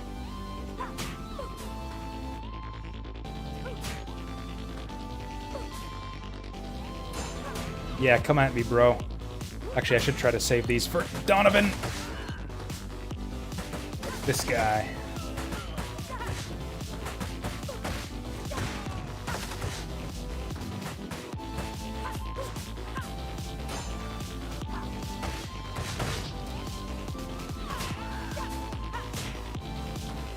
Okay, I need something to throw at the yellow headband guy once he shows up. You fucking... Tired of this guy. It's bullshit. That's how you want to play it, this is how we'll play it. Oh, and now I don't have it left. Oh, there we go. Fuck you. Fuck you. That actually went perfectly.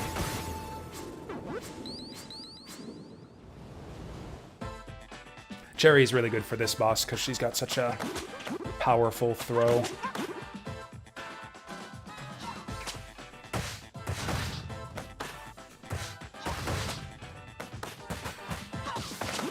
Damn it.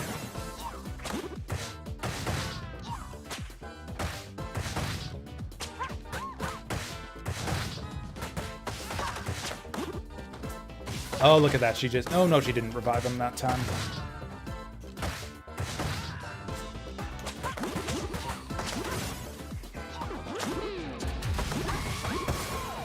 Oops, I went the wrong way there.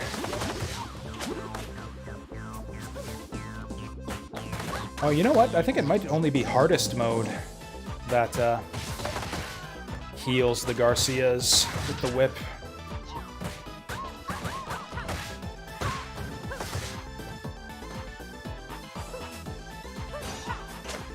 Oof. I'm gonna take this for the health.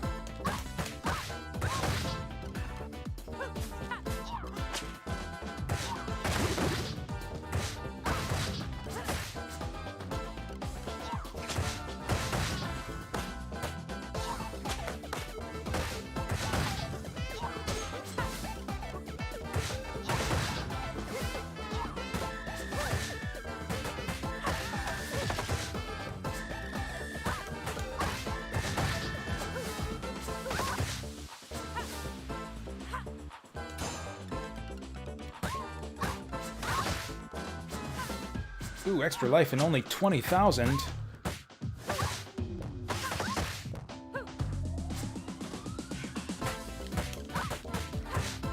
I think this has got her. There it is.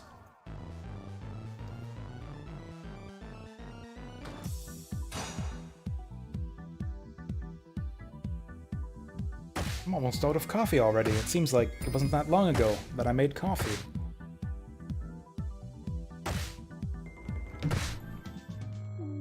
That'll be one other thing I'll have to grab when I'm at the store. Actually, just slightly paranoid about stream quality here because I realize I don't have my dashboard up. Yeah, looks like we're still good.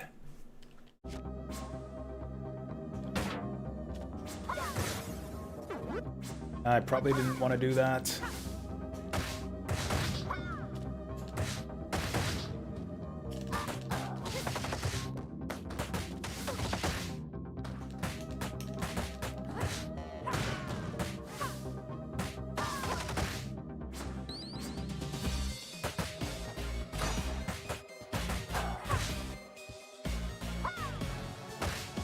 Did I just grab her out of midair? That's pretty cool.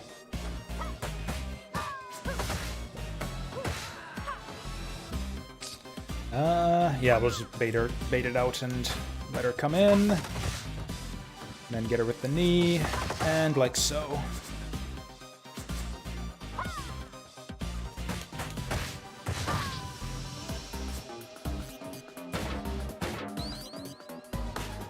Ah.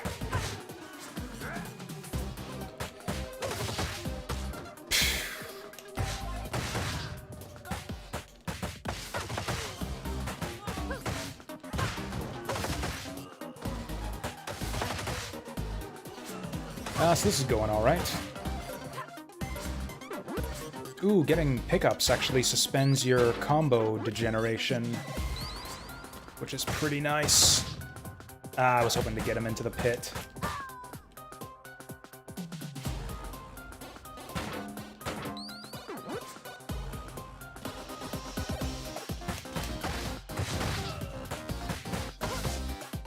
Oof. Well, at least we didn't go into the pit.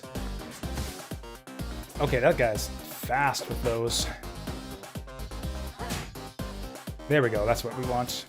No! Yes.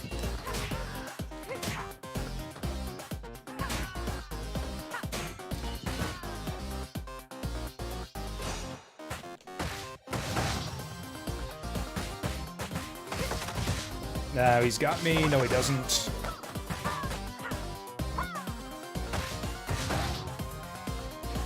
Okay, let's try this out. Yeah! Ah! That makes such a difference if you can get the weapon throw off. Damn it. I wish they just wouldn't take your controls away at the start of this encounter. That's kind of stupid how that works.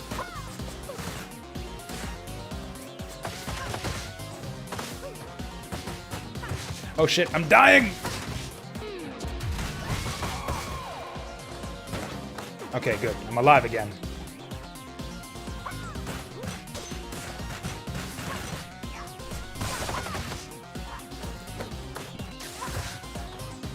Let's just, yeah, grab that.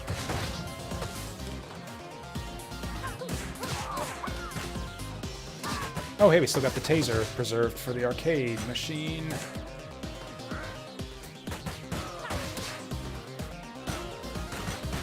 Oh, he's sending me in the pit. Nope, we went over the pit.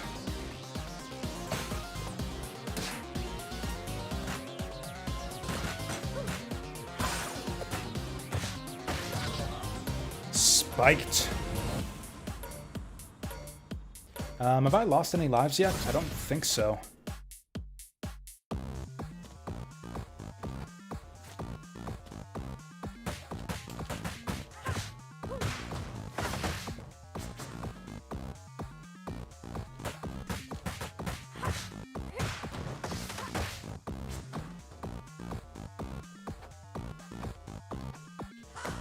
Oof.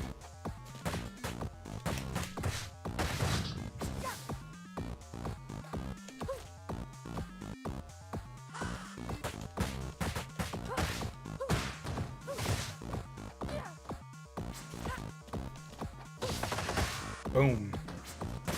Unfortunately, I got no 16-bit weapons to take back with me into real space this time.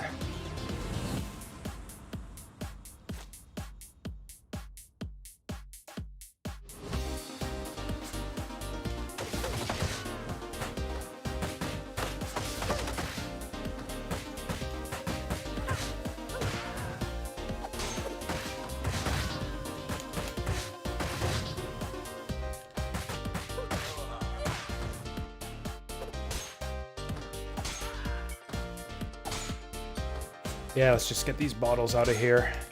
Make sure that Galcias can't use them against us.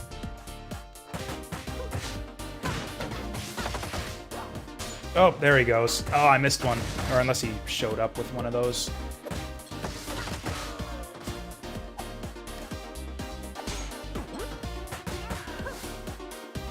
Actually, I want to take one of these into the boss fight.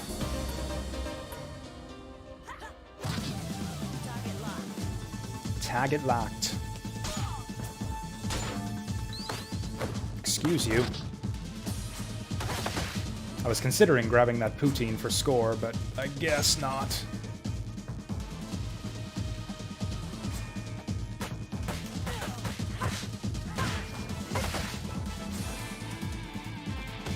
Oop.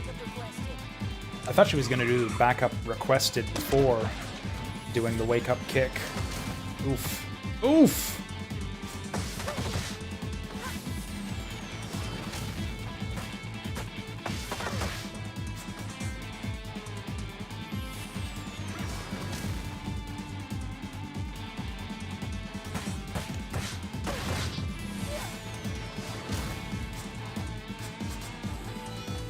Oh, my short, stubby little black girl arms can't quite reach her.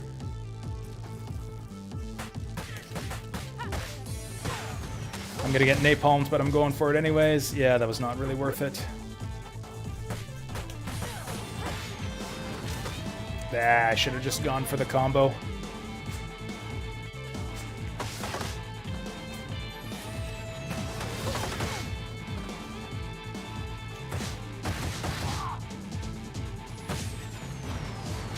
Having trouble with attack recoveries for some reason.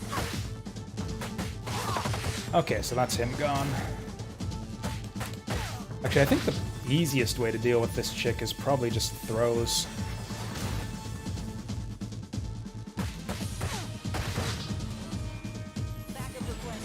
Because yeah, she doesn't really have much to prevent you from approaching from above. Yeah, just every time she does one of those, do one of these.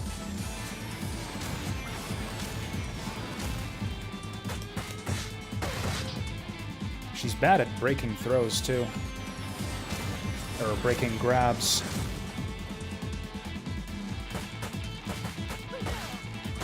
See if we can finish her before the napalm. Nice. Excellent photo finish. Oh, that napalm just blinked out of existence right there.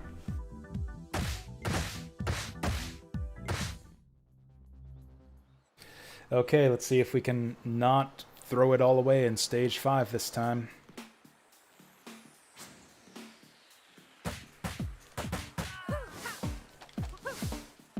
Okay. That's actually rather nice of him. He went through the trouble to pull that out of the poison for me.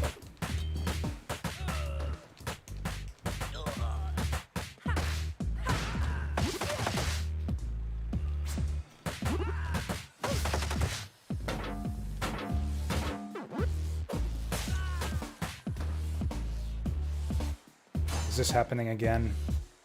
Yep, we got a dipshit stuck over here.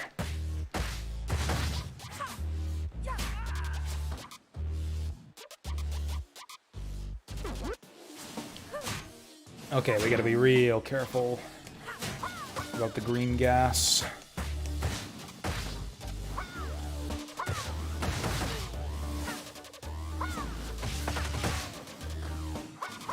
Oh, I thought I was on full health. I would have grabbed that poutine for points, but...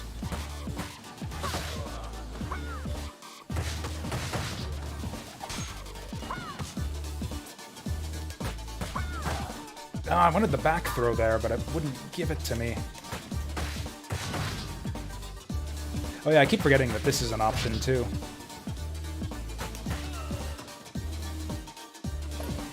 I guess that poutine works out alright for us. Oh, also, apparently I just bonked to Francis by accidentally throwing away that pipe.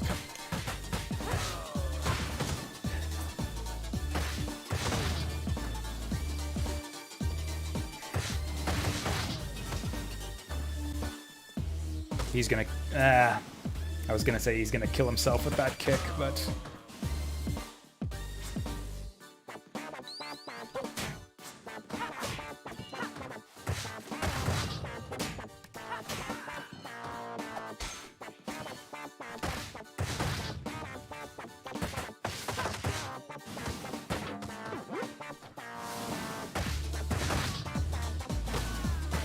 Yeah, I swear that gas isn't going as frequently compared to on hardest mode.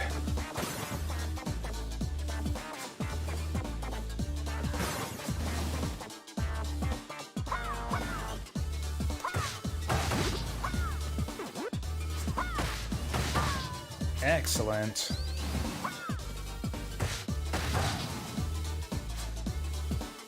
Oh, I'm still missing a little bit of health here.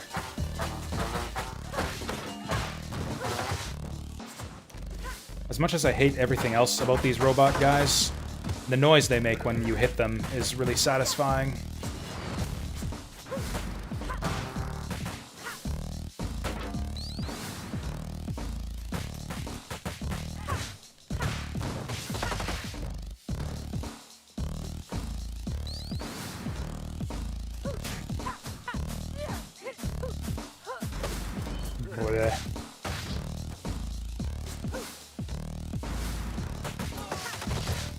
Okay.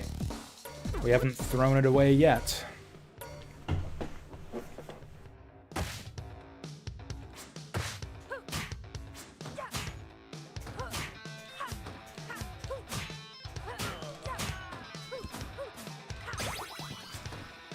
I didn't even see what that was.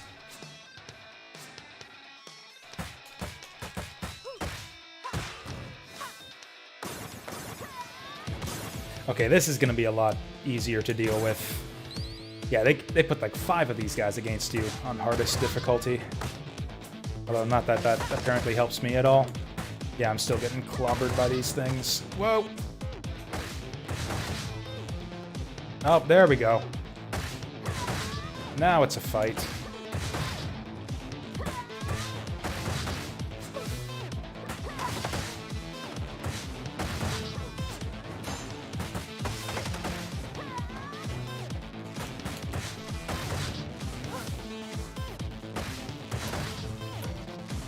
Actually, maximum damage from a grab is probably 2 punches, jump on the head, and then beat him in the head. Let's give that a shot right here. Oh, look at that. That's still not brilliant, though.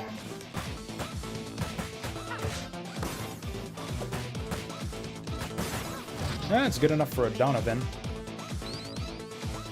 Okay, I'm gonna see if I can get this arcade machine, because I miss this one every single time.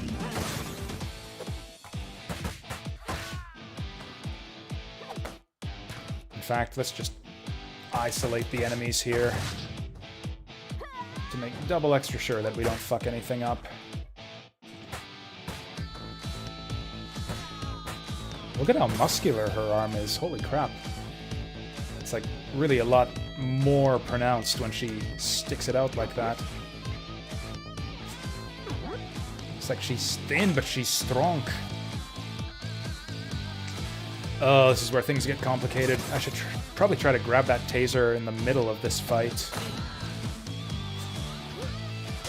Damn it.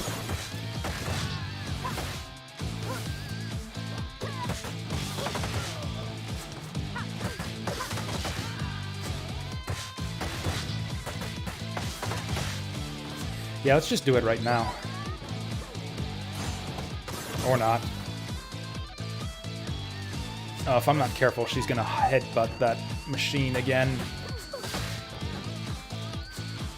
Yeah, let's just do this right now.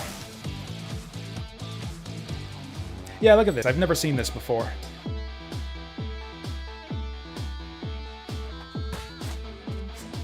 Okay, this guy knows how to grapple.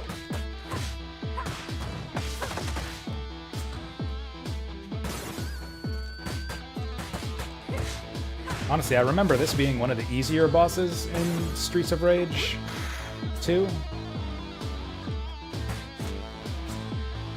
Like, I have more trouble with the claw guy than I ever did with this guy.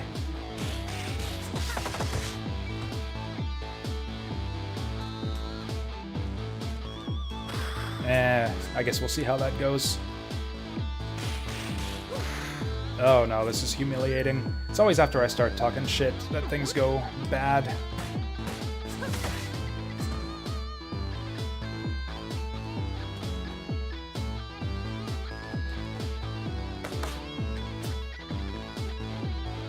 Maybe just spam knee attacks till we get him. Yeah, I think we can just spam knees to finish him off.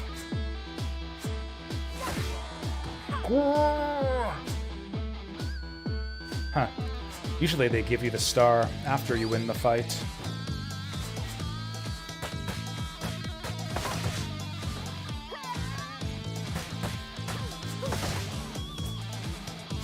Actually, I wonder if the best throw combo is actually just 3 punches, then the knee.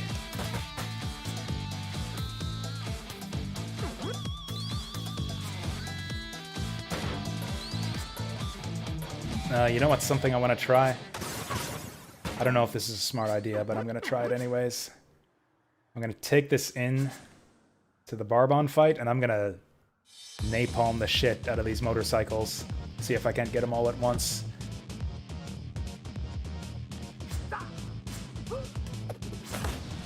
It doesn't affect them.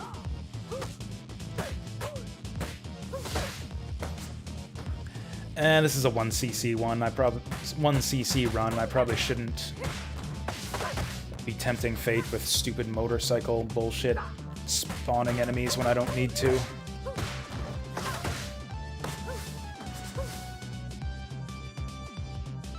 It's going crazy now.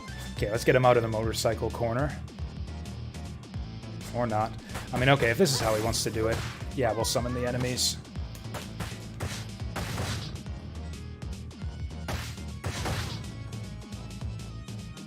One. Oh, you can grab him out of that. That's amazing.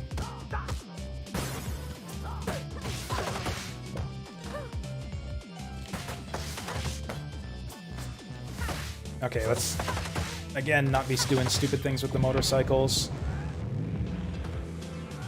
1, 2, 3, 4.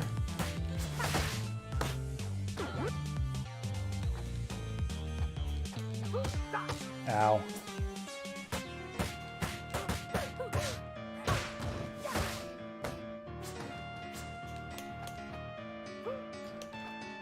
I like the way he's taking a swig of beer in his portrait down there. You jerk. Why is this lady mad at me for him breaking her motorcycle?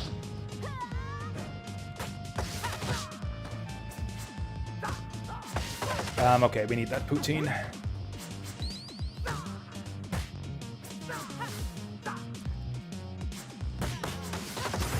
Shouldn't have done that.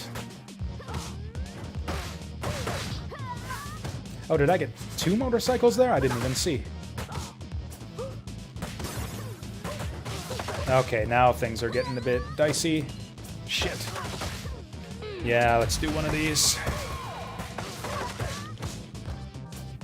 Okay, that's cleaned things up a fair bit. Oh, this is gonna be close. 1, 2, fuck. Oh, we've almost got him. Once again, spam the knees for the win! Oh, that was so close. That was my life literally on the line there, because we would have lost a life if I would have taken a hit. That's such a huge swing. Like losing a life versus getting a full health refill.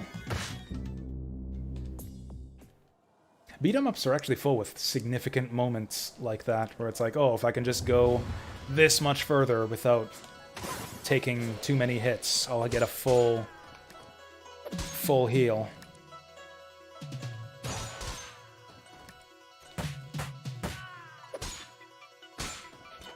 Well, that's the end of that.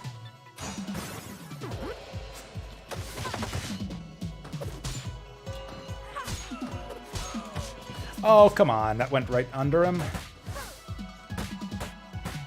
I guess it could have gone worse. Francis is kind of a pain. Oh, she has like a combo attack with the sword.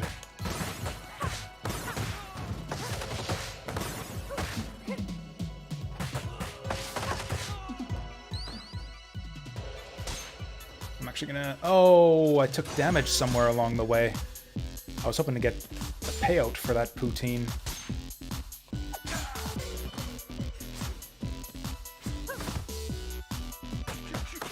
Oops. Well, okay, that's fine. We can use the poutine as poutine. Fuck.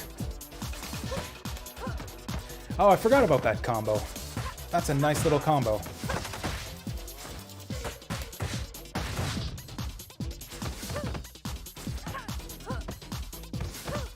He's a good blocker.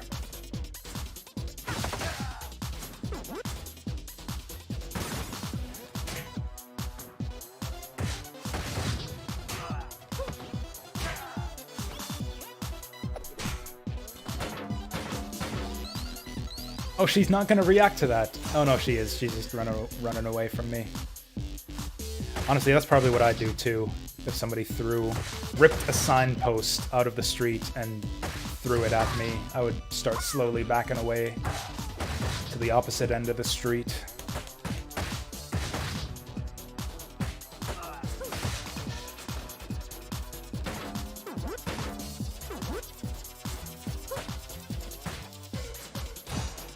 Damn. Damn.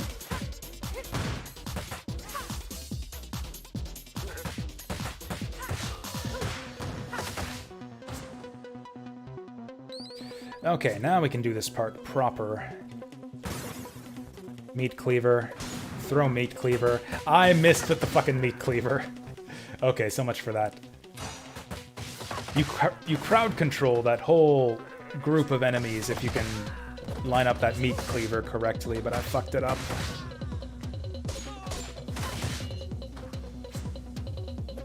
There we go, something like that.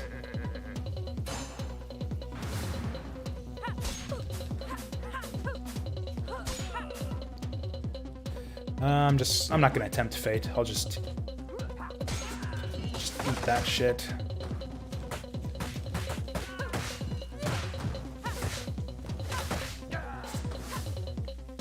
Oh shit, that actually got him. Ooh, that was a sick move on his part.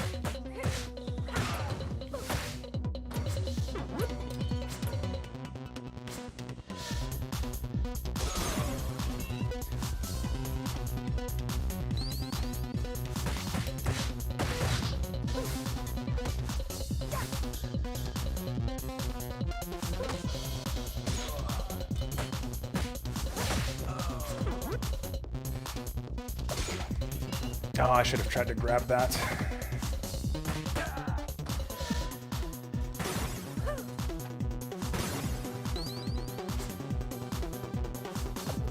Whoops.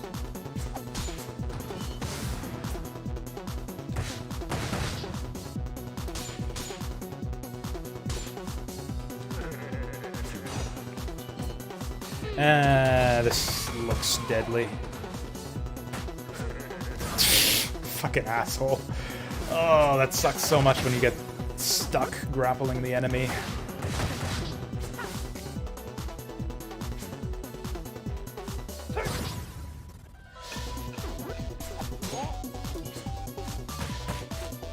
Oh, right, this guy will break your grapple.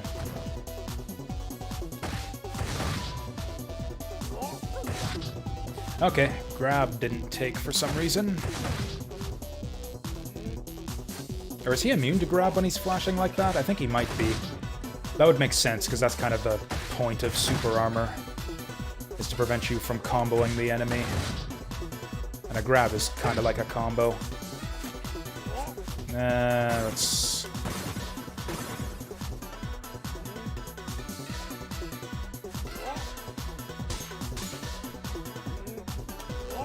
Damn it! That's fine, that's why we saved the poutine. I did not know that you could grab onto enemies like that just by jumping on their heads. Okay, this will be the real test. We got all the way up to the hardest part of, like, the entire game, with no deaths so far.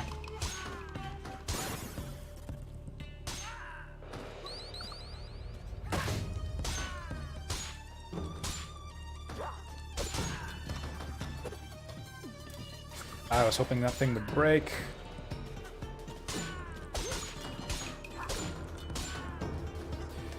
You know, this is a lot easier on hard difficulty. Or, yeah, this is hard difficulty, not hardest. So that's an excellent start right there. Holy shit, that was literally perfect. I did not take a single hit that entire section there. That was like the hardest part of the whole game for me, up till now. I guess this part might arguably be harder once they start coming up with the pipes and shit.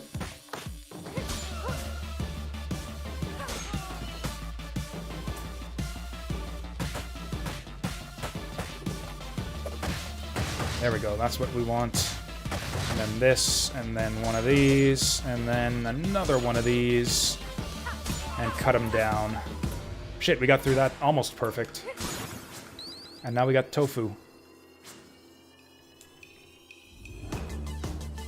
Yeah, I am definitely moving up to hardest difficulty after this run, no matter what happens. I think we've earned it at this point. I was going for a blitz there, but... damn.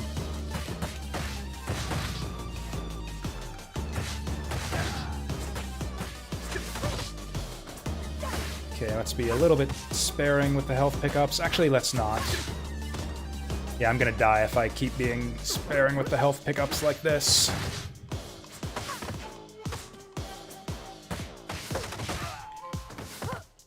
Another one of them.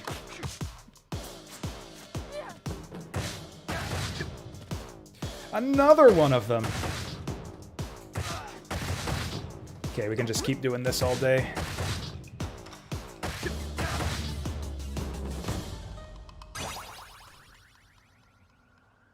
As much as the idea of character tier lists really doesn't appeal to me in general, I think that's almost the least interesting thing you could talk about in any given video game, is which character is better than the others, or which faction. But for this game, I'm kind of curious to see what the consensus would be among the, like, speedrunners and score attackers as to who's the best character to speedrun or score attack in this game with. Score attack, I think, would be Cherry for sure, because she just combos better than everyone else.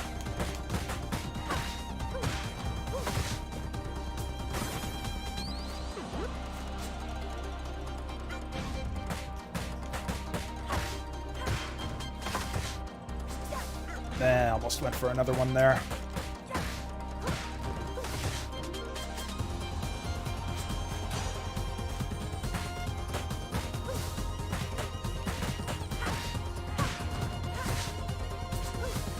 Oh, I think I could have hit him with another knee there. Oops. A little bit greedy there. Went for the third jab. Oof. Well, at least I'm right on top of the poutine.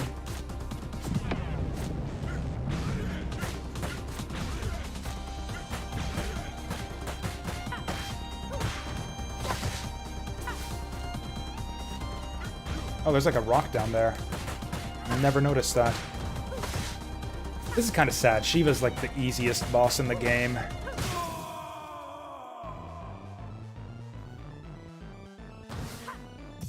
Put your shirt on, dude. You look so so much cooler with the shirt on too. Well, this is officially the best run we've had so far. I guess not. I could still... Up to stage 7, it's the best run we've had so far. I think I made it all the way to the final level on my 1cc attempt yesterday. I can't quite remember. Whatever. If we didn't yesterday, we will today. Guaranteed. See, this is where it gets a bit tricky. It's like you're engaged with the enemy, and you need to free up time to jump over the obstacle. I think I'm going to try to iframe through it. Yes. Yeah, I knew I wanted to be here to grab that guy. Jerk.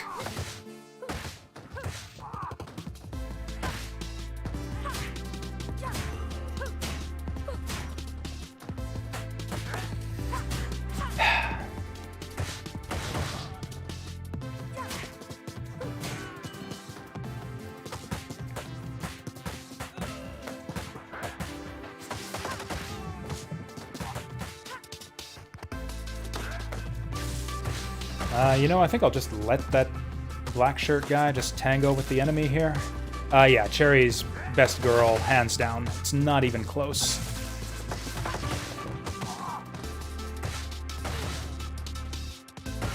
Like no other, at least out of the Streets of Rage 4 characters. The retro characters are kind of OP, by design, I think, so they don't really count. But out of the new batch, the default characters, like, yeah, guaranteed. Cherry does things that no other character can do.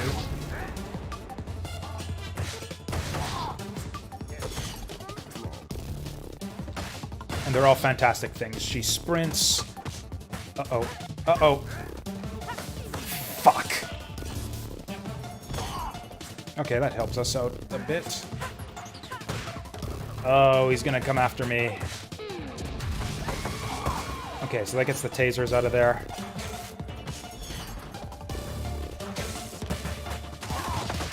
Please give me health. Oh, I know there's poutine in there. I know there's poutine in one of those. I just need to not... No! She kicked me into the fucking poutine. Well, that's our first death.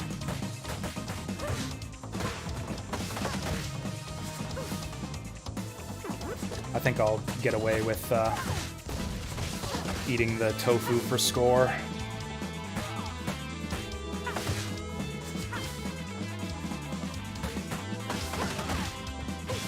There we go, yeah, that's maximum damage out of a grapple, I think.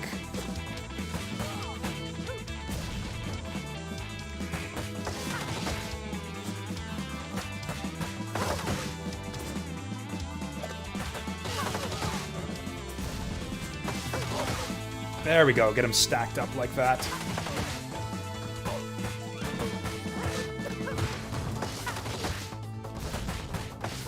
I wonder if you just win the fight if you kill the police lady first. Probably isn't... A 1cc run probably isn't the time to fuck around with that kind of thing, but I am really curious. Oh, you don't even get throw iframes through the grenades. That's brutal.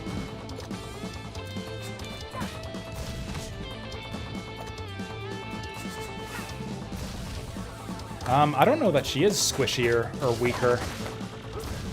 Like, she does less damage per hit, but all of her... Like, her blitz attack does more hits in the first place than the other characters, so...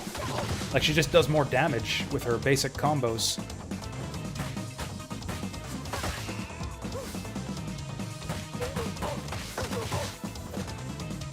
At least that's what it feels like to me.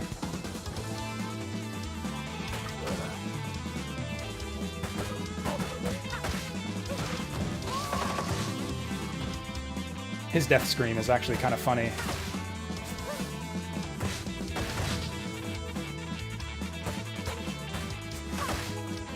Okay, let's not eat another stupid death against this stupid boss, because this is kind of an easy one.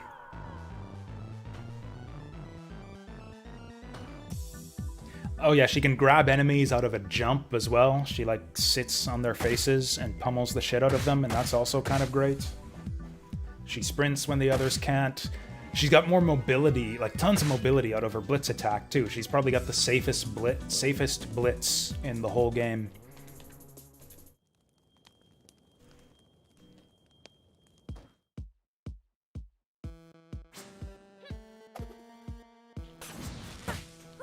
Oh yeah, she's got that, yeah, bounce off the enemies. Like the aerial bounce. Whoa! Okay, I didn't think I was gonna make that. Did she just blow herself up with napalm? Let's see if I can get this. Yeah, this is what I'm talking about. Okay, and then we're healed up.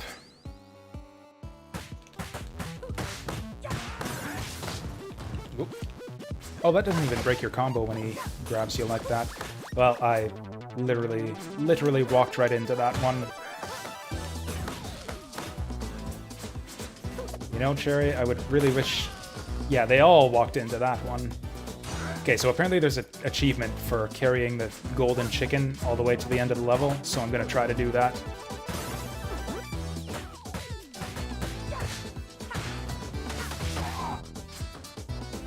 Because, yeah, you can just set it down. You don't have to break it over the enemy's face. Well, I shouldn't have gone for the blitz there. Should have just jabbed him.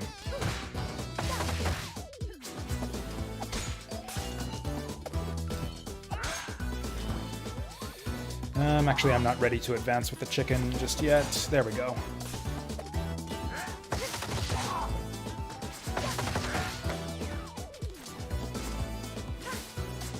Okay, let's be careful not to scroll it off screen. Oh hey, there's tofu up there. I've never seen that before. Never noticed it.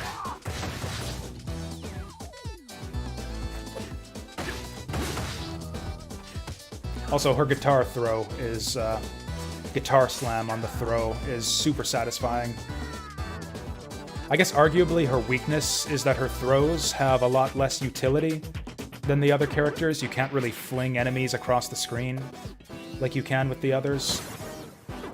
So you can't really keep the enemies under control like that. But I actually like her throw better because of just the animation is really cool, basically. Look at that. Slamming.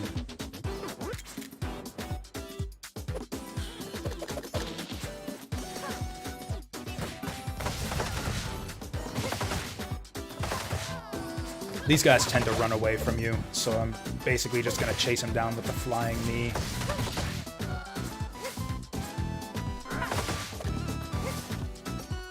We kind of have to stay away from the grenades. Am I still comboing? Holy shit. Keep it going! Nice. No, she broke my combo. Sadness.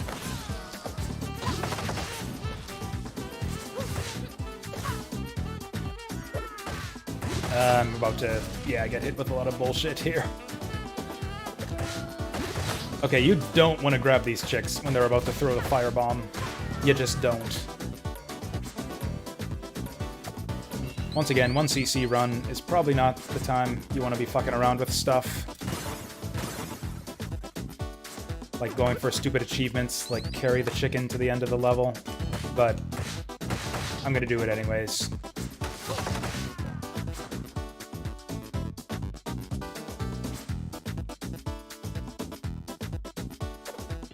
Yeah, I'm gonna have to learn how to play Floyd effectively at some point. Get out of there! Also, speaking of hacks, I think it's kind of bullshit that the enemies don't get blown up by their own grenades.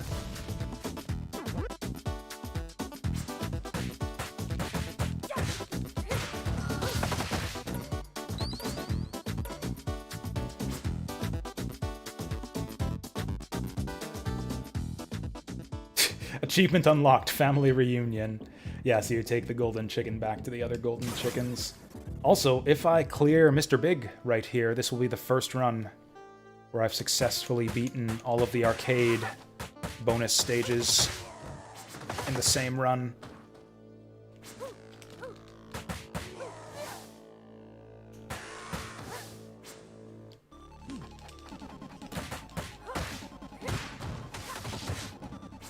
Yeah, just look at how much tougher original Shiva is than his boss fight in this game. Actually, he might not be since he has way less health. Actually, I think I just want to spam knees to beat him here. It's the safe way to do it.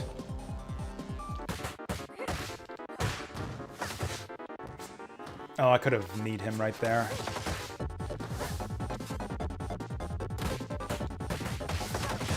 Okay, yeah, see how much harder that was?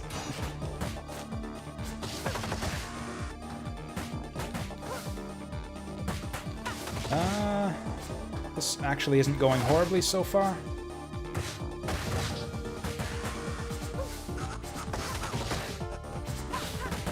Yeah, this knee spam strategy is actually kind of going all right.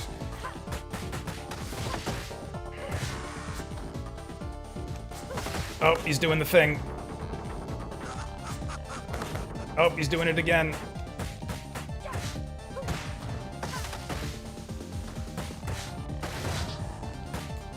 Oh, we got him! Nice! And that's how it's done. Wow! Celebratory!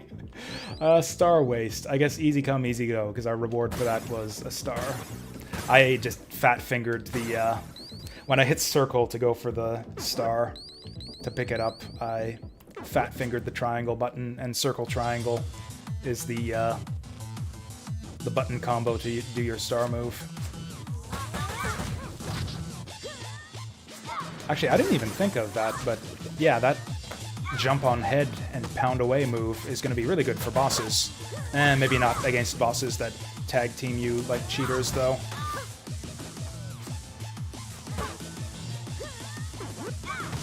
That has some range.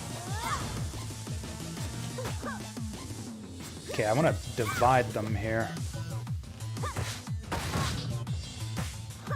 Or just get one on the ground, I guess.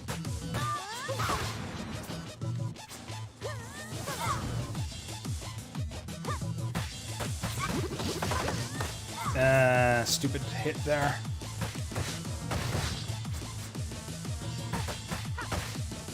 Instead of staggering our hits, I think we want quick combos here.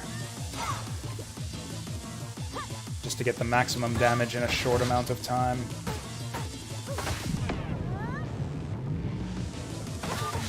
Nice.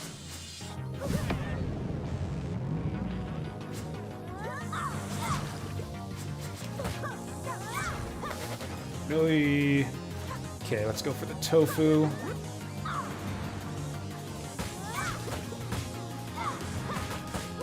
Actually, she's got kind of a dead zone right in front of her when she does that attack.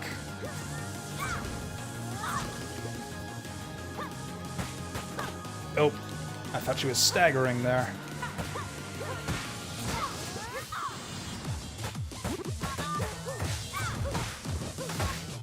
I was kind of afraid of that. This is going a bit badly. There we go. Now we got her down. That was worth a star. We got the tempo going for us now.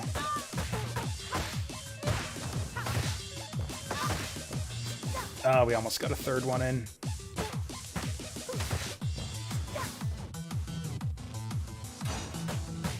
Yeah, these two... This boss is so much easier once you get the first one down. Also, it's like she's given up on life. She's not even going for the hyper armor iframes anymore. Oh, it's happening. The store's gonna be closed in like half an hour. Time 106. Wow, this is a long game. Or maybe I'm just playing slow. This is stage 9?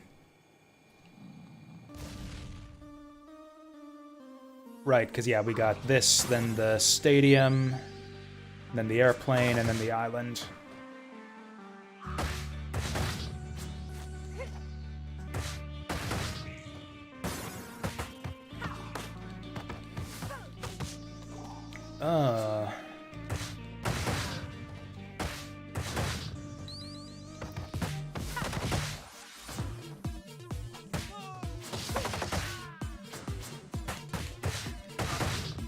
That's how it's done. Fuck.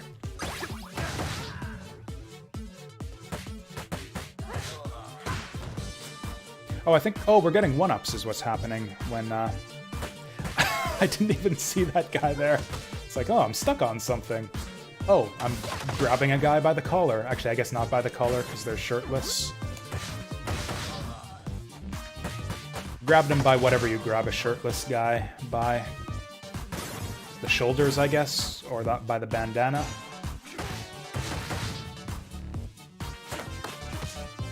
Did it again. I wanted to do the blitz there, but I got stuck on him. Stuck in a grapple.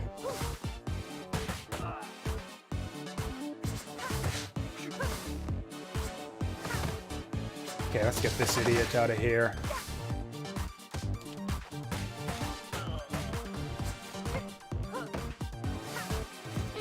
This looks like a bad situation.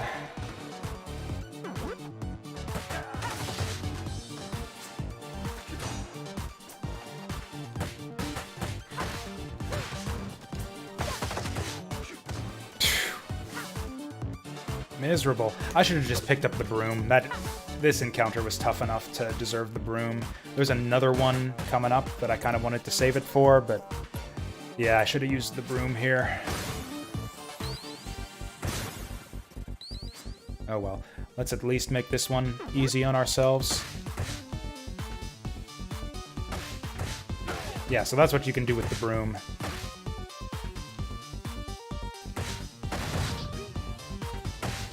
Yeah, especially once you stack them up. Okay, not quite what I wanted there.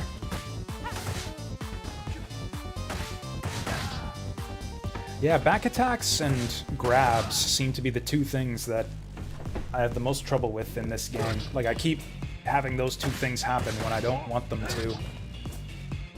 That was a fuck ton of damage.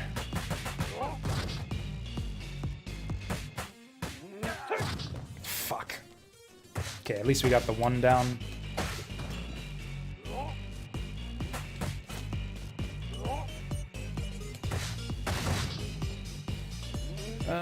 Just need to not get hit, and then I think we got food coming up right away. Oh no.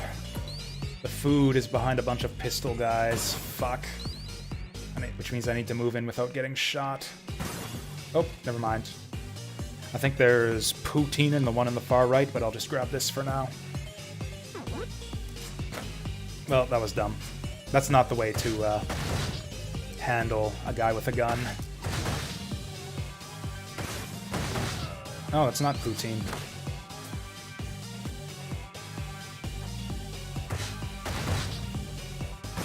There's the poutine. Okay, elevator time. Cherry has kind of a bitch of a time with this one. I think this is where my last run started going really badly. Because, yeah, I broke the windows, and then I kept falling off the side of the elevator. It happened again. I wanted the blitz, and I got the grab.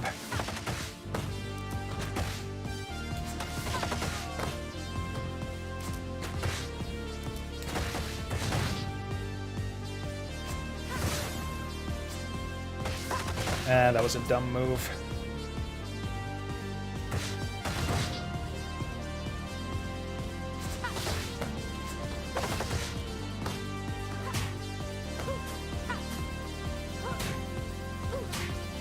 Here we go. We want to group them up in the center so that they won't break the windows.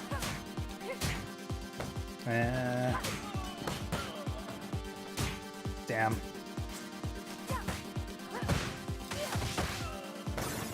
Oh, well, at least we make money out of it. Also, we got a pipe, which will help us take advantage of this shit. Okay, these guys can also take advantage of it. They got big knockback on their punch move. Damn it! Like that. We're lucky the window wasn't open.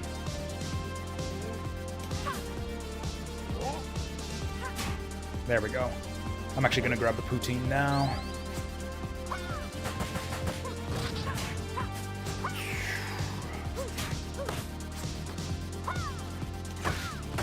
Oh, nice throw there.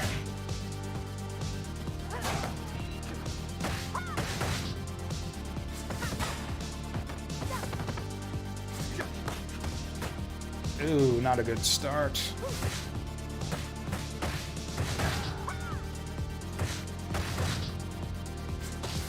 Kind of want this to break the window because we're almost done this segment. Oh, never mind. Actually, it would be really nice if I could send these guys through the window.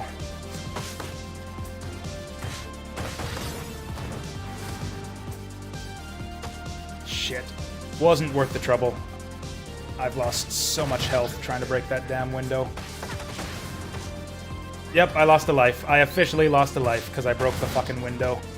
And I'm about to lose another one. This happened on the last 1cc I made on Cherry Hard Mode. I broke the windows, and then the Big Bens sent me flying through them over and over again.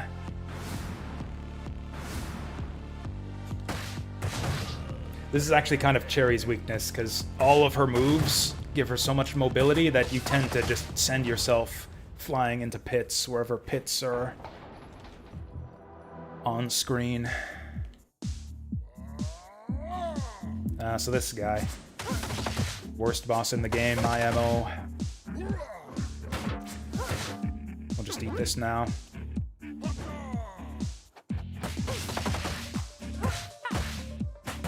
I got stuck there. Actually, back attack is another one that I always get when I don't want it. Wait, that's one of the ones I said earlier.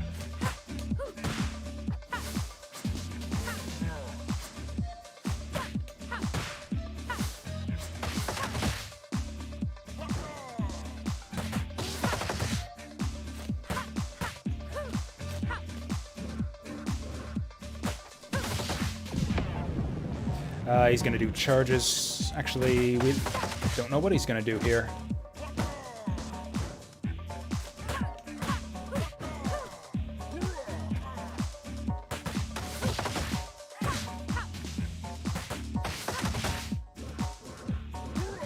Might as well take this now.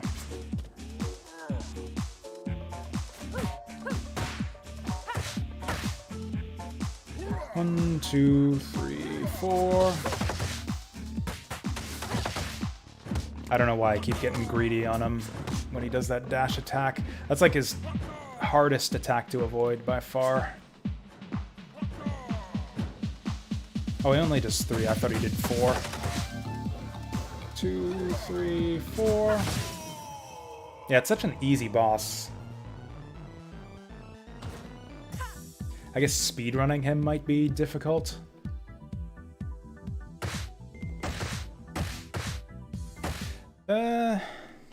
What have I lost? 2 lives? No, I think I've only lost 1 life so far. No, it was 2. Okay, stage 10 is tough. This is another one. A bunch of pits all over the place. Ugh, and it's hard right from the start, too, with the fucking red pants Donovans here.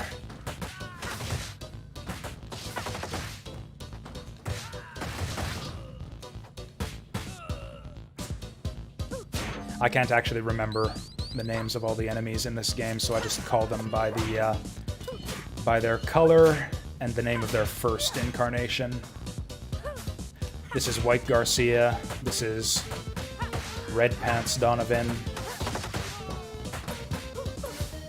Pretty good start to this stage. Geronimo!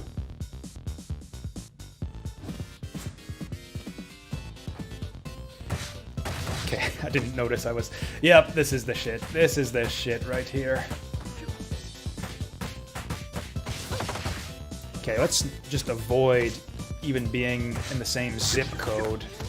Fuck, as this pit here. Or at least certainly not on the same vertical plane. Oh, that's right, he's got super armor when he wakes up.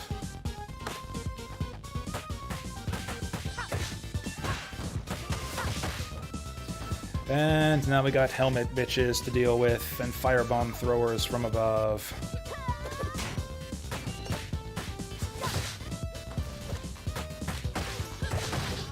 Oh no, not firebombs, grenades. That's actually even worse, because grenades do a lot more damage.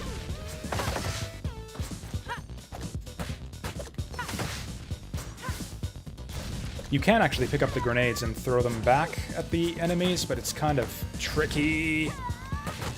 I don't know what to do there. The way they stagger their attacks, you've got no safe zone to go in on them.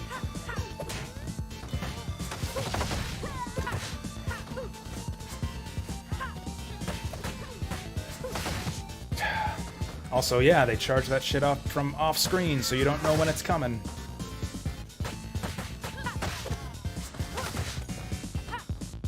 Do not like that encounter.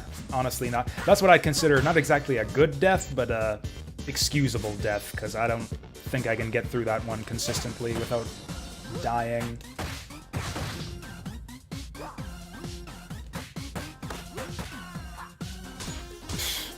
Did not see that the white one had a knife.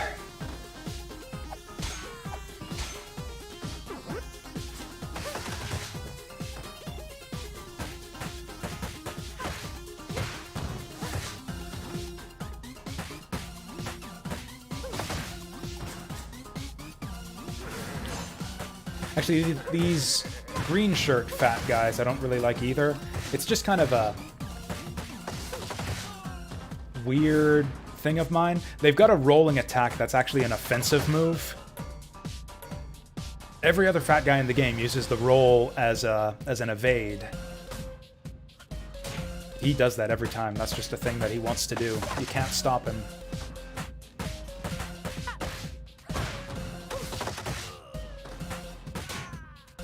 And now I've done it. But yeah, all the fat guys in the game use the roll as a dodge, whereas that one fat guy uses it as an attack. Actually, he's gonna throw that at me, isn't he? Yep, he did. No, he didn't.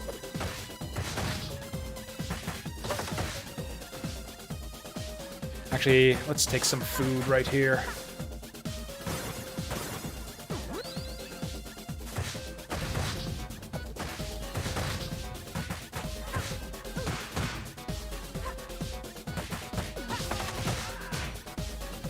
Yeah, I knew that was gonna happen.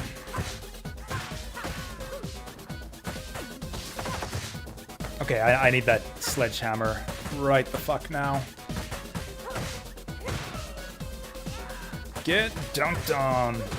Spiked in there. Okay, this might be cheeky, but I'm gonna try to save that poutine. These guys, incidentally, will,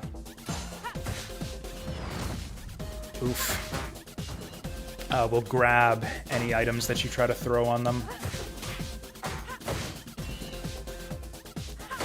There we go. Super armor through that, bitches. Actually, now's a good time for poutine with this many enemies on my ass. Oh, God. You know what? This is a good time for a super. When he lifts up all those items like that, they will combo on you. Like, if they all hit you at once, they can juggle you in the air, and you take damage from every single item on screen all at once, which might have actually one-shotted me right there. I think we've actually got a boss coming up. We would be in such brilliant shape right now if I had 5 lives instead of 4. I got greedy there.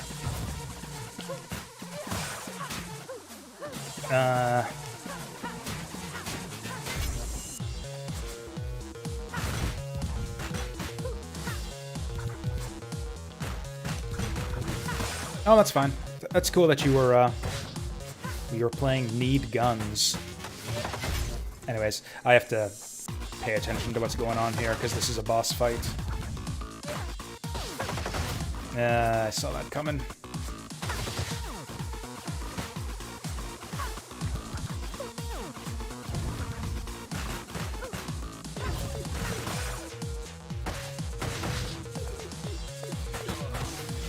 I should really just go straight for the signal enemies, because I'm not going to be able to get good combos on the boss when they're on screen.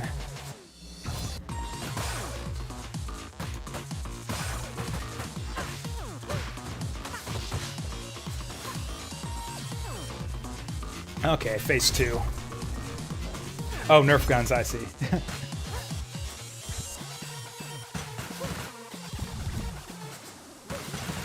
I think that yellow bullshit goes away if you just dodge it enough. Oh, yeah, right, this was the strat for this fight.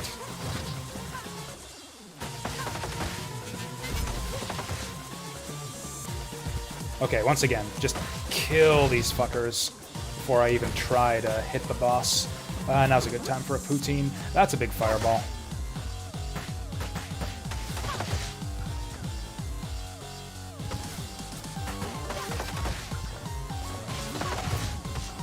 That was kind of worth it to get that red guy out of there.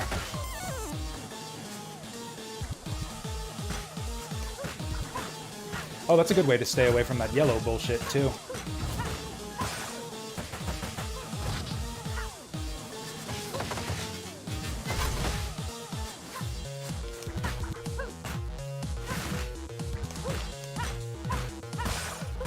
Actually, I guess I can do this. Yeah, that's the way you combo him. That's the way to get a combo out of that.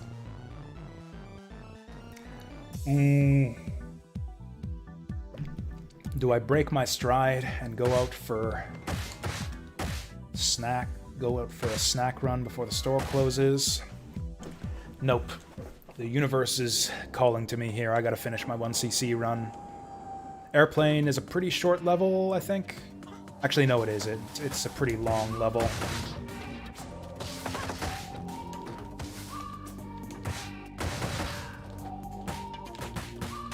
Also, this opening elevator ride is kind of tough because it's got a shit ton of enemies.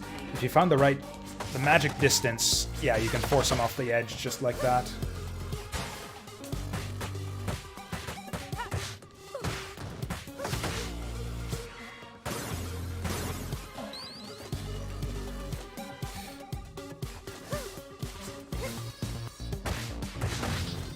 I knew that was gonna happen. I really hope that's poutine in that. Again, I wanted the combo. And not the grab. Okay, poutine. Good. We're alive again.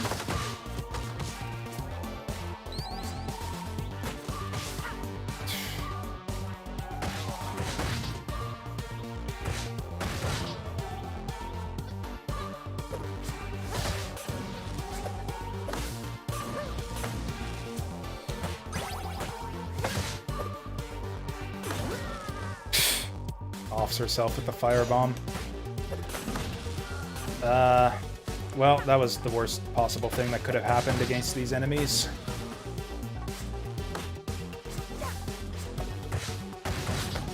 Dude, fuck! Oh, that's such bullshit. And I knew I didn't want to be grabbing her. It's like, oh no, the firebomb's going up. I need to ungrab her so I can run away, and there's no running away. Once you're grappled, you're just stuck. Maybe? What if... Okay, let's experiment a little bit. What if... Let's not experiment, because this encounter is kind of a pain. Actually, maybe you just can't hit them at all when they got a potion in their hands. Oh, Christ. If I lose another life right here, that's probably the end of the run.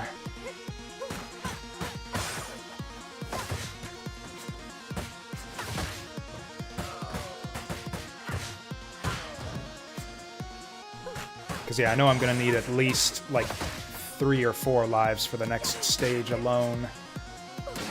And I doubt that I can beat Mr. Y without dying.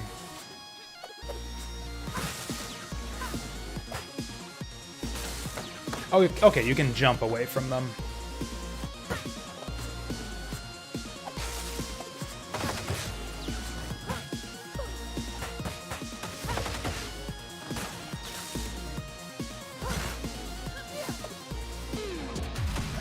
I'm gonna... Oh, yep, knew that was gonna happen.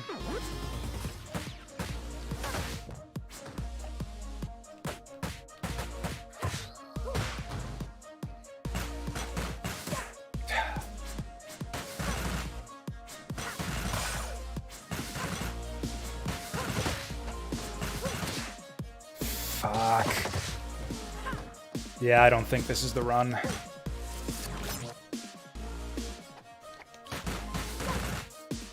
You know, I think these guys actually get their baton attacks off faster than the shield guys in Stage 2. Also, this guy's name is Dunphy, apparently.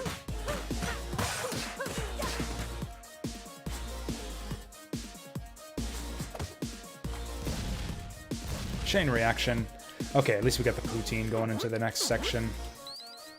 I think we're a long way away from a level up as well, or a long way away from, what's the word I'm looking for? A one-up. Damn it. I was hoping to set it up so that they all go overboard once the ramp falls off.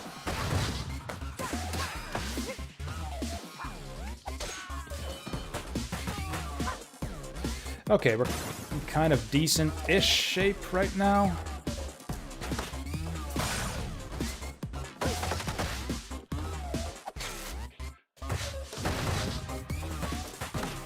Fuck. Fuck!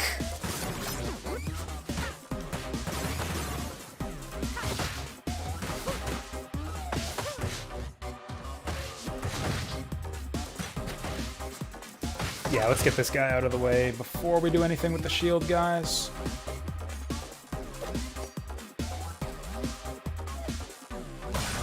Nice. I don't know exactly what happened there, but works for me.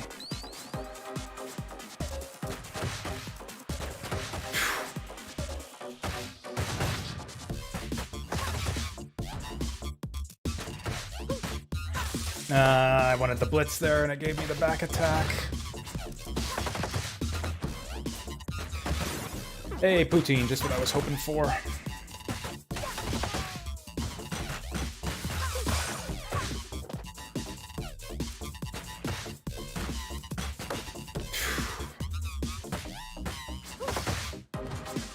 I really should make the gun guys a top priority. I'm losing my focus now. Probably just because it's late at night and I've been playing for a long time. This game does seem a bit long for a arcade-style score attack game. Like, I don't think any of the other Streets of Rage games took this long to clear.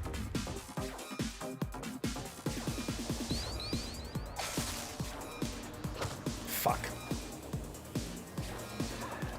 Man, these bitches are quick. Fuck it.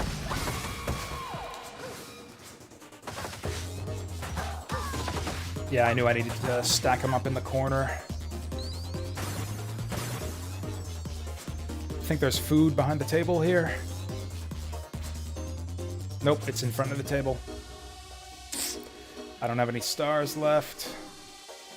Actually, it's a star behind the table. That'll do just fine. That's fine. I didn't think I was going to be able to get the poutine safely without...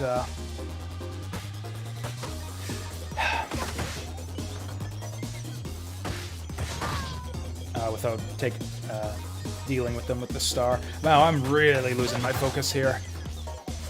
I'll get the 1cc if I just play earlier in the day, I think.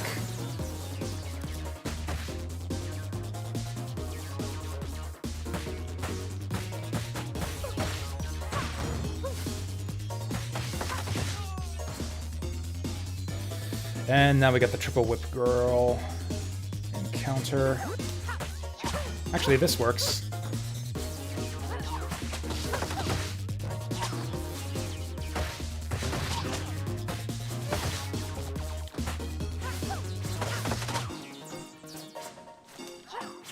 Fuck.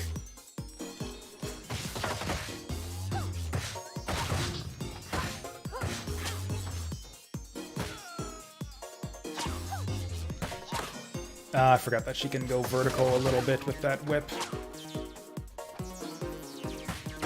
I think that's both of them. Nope.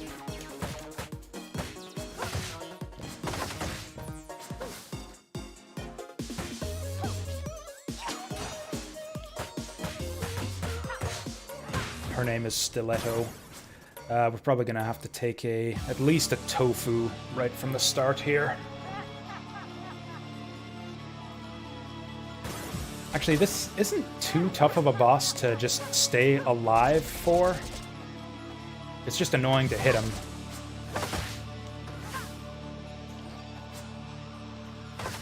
He does get hard in the second phase when she starts bringing out the rocket launcher.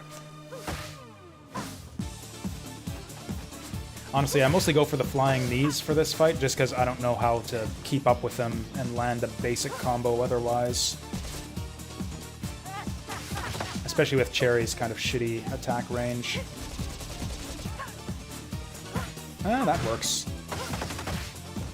Okay, I think we got something there. Yeah, and also, even if you do catch up to him, look at all the frickin' super armor that he gets.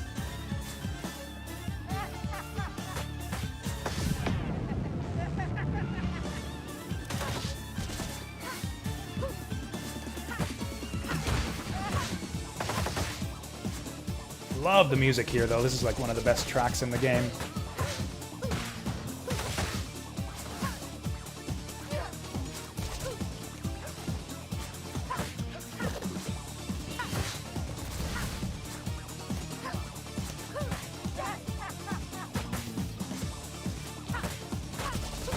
Yeah, this works.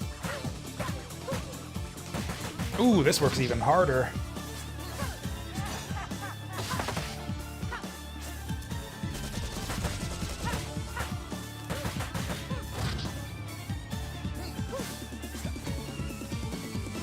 Yeah, I knew he was gonna go for one of those.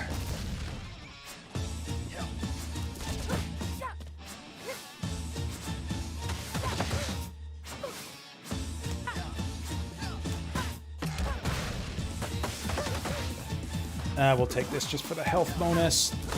Oh, shot in the face. That was actually a really good Mr. Y fight for me. We actually do have four lives going into the final stage. This might be the run.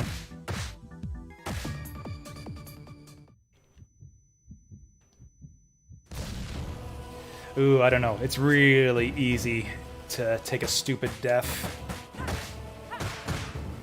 at the start of this stage just with the health penalty from the plane crash. Fuck! Whatever, I think we got health coming up reasonably soon. As long as we don't die before the first health pickup, then it's all good. I was experimenting there. Shouldn't have done it. Oh, shit, we might actually die at this rate.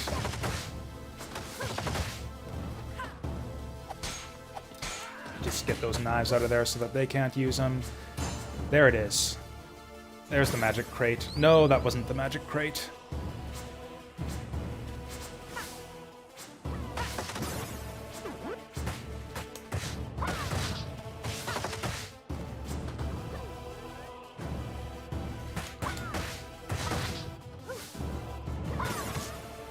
Oh, there's the poutine. Now I really need it. Fuck. Fuck. Honestly, that's pretty much the only good usage, or not the only good, but the best usage I've found for star moves is to cover your poutine approach. I should stop calling it poutine. I should probably just say big health and small health, because other people use different things for their health pickups in this game, but I don't know. I like poutine. That's not even true. I was talking about that on the last stream. I tried poutine once years ago, and I thought it was gross. It was McDonald's poutine, mind you. Wow, that goes real vertical.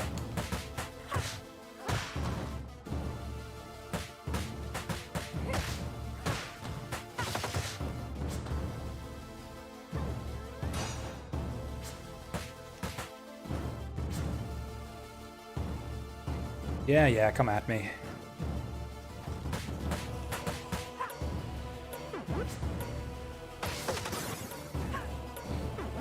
Okay, there's my star back. Do we get another extra life before the end of the stage? If we get one at 17,000, I think we've basically got this in the bag. I don't know, final stage is pretty tough, but I don't think it's going to take me 5 lives to beat it.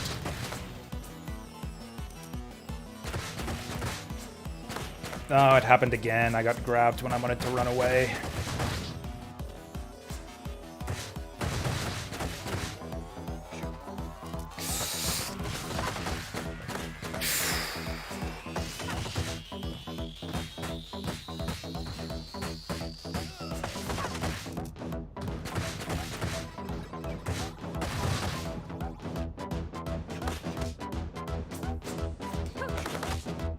Okay, that was really bad.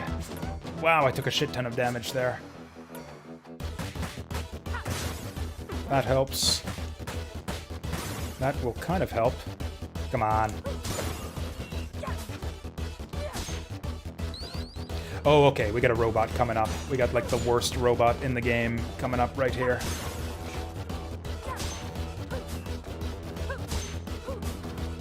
I have a hard time juggling enemies with items.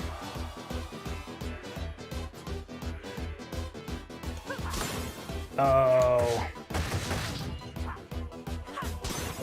Oh, that's the guy that grabs items. I forgot.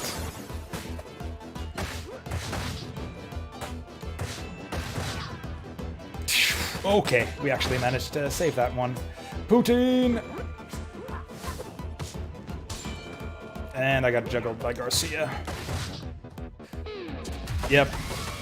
That's also a good use of star power, is when you're gonna get juggled in the corner. Oh, I didn't mean to do that special there. That's fine. We're fine.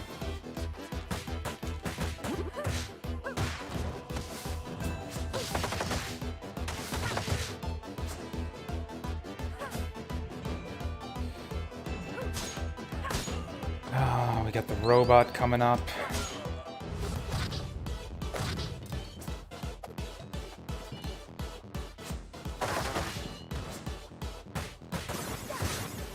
Okay, good. Tofu, we're alive again.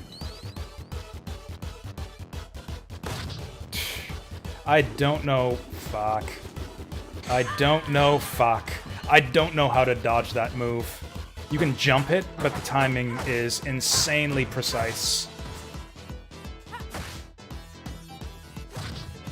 Oh, I guess you just stay the fuck away from him.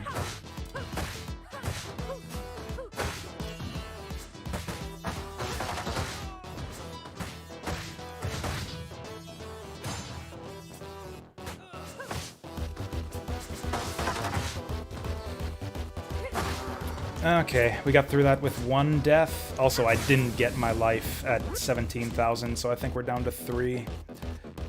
Ugh, things are starting to get a bit intense now. We got the ninja fight.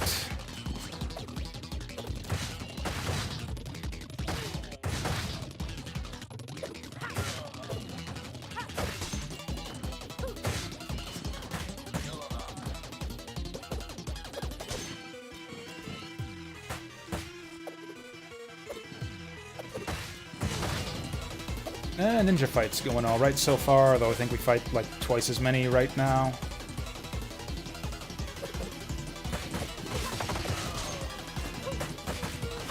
I should be using jump kicks more. Jump kicks, I don't like jump kicks. There's kind of an obvious strategy that I see people do in beat 'em ups sometimes, where you just spam jump kicks to knock down the enemies constantly. Kind of keep their numbers under control, or keep them from swarming you. Keep them down constantly. I don't like doing it because it's super tedious, because you have to wait for the enemies to get up, like, all the time. But it is safe. I can probably just let these guys kill themselves off that... yeah, off that thing there. Yeah, just like that.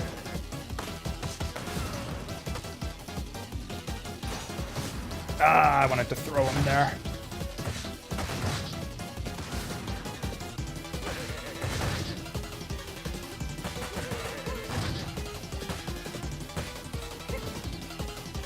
I'll actually just take the poutine now so that I don't fuck things up. I think that's it. I think it's final boss after this. Okay, if we're gonna get a 1-up for points, we're gonna get it right now. Actually, no, we're not. I don't think we quite make 18,000 here. Maybe we will after Ms. Y. I just realized it. Her name is, like, just 1 or 2 letters away from being Missy.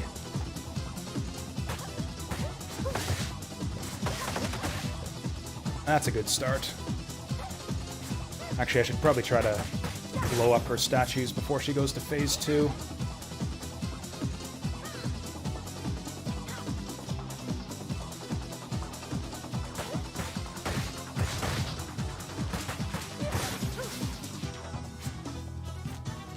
There we go, that's the way we do it.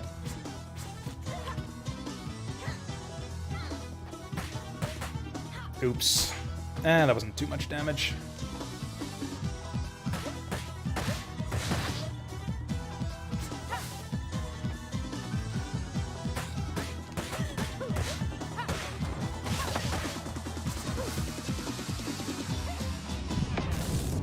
Whoop. I think I might get more damage out of my basic combo if I hold on to the knee. Uh-oh. Nope, we're fine.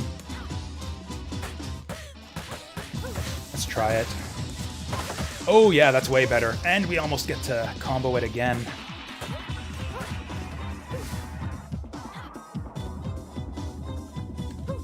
Damn it. Keep freaking out when they flash red, because you kind of want to stay away from them. That's when they're going to grab you, but you can actually just hit them out of it, which is the smart way to approach that. That wasn't a great use of that.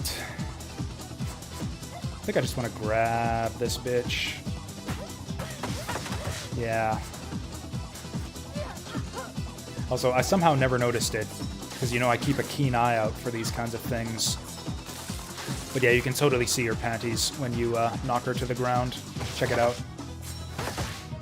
Watch her work doubly hard to avoid that happening, now that I've said that, now that I've pointed it out.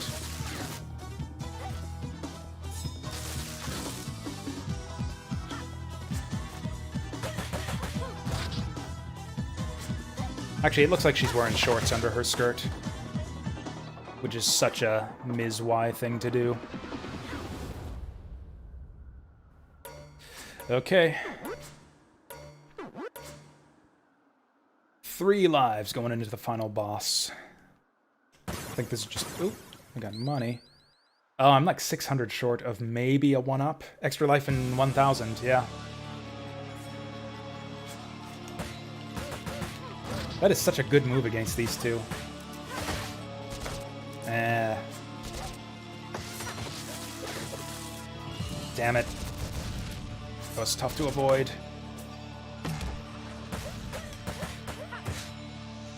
Yeah, I had to back away from that one.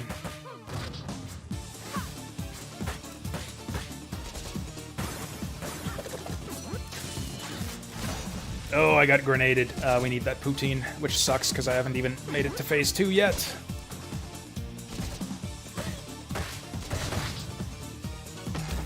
Oh, that thing homes in a little bit.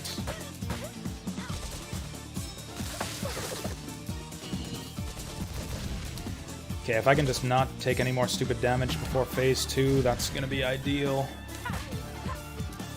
I think they're about to transition. Okay, this is what I would consider stupid damage here.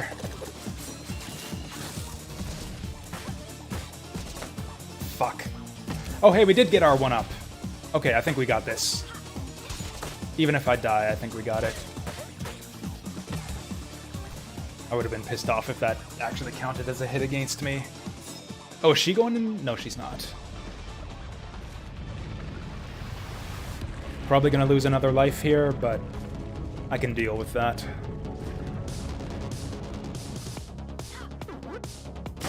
Okay, watch the legs.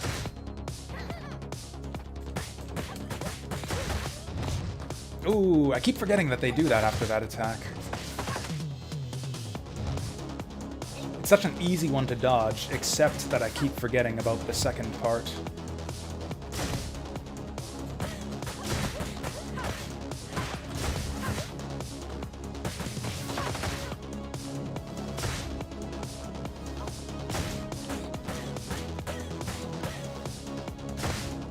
Saw it coming that time.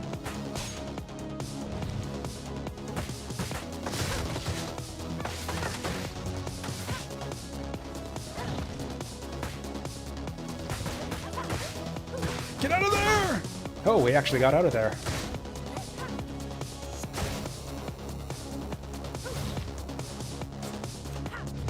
Actually, I wonder if we can do the jump kick combo against the legs. Like, go like... it doesn't look like we can.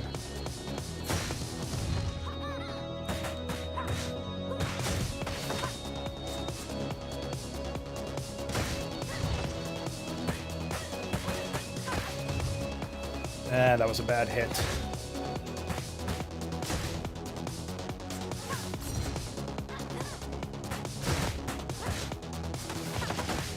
I don't know why I'm playing so cautiously here. We have 4 lives to spare.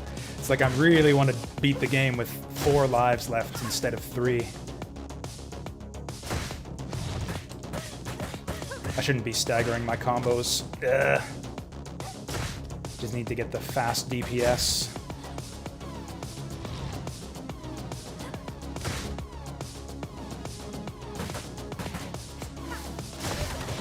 Ooh, that almost got me.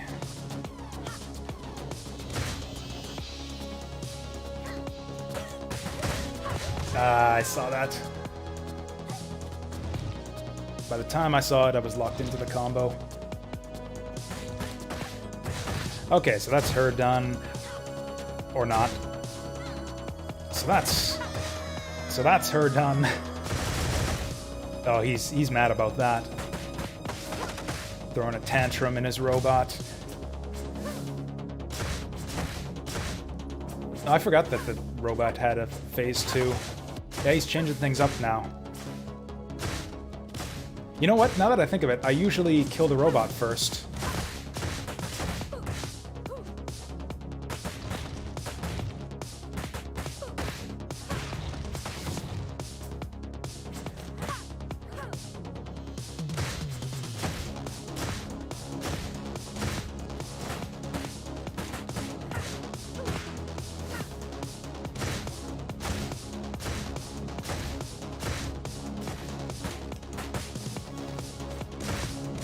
Or maybe this is new to hardest? No, I'm playing on hard difficulty, not hardest. Anyways, that's the 1cc. I beat the game on hard arcade with Cherry. Isn't that supposed to unlock an achievement? Saturn Meteor said it would unlock an achievement.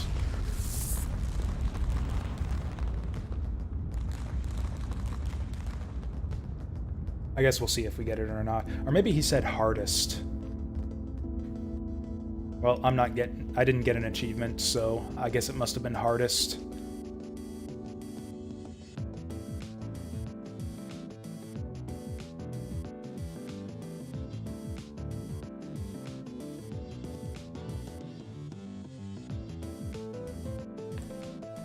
Thank you for playing Streets of Rage 4. Oh, there it is. Achievement, 100 yen. Achievement, all clear Cherry. So all clear Cherry is complete the campaign in single player mode as Cherry. And I'm assuming 100 yen was the 1cc. 100 yen, clear the arcade mode on hard difficulty or higher. Okay, I can see it now. So the reason hard mode is so much easier than hardest is because that's the lowest setting you're allowed to have and still get your arcade achievement. So I think hard mode is easy enough that almost anyone could get the 1cc in arcade mode with just a few attempts at most. Hell, I did it in 2 tries. We got a B rank overall, so that makes me feel kind of bad. Other than that, though, that was solid. I don't know why they don't just give you arcade mode right off the start. I think that's the fun way to play it. Am I done with this game now? I feel like I'm not. I feel like I want to go for the Maniac, like the hardest arcade clear, and finish up Maniac. Can I even clear stage 3? Let's practice Floyd a little bit. I got bombs in these arms. You get bombs in these arms. It sounds to me like he's trying to rhyme bombs with arms right there, which is kind of stupid, but then again, he kind of pulls it off. I got bombs in these arms. Ah, that's the way that Floyd deals with the barrels without getting hit himself. Yeah, he's got the range. Get over here.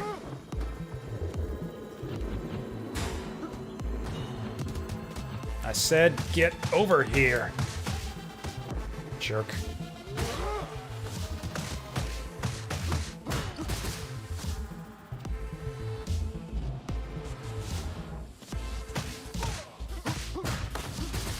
Actually, Floyd's kind of got the same problem as other character, or as Cherry, where you end up stuck in grabs sometimes, except he doesn't have it as badly, since he can walk around with enemies in his grip, and he can also throw them away a lot easier.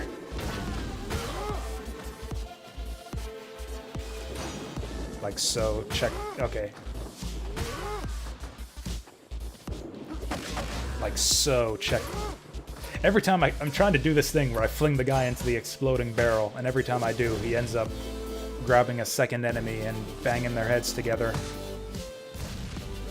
Actually, if you compare this to my standard hardest difficulty arcade mode runs of this stage, we're actually doing really well right now.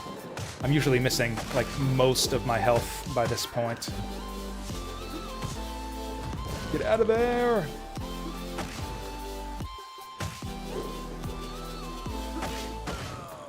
Lol.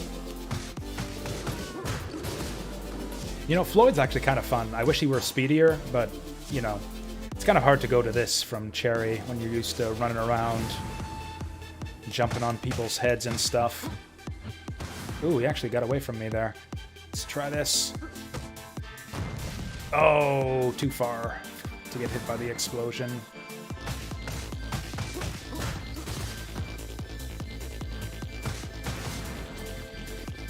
Look at him fling that fat guy.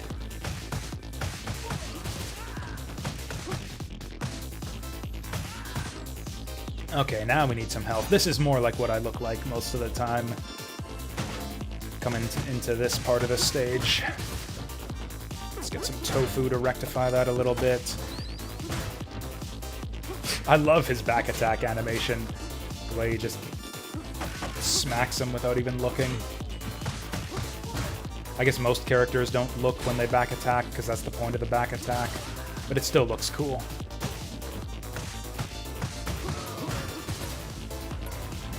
You know, Floyd's pretty badass, actually. I think he might be my second favorite character after Cherry.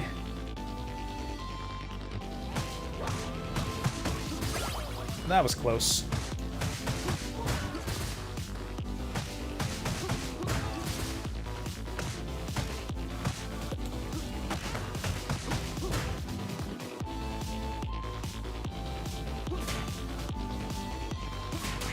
He's actually got more range with this thing than I realized. Get over here. Club you all at once. Oh, I thought someone dropped a knife over here. I'm trying to fling him at the other guys on the other side of the screen, but he keeps on grabbing more dudes. I intended for this to be a demonstration of how much I suck at Mania mode, but actually this run is going decently right now. Okay, this is what we want. No! This is not what we want. I need this to... Because, yeah, we got poutine coming up, so I needed to do that to make sure I can get at it without dying. Actually, Floyd's going to be super awesome at this boss fight, because this is all about grabbing enemies. And she gives you plenty of enemies to work with.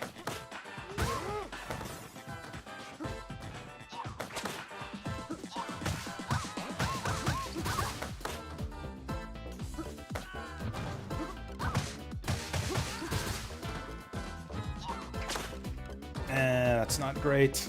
That was a weird wall bounce. Oh, that's a spiked wall. I've never noticed that. Is that only on Mania mode? I'm actually getting... Oh, I thought I was at full health. I took that for the points.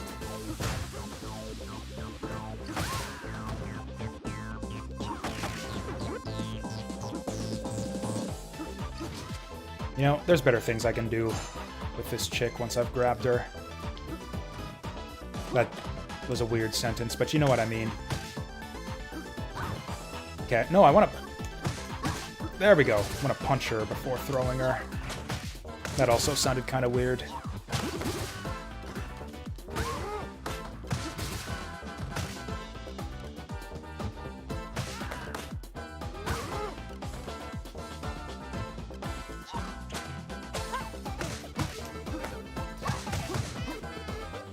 Actually, I can keep doing this. Just throw her into the spiked wall.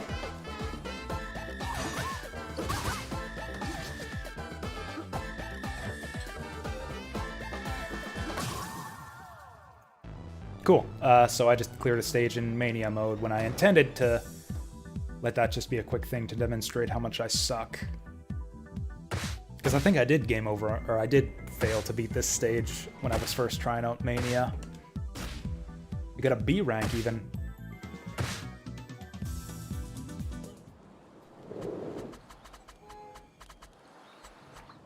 So that's pretty cool. Yeah, and stage select lets you unlock the next stage, so there's not really any reason to play story mode once you've... Anyways, we're gonna... Actually, now that the lockdown has finished, maybe the store's still open till 11 now? It used to be open till midnight, but after the COVID shutdown, they shortened their hours to 10 o'clock.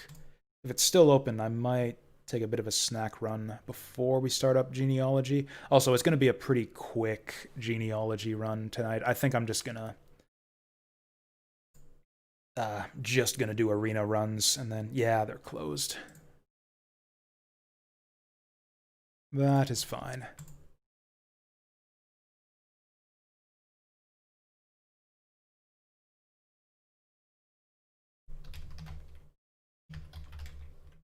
We'll just say brief.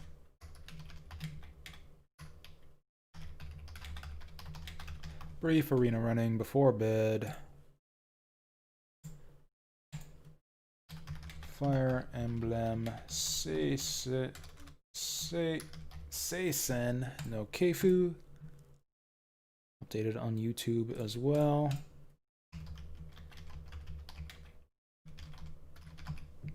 That's so cool how on the YouTube dashboard, Seisen no Keifu autocorrects to Genealogy of the Holy War. It's like YouTube cares more about gaming than Twitch does, which honestly wouldn't even surprise me if that were actually true. I do have to, yeah, I don't want to stream too late because I've got work tomorrow.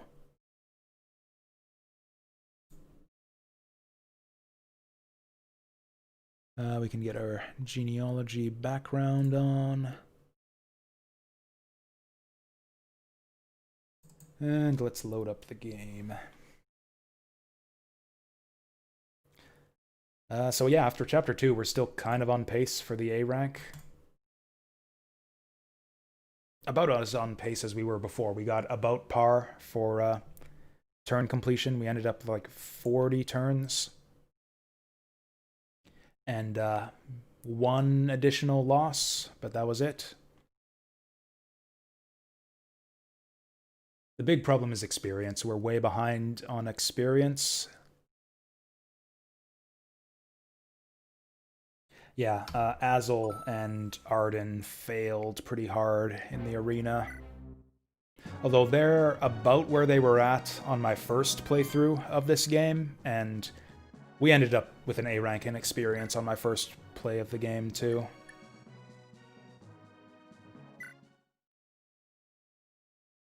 Oh yeah, since I guess we're, yeah, chilling before bed, and because we're going to be doing a lot of fast-forwarding through Arena, let's get the playlist up, and let's actually make it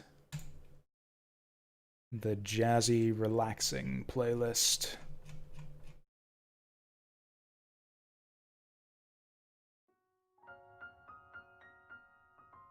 Cool.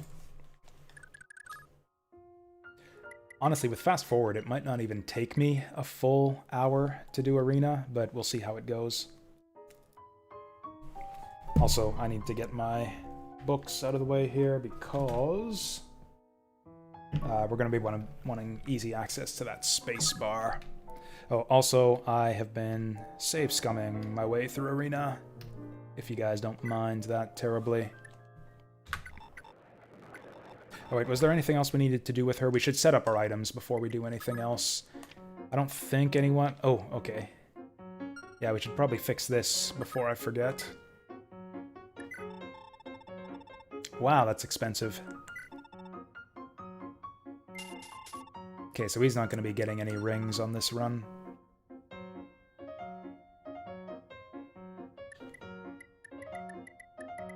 Am I ending the stream? As soon as I'm done running my characters through the arena here, which usually takes about an hour at this stage in the game. Yeah, we've got about 20 characters, which takes about an hour. Especially since I'm going to be kind of working overtime to... Okay, so to clarify my approach here, I think I'm abandoning A rank for experience. I think... Even if I care about rank for this run, I think experience is going to be the easiest one to just sack and take the B rank.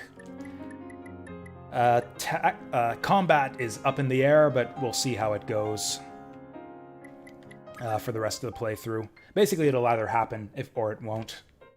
At some point, if we just start failing too badly and too repeatedly, I'm not going to want to reset anymore, and we'll just take the B rank and...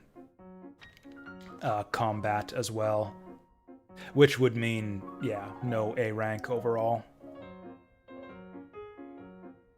Yeah, Deidre's got all of the rings, so once she clears the arena, we can pass those on to other people.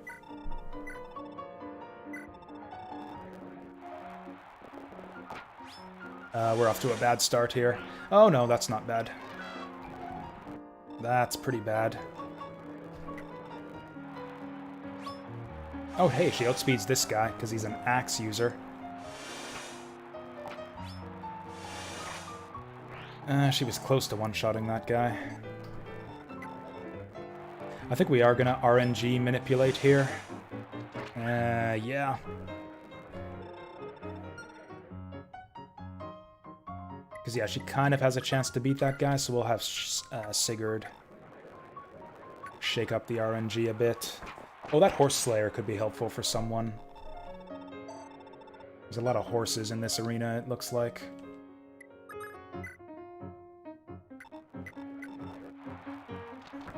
So what needs to happen here? We need him to miss, and we need to hit. Yeah, that's exactly what we needed. Perfect. That was actually a really lucky run.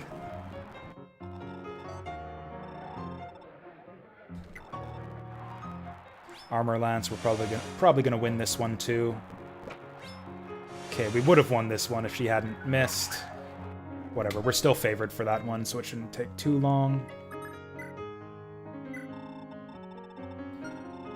Even though I don't care about rank, I would still like Azel and Arden to do well in Arena this chapter, just so that we can promote them quickly and make use of them.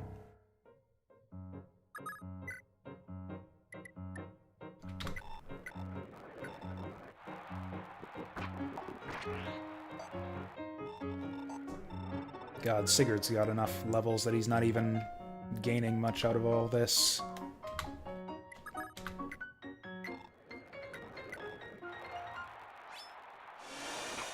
Yeah, we just need her to not miss 2 86s. There we go. Come on, big ups. Let's see, defense, HP, yeah, I guess that's alright. Magic would have been nice, but she's probably maxed on that. Oh, I don't think we can win this. We need him to miss a 96.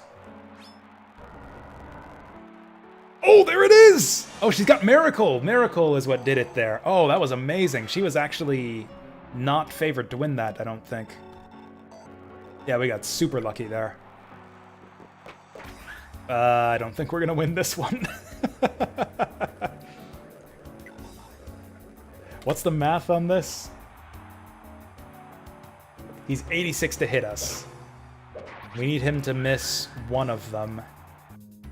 And then we need him to miss 2 more after that, because it's going to take 2 hits to kill him. I think Deirdre's done. This is her final level for the playthrough. She hit 16, didn't even make it to 20. Actually, that's not true. She can still physic to gain XP.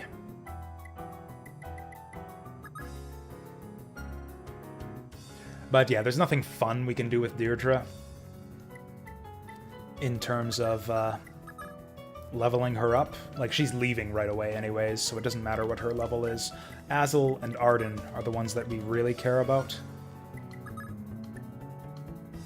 And Arden's got enough money for Paragon Ring, if he can even clear the first round. Yeah, I don't care about Paragon on Deirdre. She's gonna sell that shit.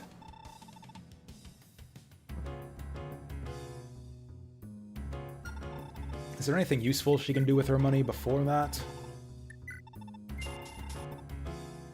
Repair silence, I guess? Like, I'm right about this, right? She has no chance at all in Arena. Unless we give her a different magic book. That would actually do it. Oh yeah, speaking of which, I forgot. We got new shop items for the chapter. Oh, we got a new silver. We got silver weapons now. Is Hellfire good for Deirdre? Probably not. Yeah, it's 12 weight, 14 might. Her current tome is 20 might, 20 weight. She would actually gain a bunch of evasion if we get her a better tome. Actually, Lewin's Elwind could see her through to the end of the arena. And he's pretty rich, so he wouldn't have any problems buying it back. I'm gonna save state and see if this is gonna work. Probably not gonna go through with this. Oh, it's got low charges too, so she can, or she won't have to waste money transferring it, but she doesn't care about money. Oh, but she's full on items. That's fine. She can just put something in the supply. Like, yeah, she doesn't need that silence staff anyways.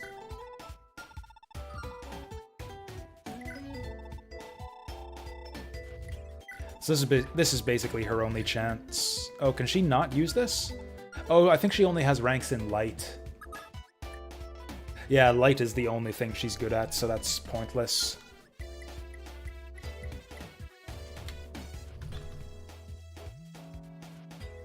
So that's pointless, so she might as well sell all of her rings, because she can't use them. Not making any more progress in the arena.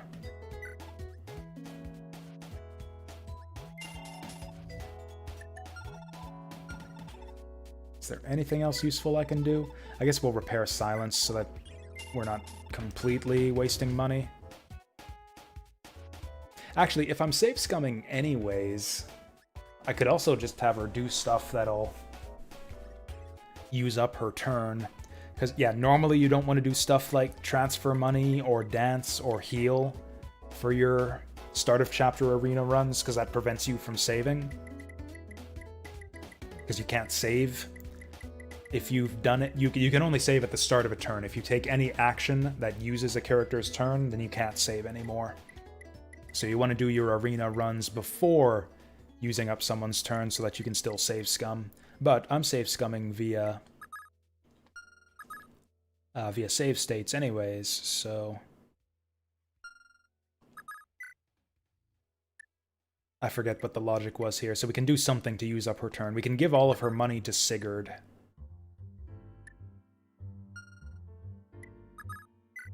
What does that do for her? It does nothing for her, but it does something for Sigurd. It'll make it easier. It will make it easier for him to repair Tyrfing later in the game.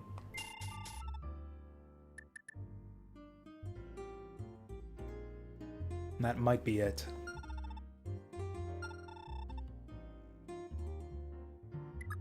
Oh, and I guess he can actually buy Paragon right now for his arena runs. Because he doesn't really need... Tyrfing's not for another couple chapters. 3 chapters, really, so we're not in any hurry to save up. He'll have no problem getting to 50,000 gold again by the time we need to repair it. So yeah, I think that's what we're gonna do. I'm gonna have her give all of her money to her husband. Yeah, so that uses up her turn. Now Sigurd's a rich lad. So we can do a Paragon transfer. He'd better do good at the arena here. You know, he might need that barrier ring to clear the Dark Wizard. No, if Deirdre can do it, he can do it. We're gonna go ahead.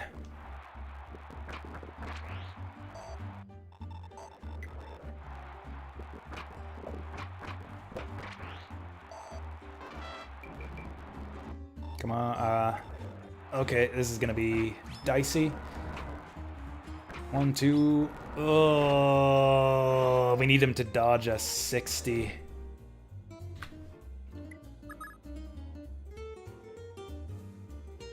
Oh, whoops, I forgot to save state my way through that. I'm actually fine with that. Yeah, let's just transfer her money again. Oh, wait. She won't be able to do stuff in town after I use up her turn, and I might need to transfer the shield ring. Yeah, that's defense +5, so even though it's a bit of a waste of money... We do want to sell off the shield ring.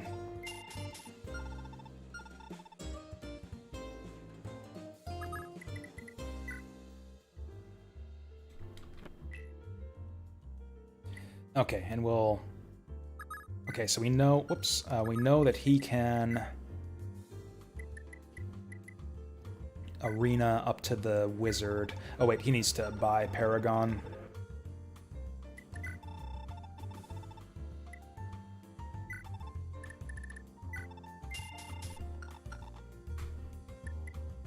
Yeah, all we need to do is shake up our RNG a couple times, because the wizard is only like 60% to hit him, so as long as he misses one of his 2 attacks, we've got it.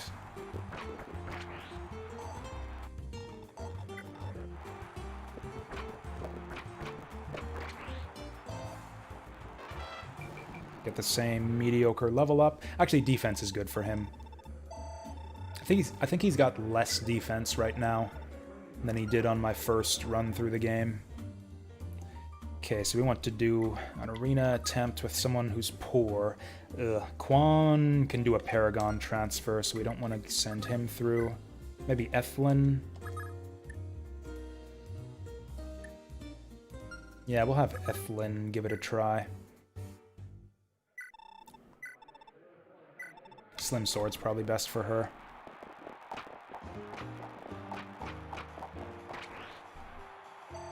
Okay, that burned a bunch of RNs right there, so we'll send Sigurd in.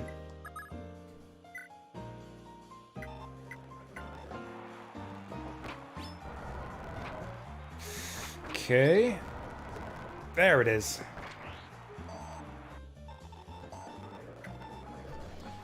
As far as the stream plan for the weekend, I guess we'll see. Oh, that was actually lucky. We were definitely not favored for that one. Speed's alright for him, I guess. Oh, and then we get a Brave Axe. Get out of here. This is like the easiest opponent in the arena here. Is he maxed out on his other stats? What the hell? Okay, so now we can sell Paragon.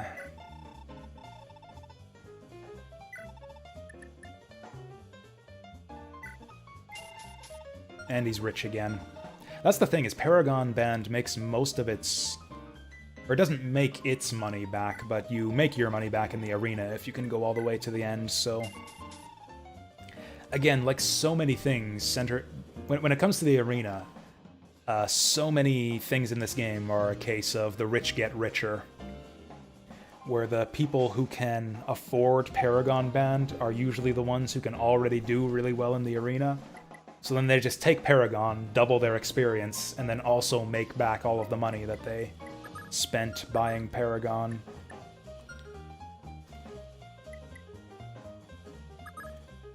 Arden can also Paragon, but he's gonna have a hard time with it. Which means we should probably do him first. In fact, with Bargain Band, he can basically do this for free, so we might as well. We'll take him as far as he can with just Paragon, which is honestly... We'll be lucky to see the second arena opponent. And then we'll just buy 2 rings, like Speed... like Speed Barrier. Actually, he's got a decent shot here. Good start for him. Damn! Damn. I should beat the Axe Knight pretty easily. Nice, skill strength, and res. Oh yeah, there's no way he's making it past the Dark Mage or the Myrmidon. What are the odds on this? He's actually favored with the hit rate.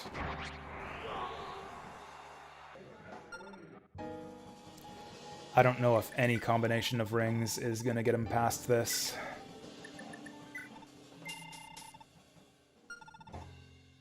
Oh, but he's made enough money to afford 3 rings now, which still doesn't help him.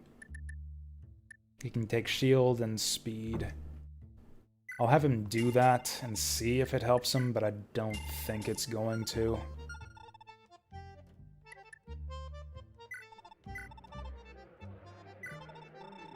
Oh, you know what? A better sword might help him. Can he wield Silver Sword? He cannot.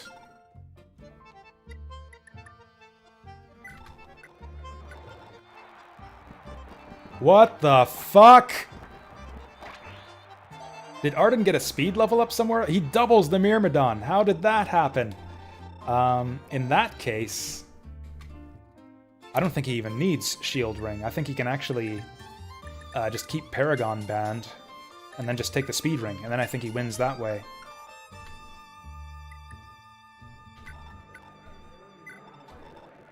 And that's with Slim Sword, too. This is absurd. Okay, better than HP this time. Like HP defense, HP strength. I'll take HP strength. Oh, and then the wizard. It's the wizard, isn't it? Oh no, we got armor lance. This is gonna be a bit sticky.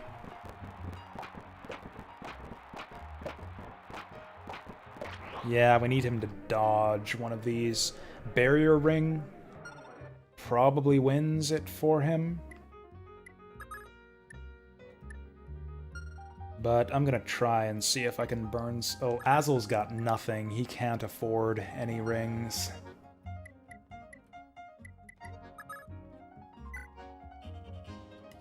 So I guess he just goes in with what he's got.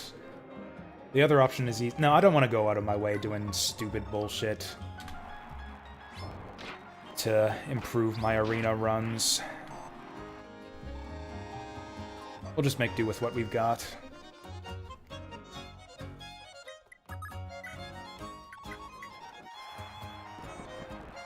A better sword would help him out here. Nice! Oh, he still doesn't do enough damage. Yeah, he needs a better sword. Unfortunately, after buying all those rings, he's too poor to afford a steel sword transfer.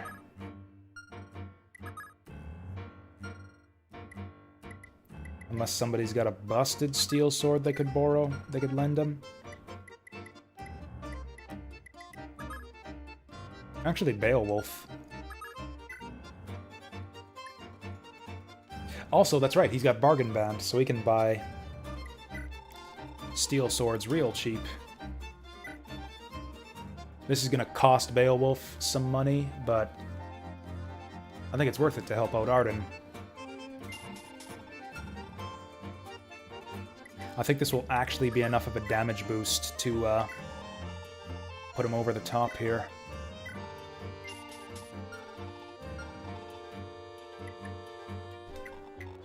Ooh, it might... His speed might suffer? No, he's up against a spearman, so he should still... win. That's gonna lower his hit rate, though. That's actually less of an attack boost than I was hoping for. Oh, and we still get the RN where he dodges, so yeah, he wins off that. He just needed a small attack boost. Let's see, strength again? Jesus Christ, Arden. Mag and res. Okay, defense would have been nice, but... And now it's the Dark Mage. He didn't get one-shotted. Yeah, I need this guy to miss one attack. And if I miss, then I need him to miss 2 attacks. Is there anything else we can do here? Yeah, Azel's not gonna get his levels out of the arena. I think we need to put him on the front lines of combat. Night Ring would have helped him out tremendously with that, and I sorely regret that we didn't try harder for that in Chapter 2. Okay, good, he's got Pursuit. Defense HP or Magic? Magic, I guess, is fine. Speed is good, too. Azel can actually get pretty dodgy if you, give him a decent tome. Oh, hey, he's at 20,000. We might be able to buy Speed Ring to double the Myrmidon. Well, that was bad luck.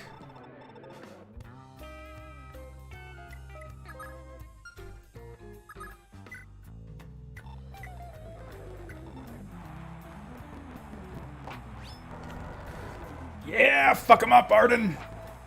Oh, he's doing it. He's doing it, boys. 1, 2. No. Even if he hits every single one, he needs to deal 1 more damage. If he would have gotten 1 strength out of his previous level ups, he would win that. That's the difference that 1 point of strength can make on arena runs. Oh, that feels bad.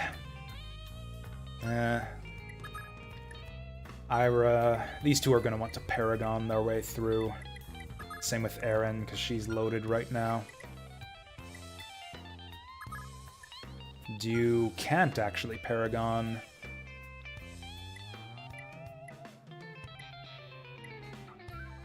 Oh, Lex doesn't need Paragon, so I guess he can go next. Burn some RNs. Though I don't... No, I was gonna say, oh, he's almost got enough money for Paragon. What did I just finish saying? Uh-oh. No, we're fine.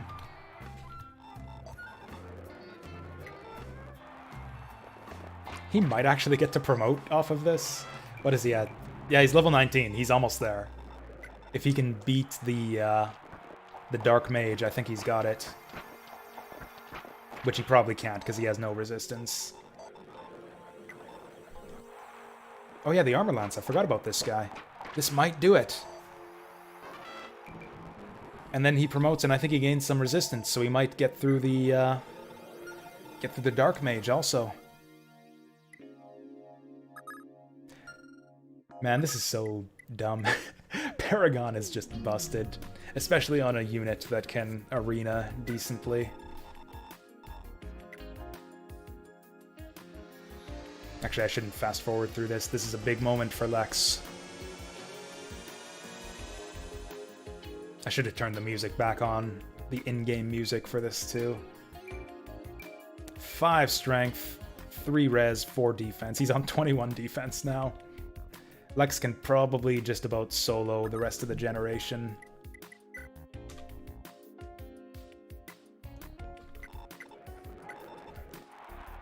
Though he might still not finish the Dark Mage. Nope, he's got it.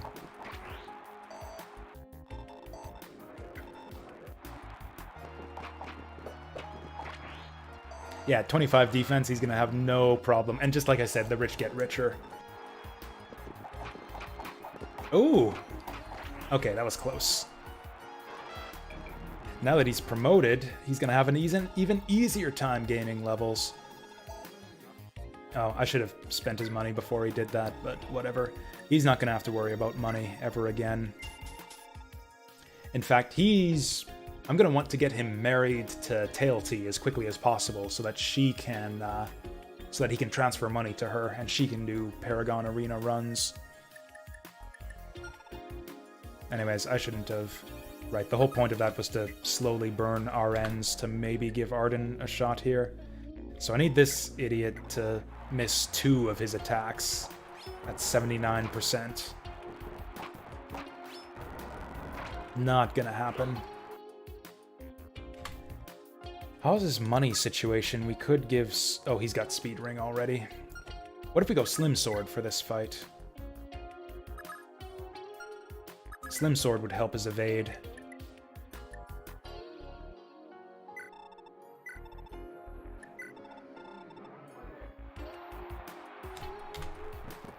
We're at 75 now. Although we know that he's probably going to hit these anyways.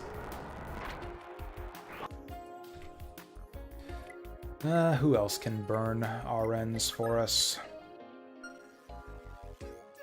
Jamka is too poor to afford Paragon, so he might as well do his runs.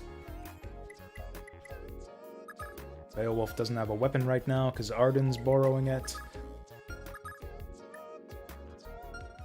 Lewin's just about rich enough for Paragon, but it's going to take a few arena rounds to do it. Also, he'll probably get hard stopped by the Dark Mage.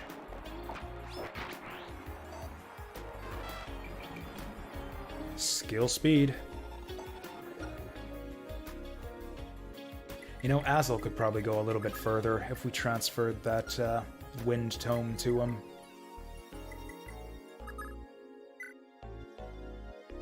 I didn't get to promote Arden on my first run through the game, and I'd kind of like to make that happen on this run. That's probably just a reset straight up. That's gonna be a reset. See it through to the end. Yeah, that's bad luck. Really bad luck. We just traded out a shitty RN for an even shittier one.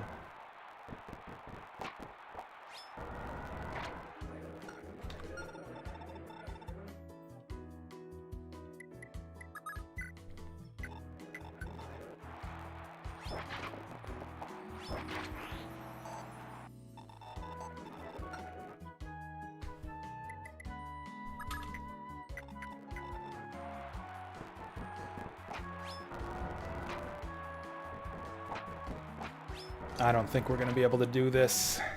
Because, yeah, we don't just need him to miss one attack. We need him to miss both of them. Or 2 out of 3, at least.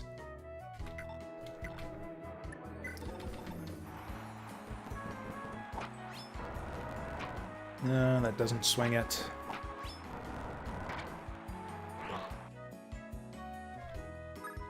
I know I said I wasn't going to fuck around with experience shenanigans, but Arden's the exception. I really want Arden to do well on this playthrough, because we didn't really get to see him in action much last time around. Sucker didn't even promote on our first playthrough. And we saw how good generals can be in the second generation. Hannibal did well in Gen 2. Bleh. Can we do anything else to help him out here?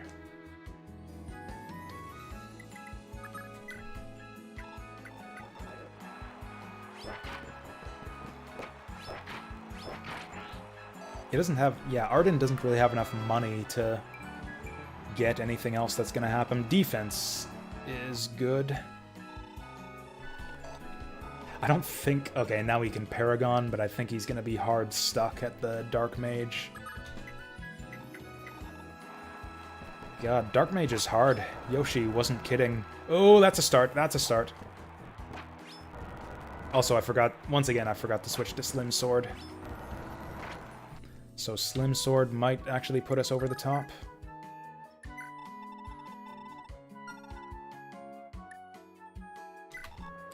Actually, the only way Slim Sword makes a difference is if we, if 4 extra points of speed is gonna help us dodge one of his attacks.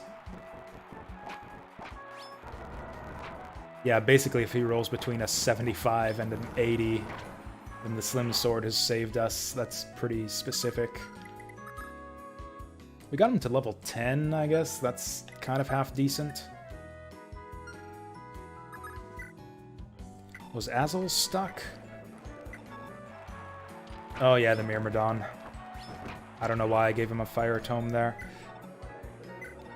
I should actually be spamming. Azel's the other person that we care about when it comes to try-harding the arena.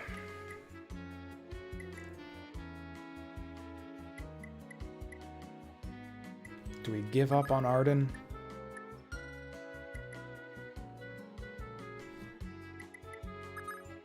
He's got Bargain Ring, so we can give him the Paragon Band once we're done. Actually, yeah, there's no reason to, let him hold up the proceedings here with our arena runs. Actually, there kind of is. Because, now he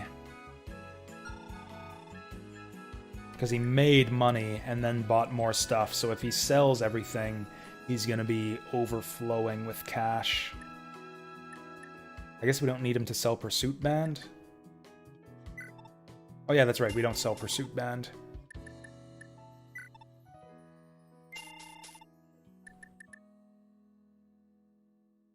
we'll sell Steel Sword as well. Would anyone benefit from Pursuit Band here?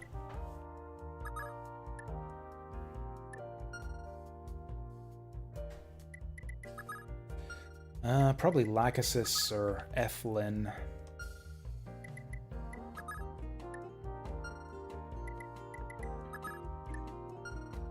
Anyways, let's just pass around the Pursuit Band. Or, not Pursuit, Paragon.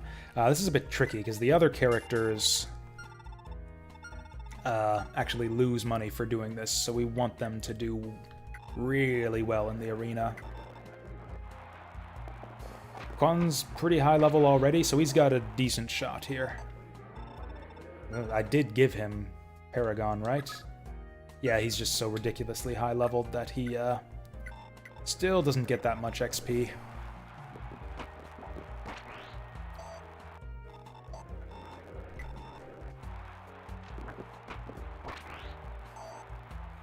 Come on, big ups. I'd really like him to just get speed and skill. Or just, you know, 5 different stats, that works too. Can't go wrong with 5 different stats. Ugh. What if... Do we have a spare Slim Spear? Damn it, now Quan is stuck. And Lewin wants Paragon Ring now, so we can't burn RN with him anymore. Noish is also pretty close, but he can go through the first round. Ooh, Noish with Pursuit Band. He'd also do well with Silver Sword. Actually, no, I don't think he can use Silver Sword until he promotes.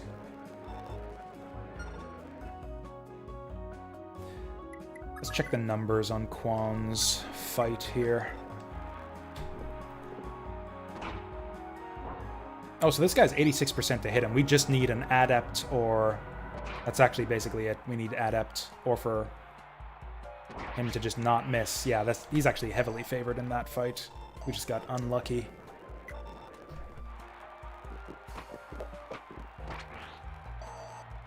Oh, the last one's an Axe Knight. Quan's the one guy who's actually gonna have trouble with this. Yeah, we need, like, Adept and for both of them to hit.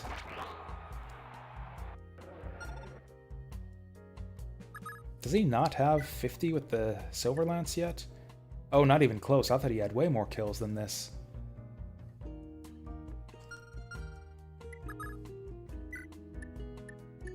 Once again, Sigurd's probably the only person who's gonna get a 50-star weapon by the end of Gen 1.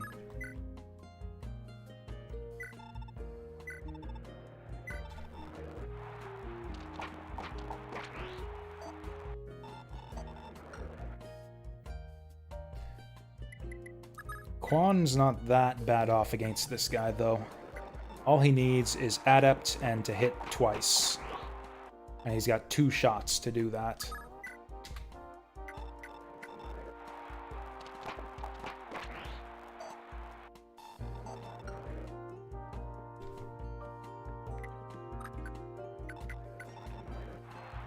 At least I think he halfway kills this guy. Actually, no, he needs 3 attacks. Can we see that again? It doesn't really matter. So he needs an Adept and to hit 3 attacks on like 67%. That might not happen.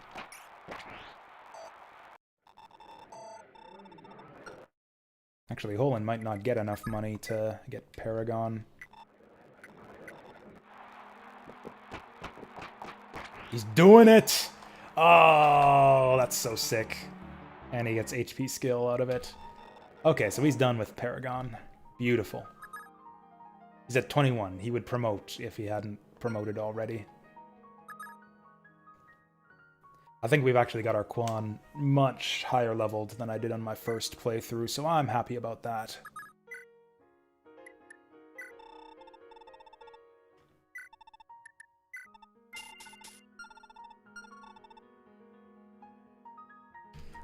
Okay, so that's an excellent start there. Noish is just about ready for Paragon. Yeah, he's B rank swords, so he can't use Silver Sword. I think he will be the next to receive Paragon, though, because I think he gets 2,000 from this win.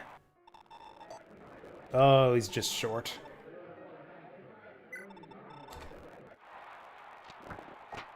Oh. Pursuit Ring would do it for him, but then he doesn't get Paragon. Maybe just better RN? We'll try better RN.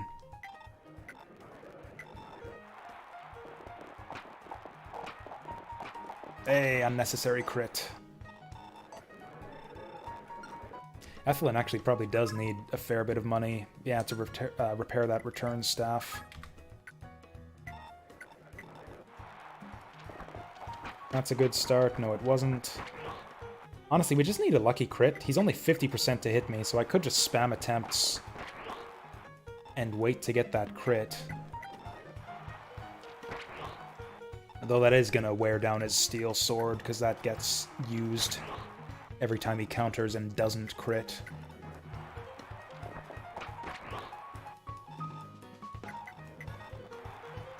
We'll see what we end up with. If it takes too long or the sword breaks or something, we'll just load state.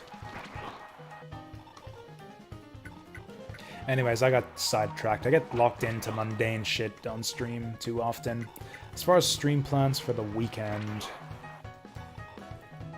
I guess it's going to be the same stuff we were doing today. Actually, before he gets the crit, we'll probably just get the Myrmidon to miss like 6 times. So yeah, we're doing Hyper Metroid, we're doing Streets of Rage still. You guys still want to see... Is anyone even watching right now? I don't know if people... I'll ask on the next stream if people still want to see Streets of Rage. I'm still into it. I don't know how entertaining it is to watch. We could put it away and try something else, like the Age of Wonders Planetfall is out, like I said earlier, although I don't know how I feel about... Oh, hey, that's a good call, actually. I forgot about panel attack. I could actually try that out tomorrow after work and maybe give it a try on Sunday in place of Streets of Rage. I'll ask the rest of the crew what they think about it.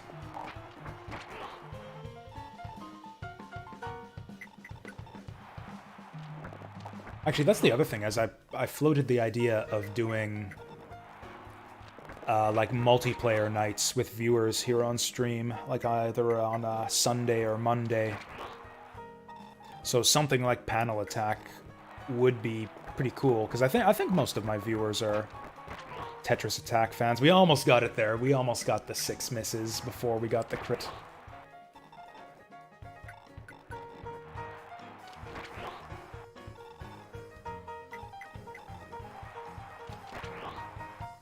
Oh, you know what? If he has to spend all this money to repair his silver sword after it breaks...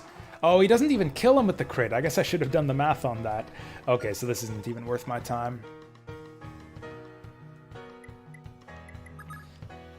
That's sad, because Noish was gonna get a lot out of the arena.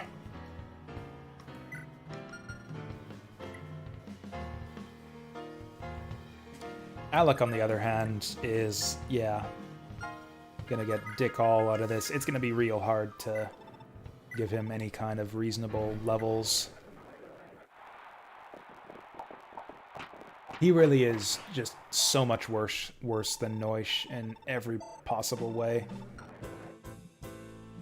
Okay, if Noish is gonna have a shot here, then it's gonna have to be with full health. Okay, that was a cool start. Just 2 wasted rounds. There he goes.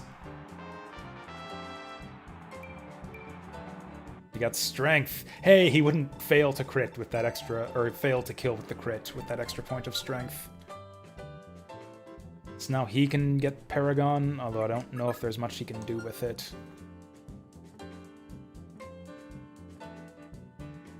Oh yeah, so as far as that panel attack, like how far does it go with the extra features? Because I was never a big fan of the default multiplayer modes in Tetris Attack.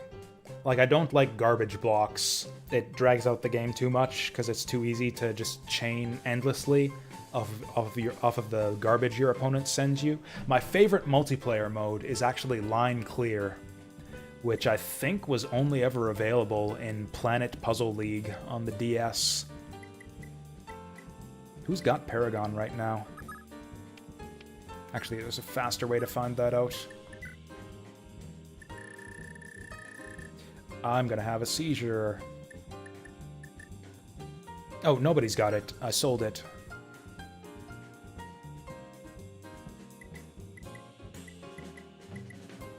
We'll give Noish a shot with Paragon, but if he only gets one win with it, then it's not really worth it.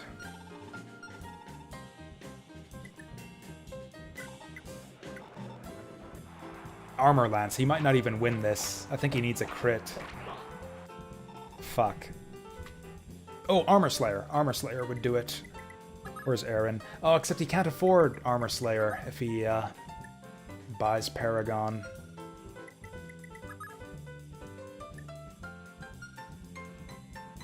So actually, maybe she does her arena runs next.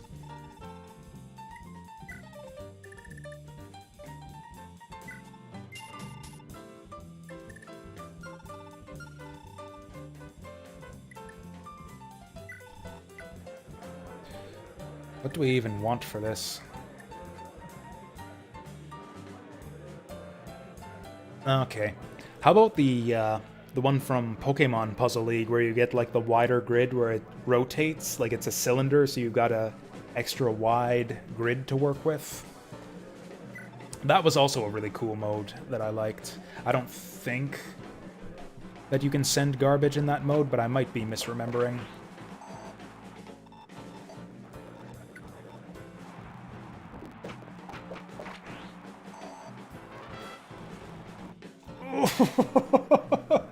That's the third... Actually, across 3 level ups, I think Erin has got 1 point of HP. That's it. That's all she's got. I'm tempted to reload for that, but whatever. It's funny, so I guess we'll keep it. And maybe that's as far as she goes. Oh, I guess I did forget to save after this one. That hurts so bad. We'll see if she does any better with Slim Spear. Oh yeah, she probably outspeeds him with this. Yeah, let's do it.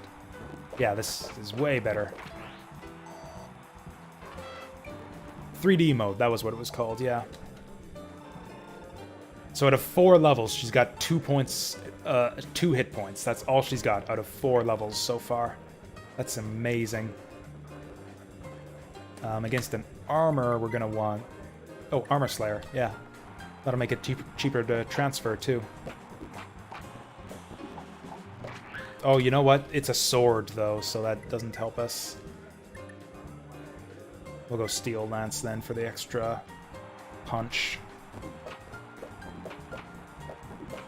Yeah, that's the way to go.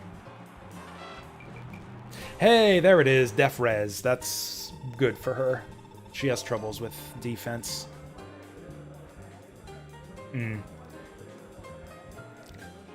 I guess you could make garbage mode better just by tweaking the parameters a bit. The problem with the versus garbage mode that I always had is that it just takes too long to die. Could work. We're missing too much. What about Slim Spear?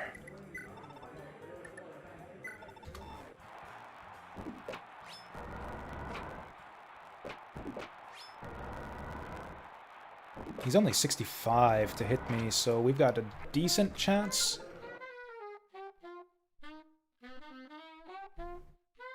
Because yeah, Tetris Attack and most of its spin-offs give you that bit of mercy time once it hits the top of the screen, and that's usually enough to just combo infinitely. Like, it's usually not hard to clear something, and then once that starts the garbage going off, then you can chain off the garbage until it goes away, and it's... I don't know, I've seen matches go on forever once you get good enough at it. If you shortened the amount of time you have, though, to clear something, once you hit the top of the screen, that would help things quite a bit.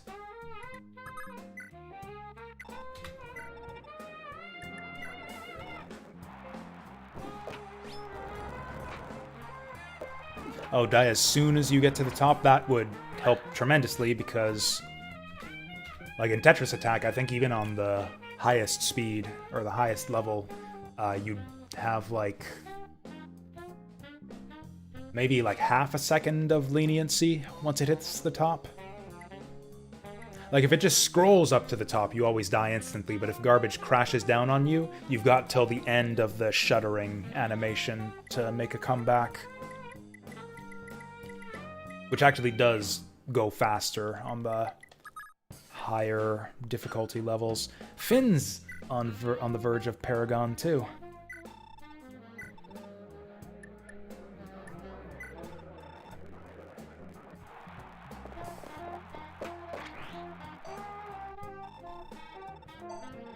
Actually, not quite. He's going to need to clear 3 rounds, and then he might end up Myrmidon's stuck as well. Come on, just need to dodge a 65, or like 2 65s. Can't even dodge one. Actually, 2 65s is kind of a tall order. That's not going to be easy.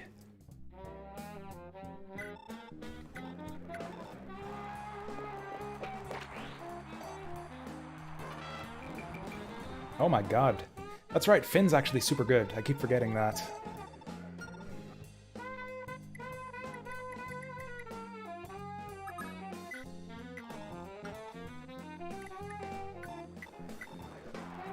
Oh, we didn't want Steel Lance. I'm gonna have to redo this. Actually, she might have a shot here. The extra damage. She landed the hits. She would have had that. We'll see if Slim Lance swings that a bit.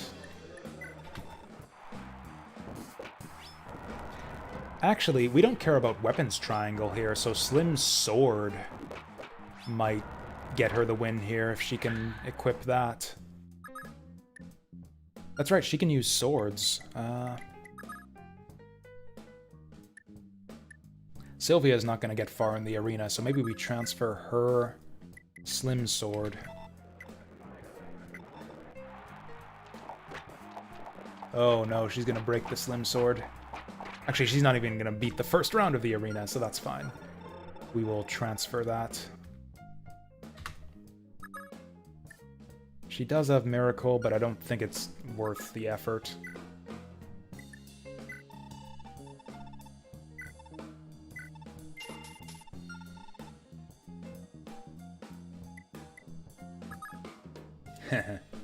Actually, I think there was a code. Was it? I think it was the ball code in Tetris Attack, which I forget exactly what it did. I think it basically did what I was talking about. Removed your mercy time, or no, that's right. It removed the stop time from after you do a combo. Right, that's the other thing. Is yeah, enter is the stop time every time you get a combo or a chain. Also helped things drag along. So if you did the equivalent of ball mode in multiplayer Tetris Attack, that would also help speed things along tremendously.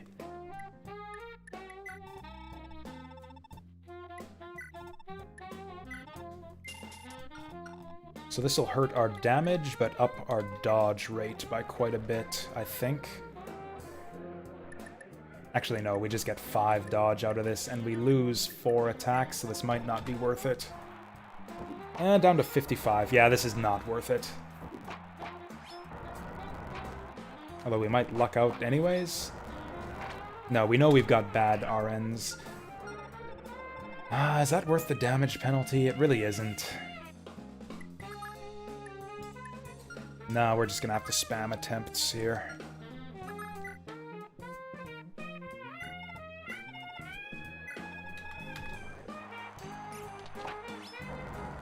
I think... Holin actually got lucky there. He's going to need to either dodge or proc more of his ability there. Oh, Steel Blade would help him out quite a bit too.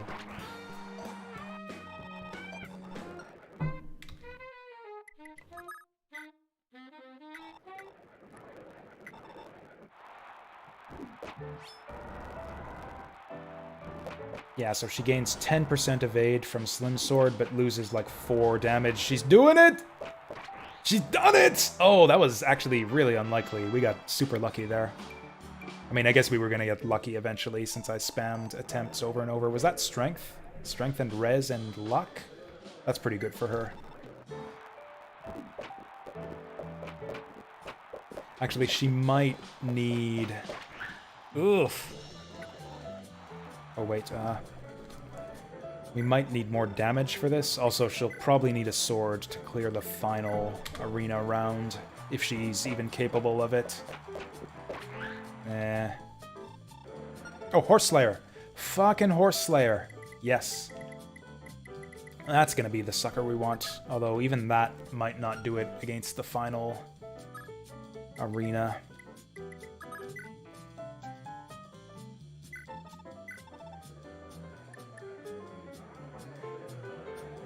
At some point, I need to make a list of all the potential candidates of stream games. Also, I've been saying for ages we're going to start up Thracia, and I never got around to it.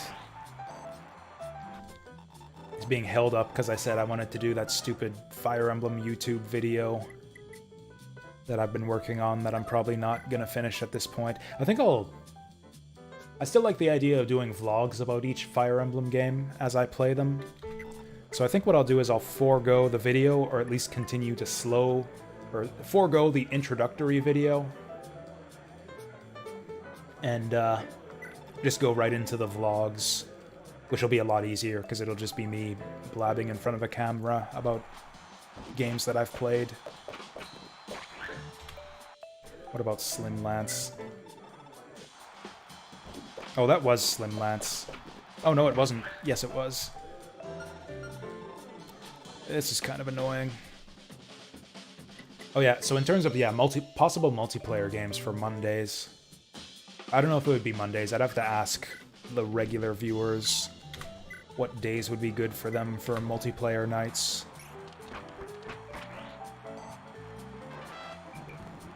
Ugh. Okay, and now she's ready for Paragon. That'll help her keep up with Holin, at least.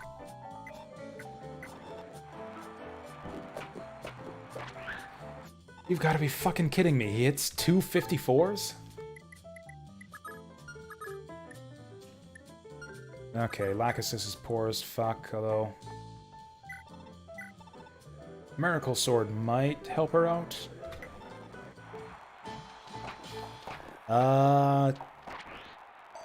Is that right, Axel? I think it should be closer to 7 by now. That strength is actually going to help her out quite a bit.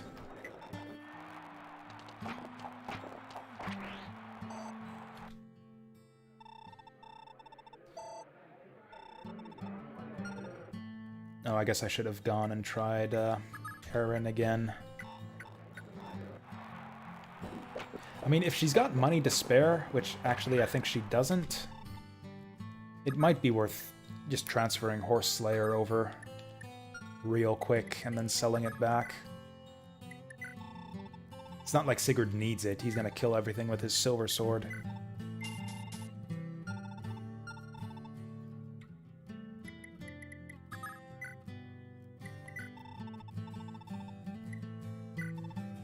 It's not even that expensive.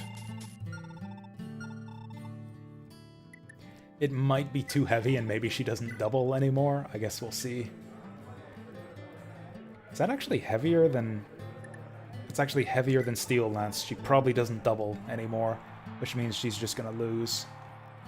Looks like she's got it.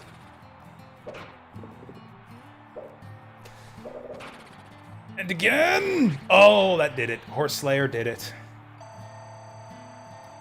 And actually a full level out of it. Hot damn. Now she's getting the levels. I'm glad we did this. Skill's gonna help her. Now she needs a sword, though. I guess we can give it a shot, but she's probably gonna lose this. Ooh, does she not double this guy? She doesn't. Ouch. What if we steal Lance? Never mind. Wait a sec. What? 16 weight, 12 weight. So she dodges with the Horse Slayer, but gets hit when she's wielding the Steel Lance. That makes no sense. Her evade should be higher with the Steel Lance. 16 weight, 12 weight.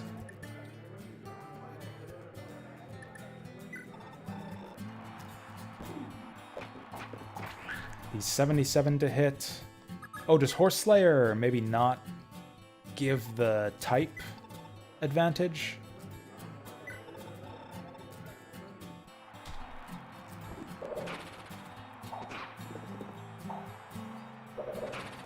How in the fuck does that work?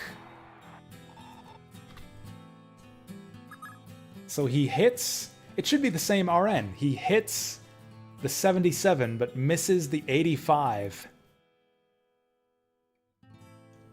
I don't understand that at all. Anyways, she's gonna need a sword to win this anyways. Slim probably doesn't do enough damage.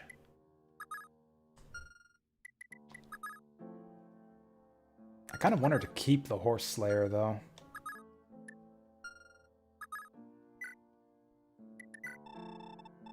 We'll give this a shot. Let Beowulf's steel sword do the rounds.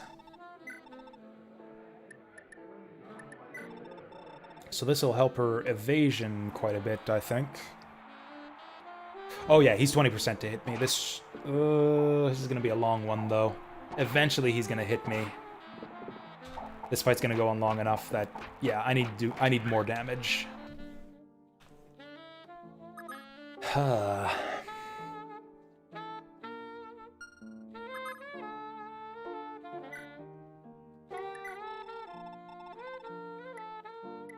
It's gotta be Horse Slayer. The problem is she needs to dodge 4... No, she needs to dodge 3 out of 4 attacks to win with it. Actually, you know what's a game I haven't played in ages is Tales of Maj'Eyal. Anyways, she hasn't done anything since we last tried, so we'll save here and send someone else in.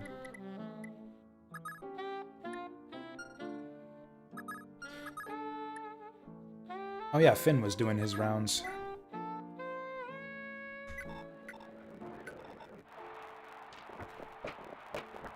Wait, did he lose to Myrmidon before? No, that's not possible. Oh, you know what it was? I think I used him to burn RN and then didn't save afterwards.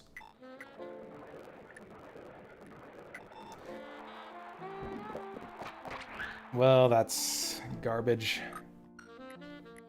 What if we do it like this, though?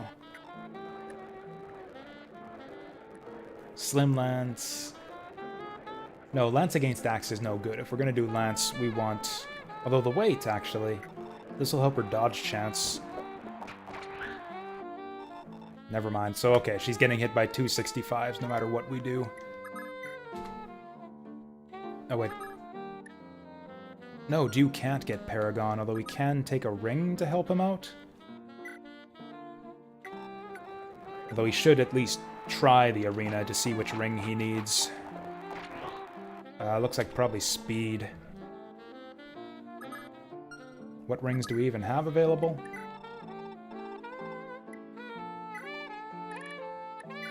We can try speed.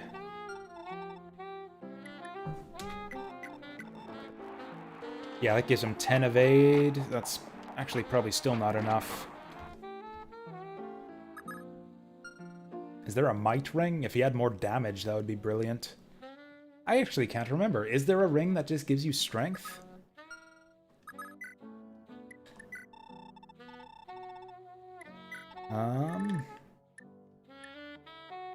Shield ring would give him an extra hit. Or would let him tank an extra hit.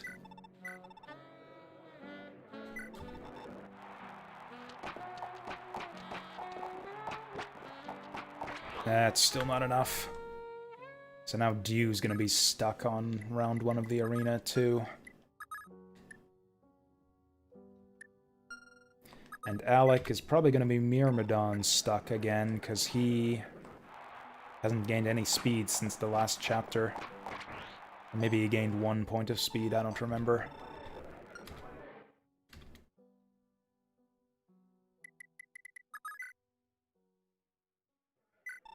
Actually, I saw that Dark God teased the next big patch for Tales of Maj'Eyal, so maybe I'll wait until that comes out to do a playthrough of that.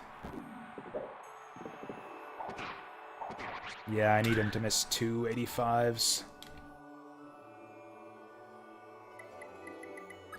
I think she's done, which kind of sucks.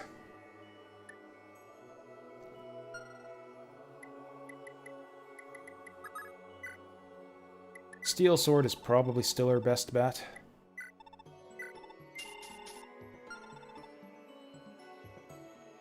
Actually, she might be able to afford another ring too, although that would be really expensive for her. So this puts him down to 20. Although, we need to survive a long fight and he's still getting 2 hits per round.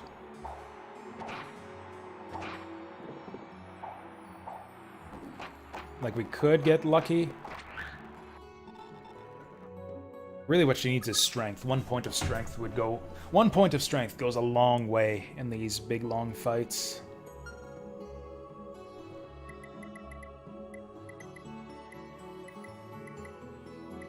What other B-rank swords do we even have that'll be useful here?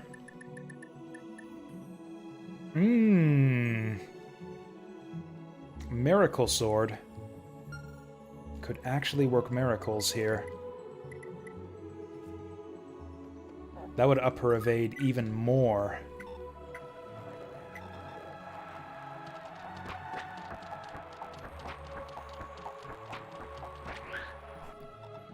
She might actually be able to clear the Myrmidon with better luck.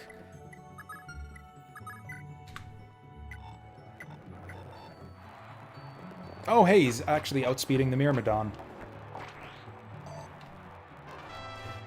Oh, Alec needs the help so bad. Luck and defense! That's good. Defense is exactly what he needs. That helps him so much. It's even going to help him with his arena runs. Although maybe not enough to... It's not going to help him against the Dark Mage, which is probably where he's going to get stuck. That's more like it. Ooh, big ups for her. Actually, Lachesis... Okay, we'll dart back and forth between Aaron and Lachesis. Just basically hoping to get luck. Actually, trying Aaron might be a waste of time. I think I'll just send...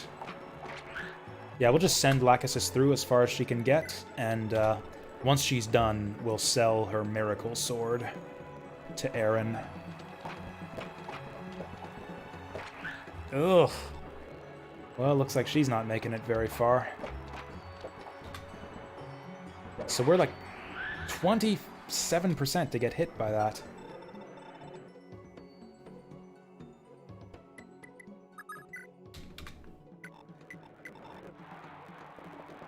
This might be as far as Alec goes.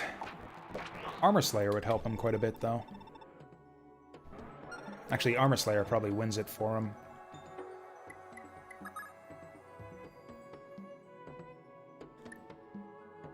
Yeah, Aaron will have no problem buying Armor Slayer and Horse Slayer back once she sells Paragon Ring. So yeah, let's do that now.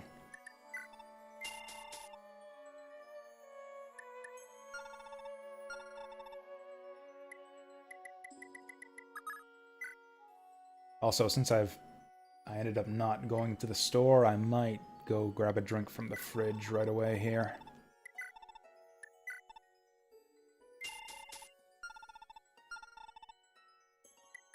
Mind you, this actually gives him worse stats or a worse hit chance in combat, I think.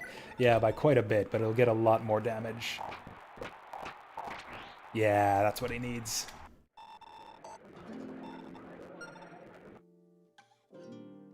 I think Lachesis actually has a decent chance here, because of the way Miracle works out. This guy will have a very low chance to hit her. Yeah, so now he's like 30% to hit us.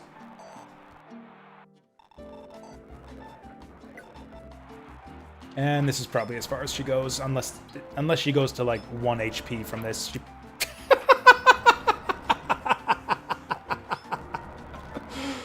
Okay, cool. So Lachesis beats Dark Wizard. So yeah, for those of you who don't know Fire Emblem, Lachesis is invincible right now, because she has a skill called Miracle that gives her dodge chance equal to... When she gets below 10 HP, she gets bonus dodge equal to 10 minus her current HP. Or 10 minus her current HP times 10. Basically, the way it works is you get 10% dodge at 9 HP, 20% at 8, 30 at 7, and like 90 or 100 at 1 hit point. And that's subtracted from the enemy's hit rate, so if the enemy has a lower hit rate than your dodge chance from Miracle, then they cannot kill you, they cannot hit you. And it's happening again, we've got 80% evade, which is higher than his 75, so he cannot hit us. And apparently we can't hit him either. He doesn't have any Miracle shenanigans going on or anything. We just can't apparently land a 48% hit chance.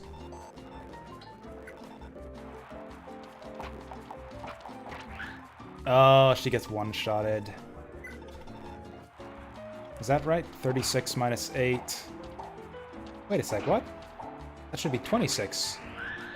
Or can I not math? No, that's 28. No. Yes?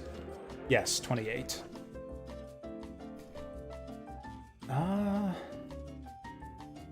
Barrier Ring, I think, wins this for her? Because, yeah, with 5 extra defense, she'll survive the hit and go down to 3 HP. Which puts her in Miracle range, which I believe buffs her dodge chance beyond the threshold. Is it worth it? Is it worth 10,000 for a rank 7 arena's worth of XP? I think it is. Because actually Lachesis has a really good... So yeah, with that, yeah, it's 27 to hit me. Ooh, she might not have the money to repair her Miracle Sword, though, after this.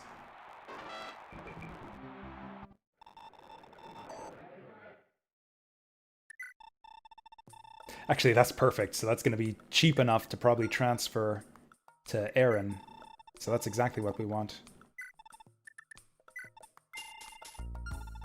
Now the problem is, does Aaron actually get put in the Miracle threshold from this combat? I'm not sure that she does.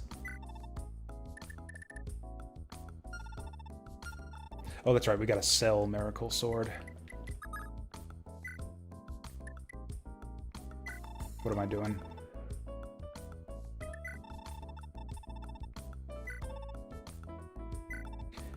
Arena in this game is one of those things that's like, I don't know how to describe it, engaging without being interesting. I wish I didn't have to waste my time with this stuff, but it's not completely mindless. Like, you do have to puzzle stuff out, plan out your strategy for how to get past this shit, and then this is gonna break after this run, which kind of sucks. We'll see if this is even worth it.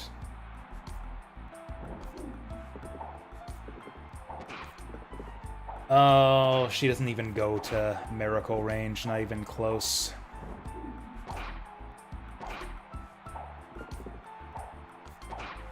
She might just win anyways, though, off good RNG. Miracle Sword has good base evade. Like, she's got type advantage. This guy's only 20% to hit us. No!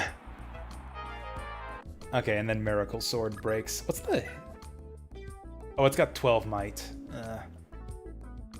12 might, 3 weight. That's actually as good as a steel sword, I think. 12 might, 3 weight. Who has a steel sword?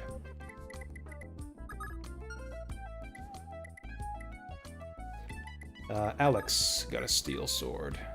It's actually got more might than a steel sword, so Miracle Sword's actually quite a bit better than steel.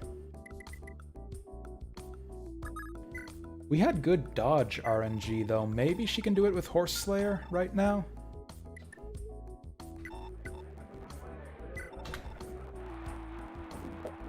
Oh, wait. No, it turns out we didn't have good dodge RNG. That's like me saying, like, if she can dodge at 20, she can dodge an 85.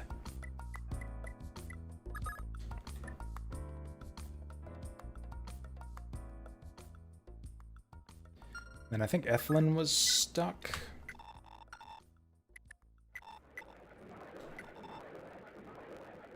Yeah, Ethlyn definitely doesn't beat this guy. She does outspeed him, and he's got a low chance to hit her. Miracle Sword would actually see Ethlyn through here. I'd kind of like to see her promote. That would be interesting.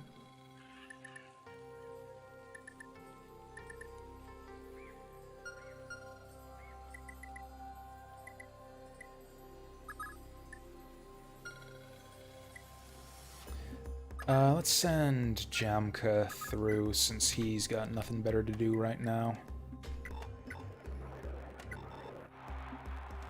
He's not waiting for Paragon Ring or anything. Oh, that's a shame. Actually, you know what? I'm gonna confirm it. I'm gonna do the Miracle Sword trade because Erin came really close that time. So if we just keep burning RNs, she'll get it eventually, and it's a pretty cheap trade.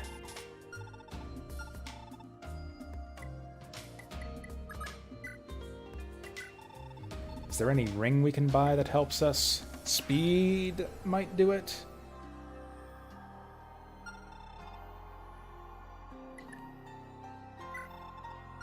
I don't know what I'm doing.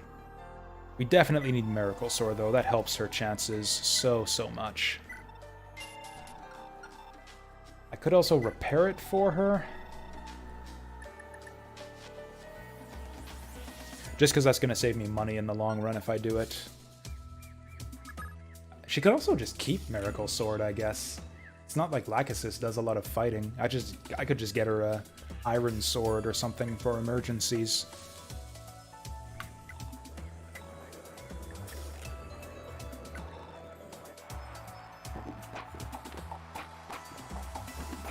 Okay, we're off to a good start here. Fuck. I guess we'll keep using Jamka.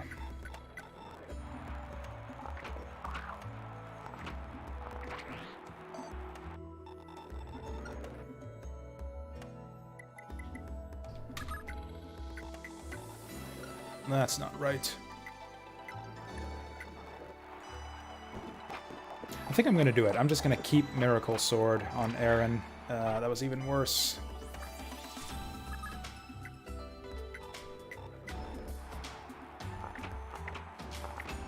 Oh, okay, no, he's got Brave Bow. Ugh. Cool, so now I got... Basically everyone's stuck in Arena now.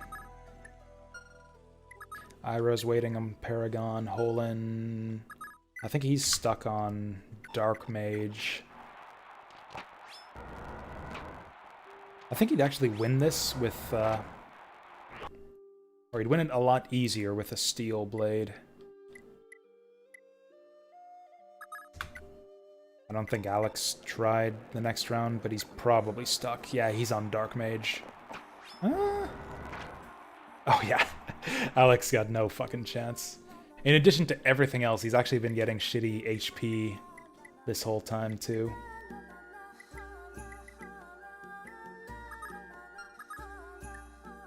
Adir is also not rich enough for Paragon.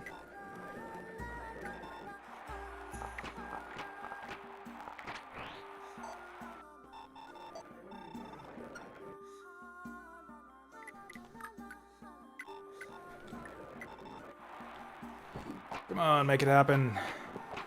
Damn. Nope.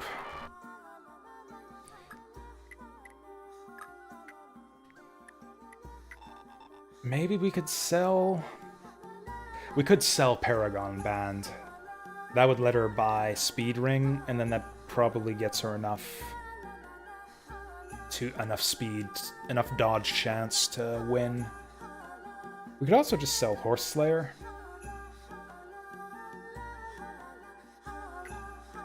Although she'll want it back eventually. Maybe we sell Steel Lance.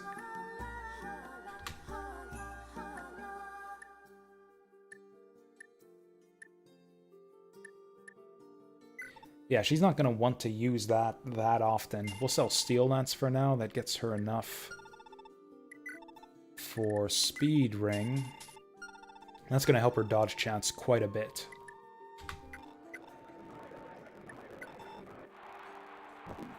Yeah, so this guy's only got 10% to hit me now. We've actually doubled our survivability effectively. There it is. And she gets the full level out of it too. Beautiful. Magic res. Yeah, you do your thing, Aaron.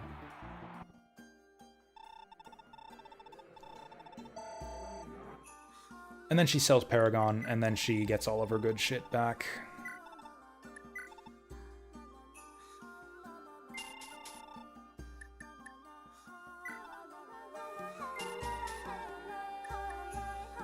Oh, can we transfer Broken Sword for free?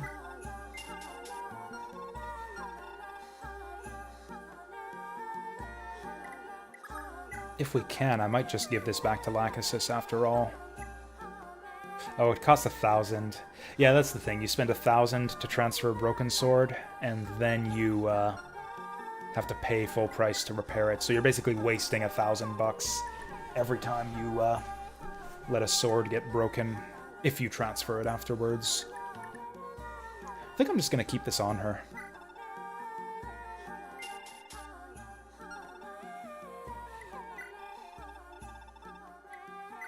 And yeah, now that we've done what we need, we can leave Steel Lance in here a little bit longer.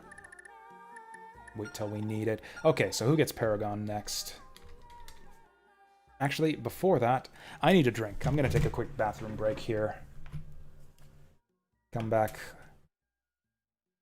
refreshed and rehydrated, dehydrated. I don't know the biology behind it. I'll be back in a minute.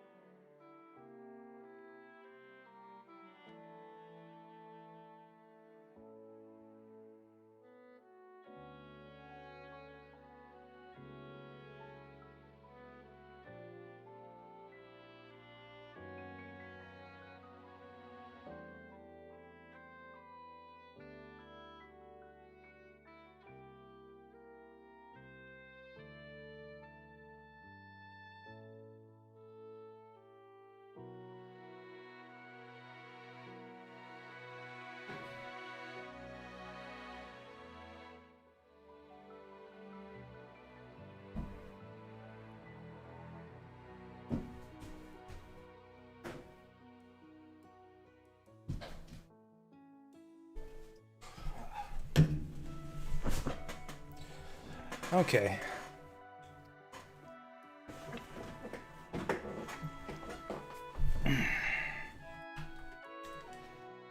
What's next? We need a new Paragon candidate. Which I think we said was going to be Noish, except I think he's stuck anyways. And if we waste all of his money on Paragon... Or did he transfer Paragon away already? I don't remember. We've been at this for like 2 hours already.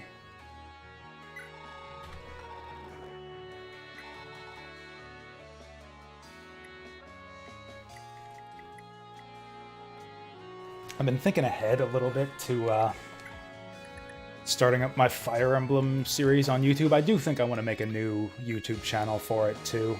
I've been thinking of, I don't know, I thought I might go, just to keep the branding semi-consistent, go with Jasu Taktikaru, or Taktikaru, just to keep up the tradition of having stupid names that are difficult to read and pronounce.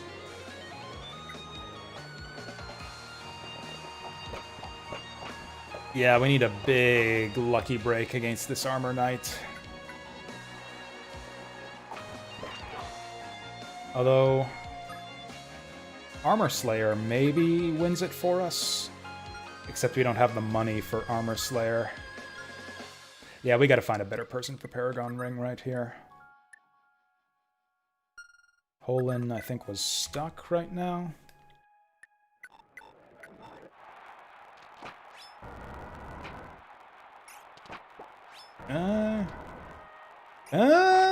Hey, he made it. Lucky duck. Okay, so maybe we'll try and see if he... Whoops. Except he's gonna have trouble against the Brave Lance guy. Might as well give him a shot, though. Anyways, friends have been doing Iron Man drafts for... Oh, for the Fire Emblem games. Yeah, I'm not... I tried Iron Man for Fire Emblem 3. Fire Emblem 3 Book 2. Mostly just because I didn't like Fire Emblem 3 very much, and I was kind of looking for an excuse to get it over with as quickly as possible. So I did my blind run of Book 3, or Fire Emblem 3 Book 2 in Iron Man style. If I did try to Iron Man a Fire Emblem game, though, it would probably be Fire Emblem 3. That game seems well suited for it. You got so many replacement units and stuff. Mind you, I haven't played any of the other Fire Emblem games. I should make that clear. We're gonna need a streak of good luck to get through that. Oh, what about Ira? Actually, scouting ahead, I think Thracia actually looks pretty interesting. The early maps look really good, although I've heard that game gets kind of bullshit by the time you get to the end. Some terrible maps and such. Oh, did I put Paragon on Noish for real? Who's got Paragon?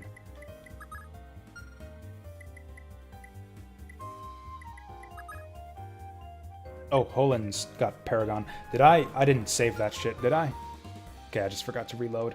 Anyways, other than Thracia, I'm actually most looking forward to Radiant Dawn.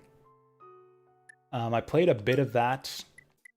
I did a stream of Radiant Dawn where I mostly played it to grab footage for the why I don't like Fire Emblem video that I've been talking about that I want to make. And ironically, while grabbing all of this footage to demonstrate the reasons I didn't like Radiant Dawn, I actually liked what little I played of that game quite a bit. I actually think Radiant Dawn... I might have grown up enough to fully appreciate Radiant Dawn the next time around. I'm actually not looking forward to the GBA ones. Because yeah, I also did a short playthrough of Lin mode in Fire Emblem 7. And that one I didn't like. It was really boring. Although now I've done it, and I'm going to use my Lin save file, or my completed save file, to just dive right into the rest of the game. We're not going to... Once I get to Fire Emblem 7, which will actually be a really long time from now at the rate we're going, Christ. I started Fire Emblem 1 back in... I think it was like 6 months ago. What the fuck? That's actually 2 of those I think she's gotten so far. 2 blank level ups on Ira. Ooh, we're gonna have to scum this one a little bit. Actually, apart from that, I am really interested in Sacred Stones. Because I really liked the open map concept in Gaiden. It wasn't superbly implemented, but I thought it had a lot of potential. So yeah, I'm looking forward to Sacred Stones. I'm especially interested in Shadows of Valentia now, just because I liked Gaiden as much as I did.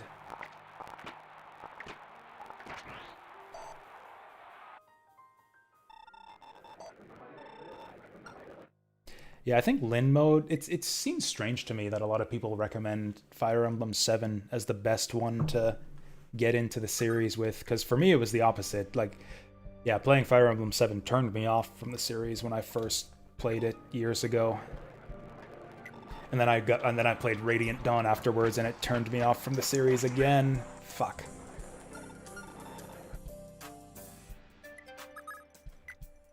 For opposite reasons, though. That one was too hard and frustrating right at the very beginning.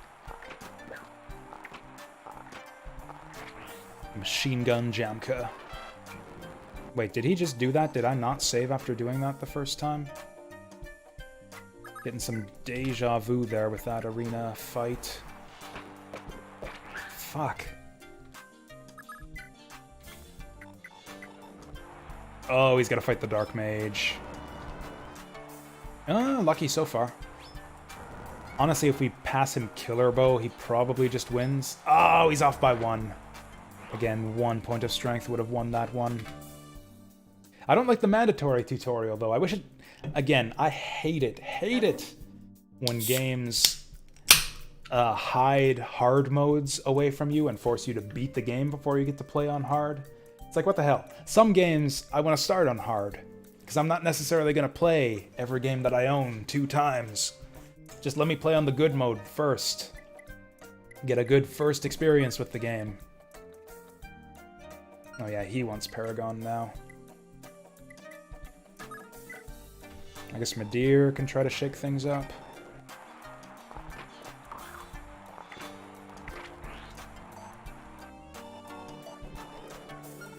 It pisses me off in every game I see it in. Some games it ends up being forgivable, because it's like, it turns out that the hardest mode is really, really hard, and you don't really want that to be your first experience. Like, for me at least, Mania mode in Streets of Rage 4 was like a reasonable one to have locked behind beating the game. Especially since, you know, it's a brawler, like an arcade-style brawler. You can beat Streets of Rage 4 in like an hour and a half if you play on easy mode just for the unlocks. Oh, that's what I'm talking about. Oh, yeah, and then she's got the Axe Knight after this. So she can just face roll.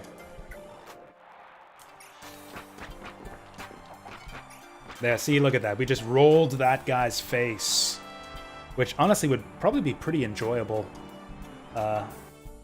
with Ira.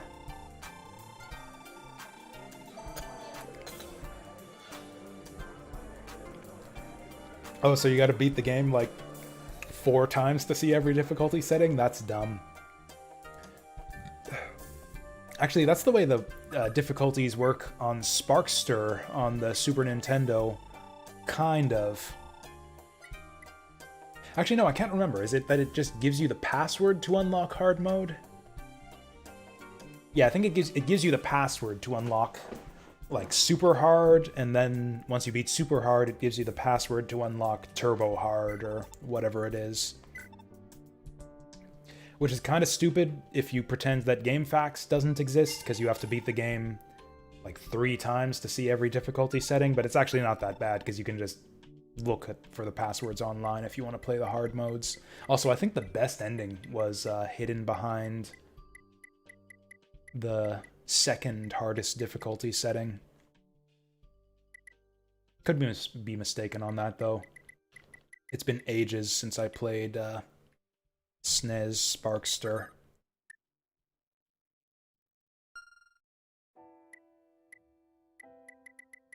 That's actually, SNES Sparkster is an interesting one. That's an example of a game that's ruined, that's otherwise brilliant, but ruined by one specific thing, which is the second last stage has a stupid Rock'em Sock'em Robots fight, kind of a tradition of the series. Is, yeah, right near the end of the game, you have a big Rock'em Sock'em Robots fight. And I don't know if it's like the enemy AI is broken or something. It's just a badly designed fight. It's virtually impossible, heavily down to RNG based on what the AI wants to do. And you're just stuck there. Every time you game over on it, you gotta redo the whole stupid shmups section. Otherwise a brilliant game, but I never replay it because I know I'm just gonna get stuck on the stupid Rock'em Sock'em Robots fight. So Holin... He's gonna have a hard time with the Lance guy here. But I'll give him his shot.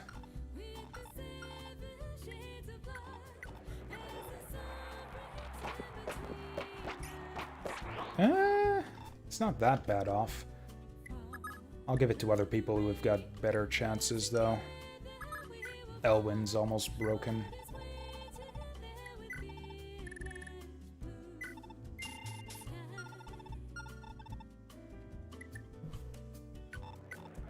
There's a few games, there's not that many games like that, but there are a few where it's like, otherwise the game is brilliant, but there's one specific part that makes me not want to replay it. Mega Man Legends 2 has one of those for me as well. Oh, Dark Wizard. We're actually not too bad off, and we're getting lucky so far. Super lucky. We're nailing every single 66, and he's missing his 73s.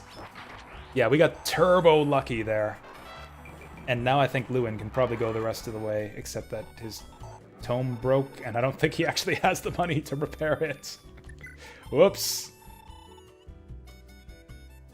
Oh, wait, I forgot. Yeah, so the way it works in this game is that's how much it costs to repair it fully, but if you try to repair it, then it'll just repair it as far as it can, and to spend all your money to repair it, as many charges as it can get.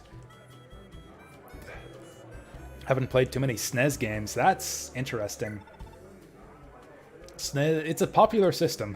It's got a lot of classics on it. If you're into retro games at all, and or into classic games, I should say, to be precise. Yeah, SNES has got some classics. Did he just seriously nail me with 240s there? Fuck off. Oh, also, I completely forgot to reset my chat settings here, not that it really matters. Do not hide messages. And actually, it doesn't seem to be respecting my settings anyways, so fuck it.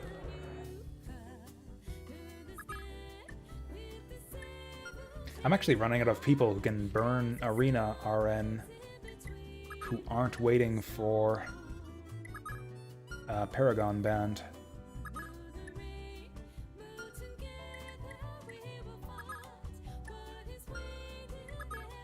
Oh yeah, I guess Medir Jamka.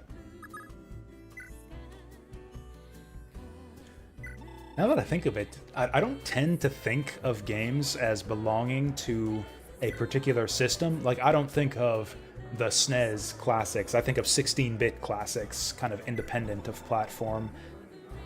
I'm not much of a console wars kind of guy, especially for the 16-bit consoles, because I owned both of those back in the day, so I kind of loved both. I learned to love both systems because they both got brilliant games. But yeah, SNES is definitely your go-to if you're into JRPGs. You got your Chrono Trigger, Final Fantasies, Super Mario RPG. If you're into platformers, I think most of the best 16-bit platformers are on Genesis. Yeah, this is gonna be hard to burn RNs from here.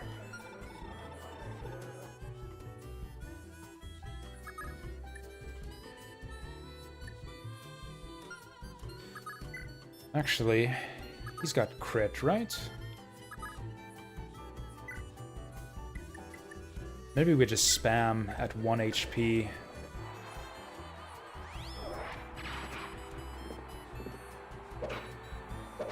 We'll spam at 1 HP and see how it goes. Because all we need is 1 crit. Yeah, and there it is. Or for him to miss 2 40s. And if he can beat the Lance guy, he can probably beat the Axe guy. Anyways, for platformers... Oh yeah, it's gotta be Yoshi's Island. I keep forgetting about Yoshi's Island because I replay it so seldom. But yeah, Yoshi's Island is one of the all-time greats. I'm actually not a big Super Mario World fan. It's like my least favorite 2D Mario game. But I love Yoshi's Island. That's like my favorite 2D platformer of all time.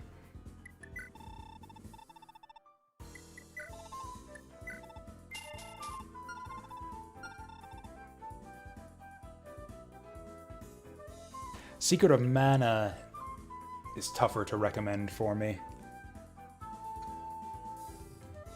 I love the aesthetics. It's a beautiful world to inhabit and all. It's like a bright, cheerful, colorful looking, memorable. It's just got a great tone and aesthetic to it. Super memorable. I understand why people love it and why it's considered a classic. It plays like shit though. It's like a... Just like the way that iframes work on enemies and the spell spam in the late game, it's just a miserable game to play, in my opinion. That's another one that I loved back in the day that I never replay. Yeah, Baby Mario and Aiming the Eggs. That's, yeah, the GBA version is the same game. I think it's Super Mario Advance 3. Yeah, Super Mario Advance 3, Yoshi's Island. I remember that it's Super Mario Advance 3 because Super Mario Advance 4 was Super Mario Bros. 3. Was the GBA port of Super Mario Bros. 3, giving us the brilliant title Super Mario Advance 4 Super Mario Bros. 3. That is printed on the box of that game, and it's hilarious. Dew's also waiting. Oh no, he can't afford Paragon. He needs rings. Oh wait, Beowulf can arena.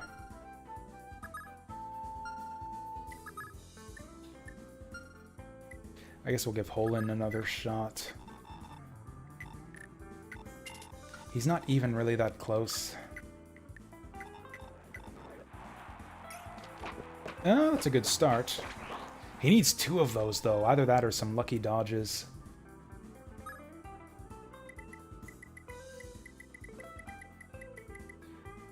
Yeah, I like the idea of the GBA ports of the Mario Bros. Games. Like, it's good to bring those games to a new generation of players who might not have grown up with the Super Nintendo and all, might not have easy access to the system, but the voice acting kind of ruins those the Super Mario Advance games for me. I don't know. I don't know whose idea was to have Toad scream out, "Okay!" every time you pull up a radish in Super Mario Bros. 3, especially considering that, like, you spend half your time in that game pulling up radishes, so you just hear that shit over and over again. Machine Gun Jamka failed. Actually, Game Boy Color versions or just Game Boy versions of SNES games are kind of interesting to me, because you can't really port those over. They just kind of made new versions of them that are kind of crap-tastic, but interesting anyways. They did an impressive job with some of them. Like, the Game Boy versions of, like, the Donkey Kong Country games are kind of legit. Like, they actually did a good job of adapting Donkey Kong Country to the Game Boy format. We need a lucky crit to win this one. Or for him to just miss his 53s, but no such luck. SNES games got ports to other consoles. Yep, Chrono Trigger to DS, Kirby Superstar. Yes, that's right. It was Super... What did they call it? Like Super Duper Star or something? Superstar Deluxe? I think it was Superstar Deluxe.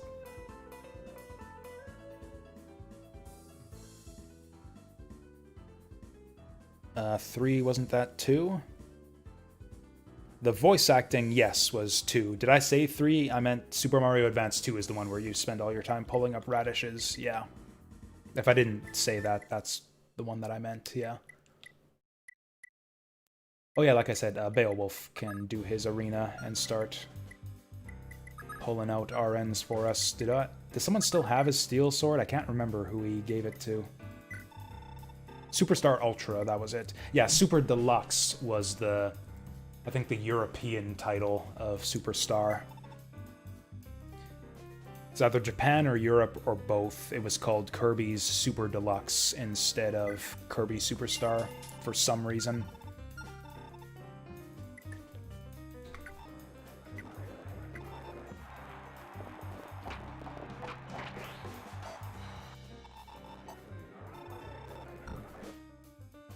Okay, so who's stuck right now? We've kind of got a few characters we need to shake loose here. Was it Holland? I can't remember who I gave Paragon Band to. Fuck. Who's got Paragon? No one got Paragon. It's in the stash. Oh, All-Stars was such a great compilation. That's like the gold standard for just re-releases or adaptations, really.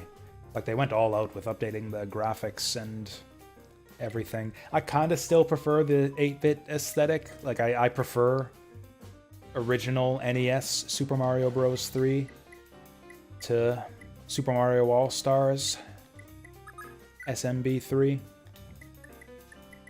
But that's... It might just be nostalgia talking. I don't know. Okay, here's what we'll actually do. We'll send him to the arena. We'll see if he wins. And if he wins, we'll reload state and give him the Paragon Band.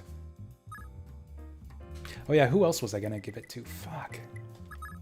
I'm losing track of my shit here. Okay, Madeir's just regular stuck in the arena, so we could send him forward.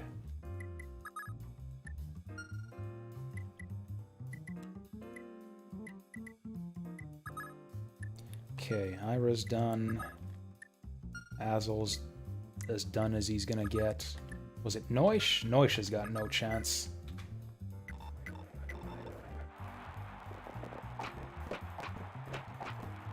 Oh right, he needs Armor Slayer.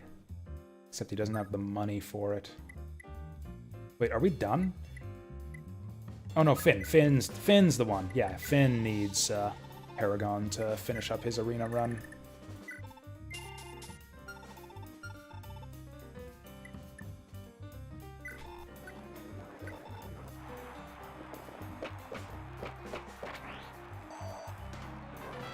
There we go. So Madeir's actually stuck, so I'm gonna... Medeir and Jamka both, so I'm gonna send them in between runs to try to get better luck. Madeir's having no luck with that killer bow, though.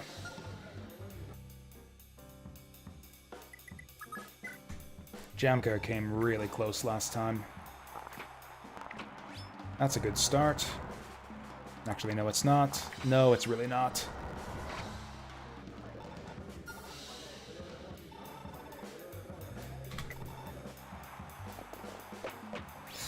Oh, this might be close. Nope, he's got it. Oh, God. Didn't Finn just get like 6 stats on his last level up? What the hell is going on here?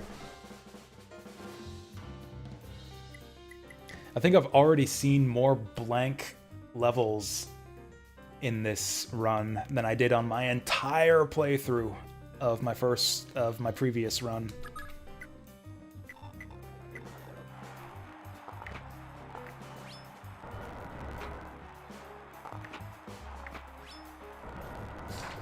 Come on, can't dodge a 75. Okay, what about a crit?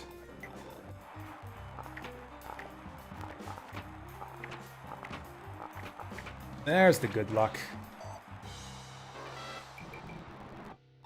And the good ups as well.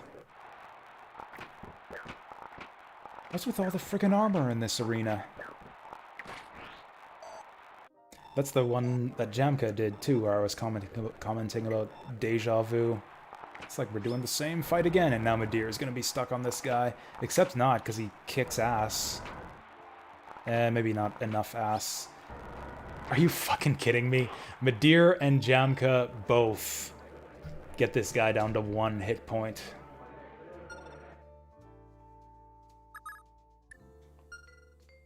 Whatever, Finn should be able to get through. What are other good Super Nintendo classics, other than this game, obviously?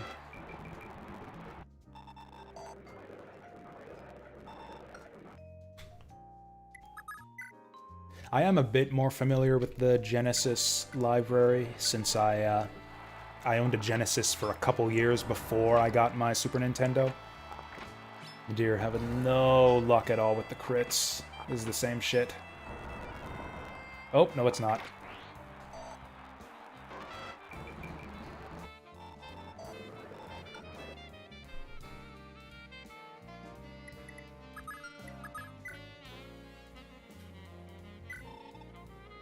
Actually, with the SNES, it's all about the imports, now that I think of it. Like, the really good stuff, you got your Seiken Densetsu 3, which is just a better version of Secret of Mana. Like, honestly, better in every way. Like, if Secret of Mana didn't quite do it for you, you might as well just skip ahead to Seiken Densetsu 3, because it's just the same thing, but better. The music's not quite as good, but other than that, better graphics, better gameplay, maybe not better story. The story is better in Secret of Mana. Then what, you got Magical Poppin' is another great import platformer. You got Majuo. Oh, right, the Axeman. Finn might struggle with the Axeman. Maybe we can horse sleigh our way through this one. Did I buy back the Horse Slayer? No, she had that already when she was making her attempt. All kinds of RPGs also that have been getting, slowly been getting fan translated over the years. I can't remember their title. I can visualize them in my head because I played a bunch of them, but I can't remember any of their titles. Romancing Saga 3 is one of them, although you can buy that on Steam these days.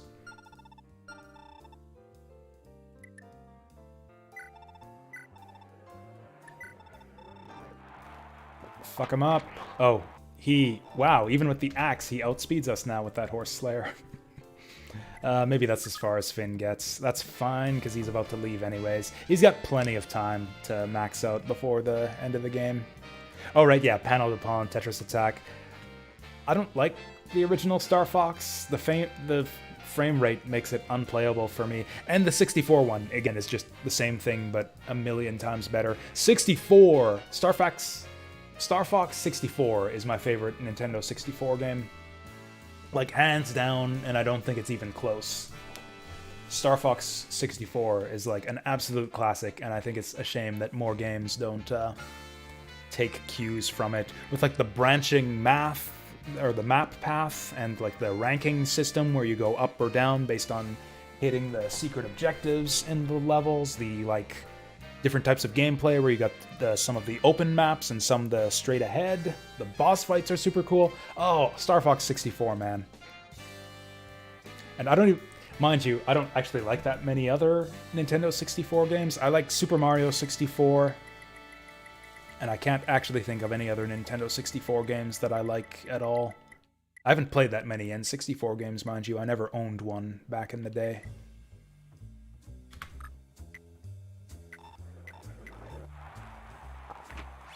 Oh, not Planet Puzzle League, the other one. Pokemon Puzzle League, I guess, is the other one.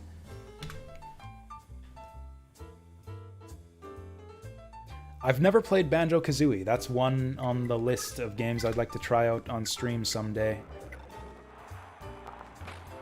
That's a good start. Hot damn, my dear, you done it.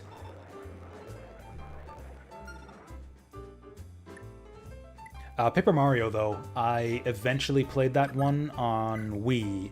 I bought it on the Virtual Console, and it was pretty good. It was kind of the same thing, though. I had played Thousand Year Door already at that point, and it just wasn't as good as Thousand Year Door. So it's like, yeah, it's cool to see how the Paper Mario thing started, but yeah, it was... It almost felt like there was no point going back to it after having played Thousand Year Door.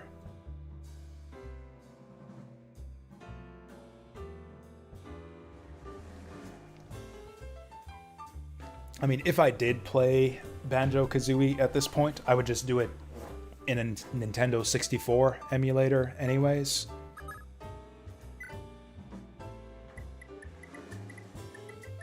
So yeah, I would play it with, like, yeah, 60 FPS and smooth textures and all of that jazz. I'm just gonna sell Paragon Band. There's no way he's gonna get through here, and he doesn't need to anyways, because he's got all of Gen 2 to make a comeback.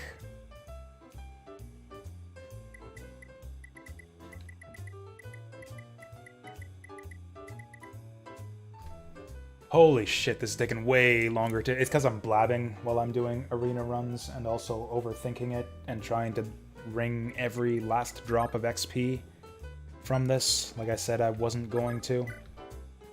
But it's also because I'm blabbing so much is the reason this is taking so long, which is why I'm kind of alright with it. Although it is getting to the point where it's like, okay, I gotta work tomorrow. Let's wrap this up.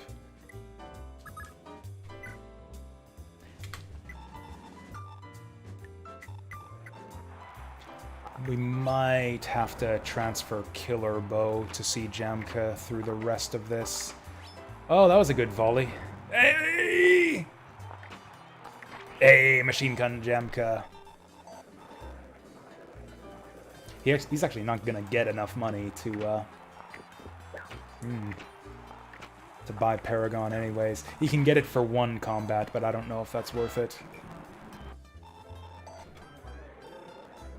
It's actually not, because he can just keep this money and buy Paragon for the next chapter's arena. Whereas if he buys it and sells it, I don't think he's going to make that money back in time. Also, I don't know if he'll be able to beat this Brave Bow guy. Oof. He needs Killer Bow. And actually, he can buy and sell Killer Bow pretty easily, so we'll make a... get some XP with that, maybe.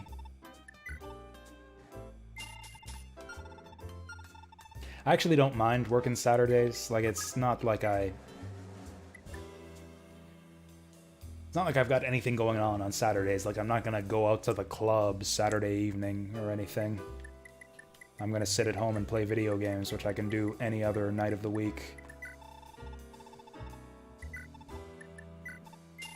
Yeah, my regular work week is Saturday, Sunday, Monday, Tuesday. And then it used to be Wednesday, but our stores got reduced hours now that, after the pandemic nonsense, so I'm not working Wednesdays anymore. Oh yeah, that's right, Jamka actually kills with the Killer Bow, like he kicks ass. That's the reason why he doesn't take the Killer Bow, because he kicks so much ass, he doesn't need it. This is what happens when you give Jamka Killer Bow. He kicks ass with it. He kicks too much ass, which is why we're gonna give that to Medir, who needs a little bit more help in the ass-kicking department.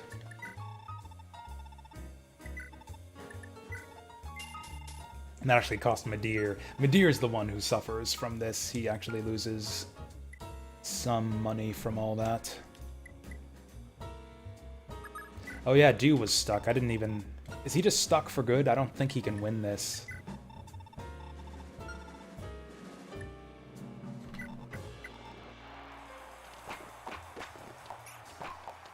That actually helps him a little bit. He actually made it. Big ups! He got a point of speed, which is actually kind of what he needs. Is more dodge chance.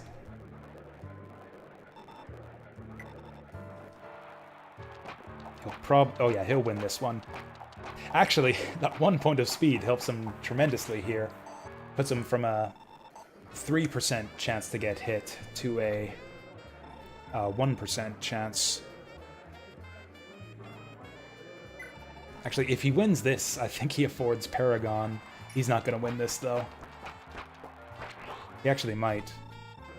With the right setup, so we can afford one ring. One ring to rule them all. What's that ring gonna be? I think it's gotta be speed.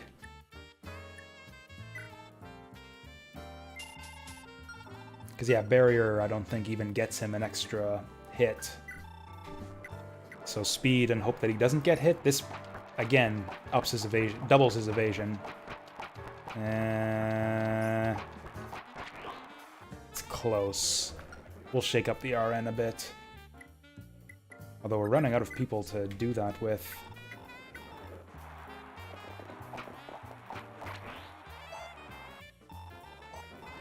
Also, that's a long combat, so we only burned, what, 3 RN out of that? Also, we gotta buy Speed Ring back. Actually, I think I'll just have him buy it. Because he can sell that for... It doesn't cost him anything to transfer rings.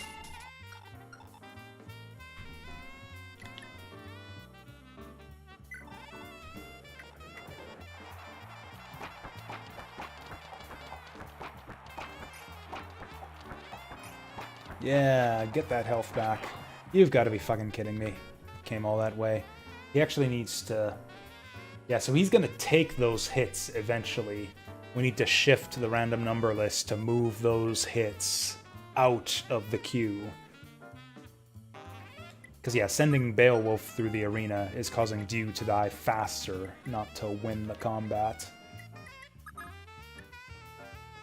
Oh, right, and who's got Paragon right now? I think Alec was hard stuck. Oh yeah, he gets one-shotted by the Dark Mage. That's gonna be tough to overcome.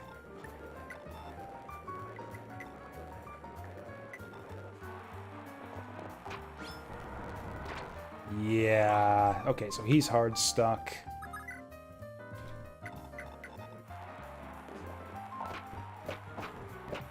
Oh shit, Noish has actually got this. Okay, so reload and give him Paragon and see if he can go the rest of the way.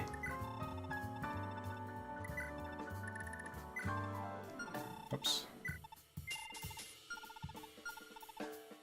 Oh wait, he's got Dark Mage after this, doesn't he?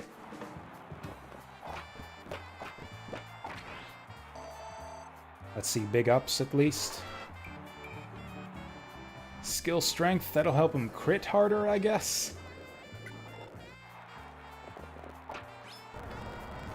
Yeah, so Noish doesn't get one-shotted. What if he crits? Let's do the math here. That's 50... 54? I don't think that kills him. Actually, that's 54 outgoing, and then minus 14 defense. Yeah, it's not even close to killing him. So that's no good. So once again, we want to save his money for the next chapter, when he can buy Paragon Band and go all the way through the arena with it. So we'll just do this right now.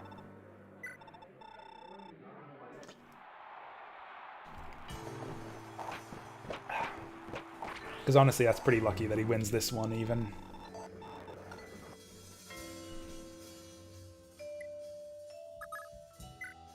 I forget what Azul was doing again. Oh yeah, Myrmidon.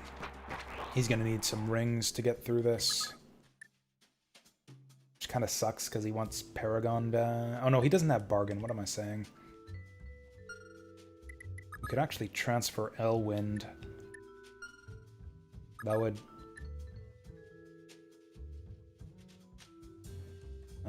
that would cost both of them money.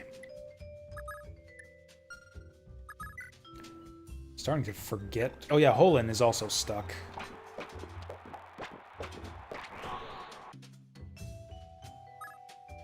Although he can honestly come back and do it later.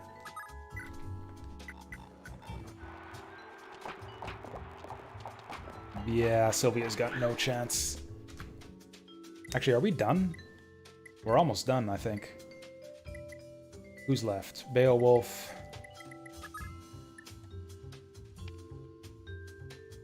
Medeir's stuck at... Oh, Medeir's stuck at the end. What the hell am I doing? I forgot that he still had one arena round to go. Right, he won the last one, and I just assumed he was done for some reason. Oh, no, that's right. I decided that he couldn't win against the Brave Bow. He's doing it now. He actually does have a shot. Anyways, who else? Lewin's done. Holen's working on it. Azel, I wish he could go further. Jamka's done. Beowulf needs more work. Dew needs more work. Deirdre's done all she can. Ethlyn, maybe? No, Ethlyn's stuck. Against the Lance Knight. I think that's it. And yeah, these two are hard stuck on the mage. Arden's hard stuck on the mage. Although I'd like him not to be. We can just come back and do arena runs later, to be honest. I think this is good enough. We'll just finish off Beowulf and call it a night. I spent way longer on this than I intended to.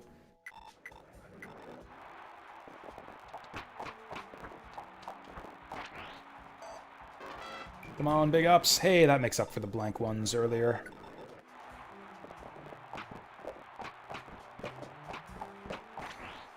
Why is Beowulf so much better than Alec and Noish? It's weird. He's got the same... He's basically the same unit. He's got, like, the same skills and stuff. Oh, 17 strength. That'll do it. Yeah. It turns out that having... Oh, but Noish doesn't have Pursuit, though. It's like if... Actually, no. Beowulf is like Alec and Noish combined. He's got, like, the Pursuit of Alex with the stats of Noish. Yeah, he's got that defense, got that strength. And he's got Pursuit. He's everything that Noish can be once we get him the Pursuit ring.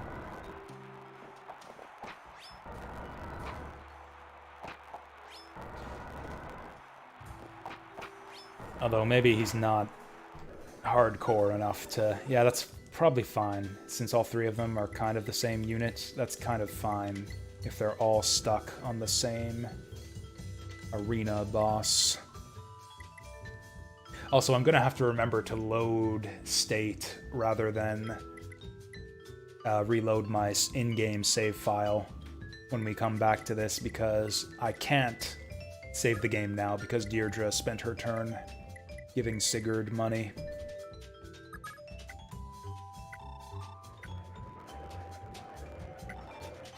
Alright, I was gonna maybe try harder on Arden.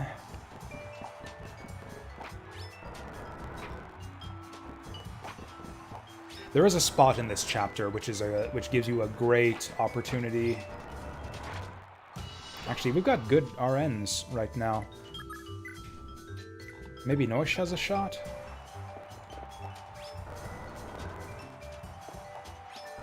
Actually, no, we got shitty RNs because we're missing just as much as he is. We got the crit, but...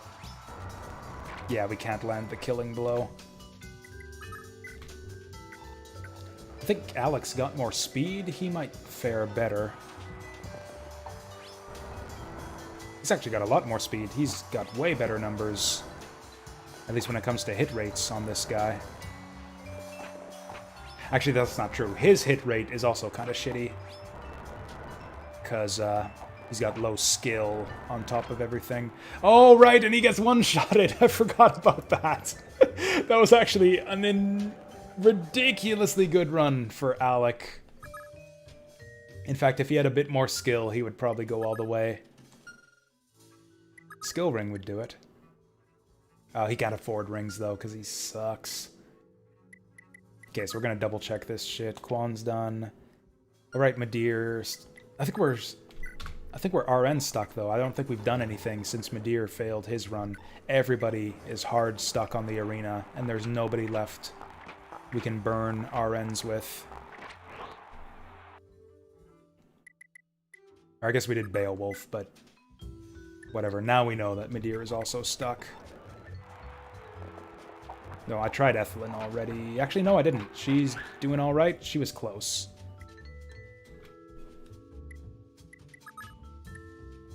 So Ethlyn's as far as she can go. That's fine. She'll get her XP through staff usage. Rakusis made a surprise showing. Surprisingly strong showing. Oh yeah, Holin was the other one.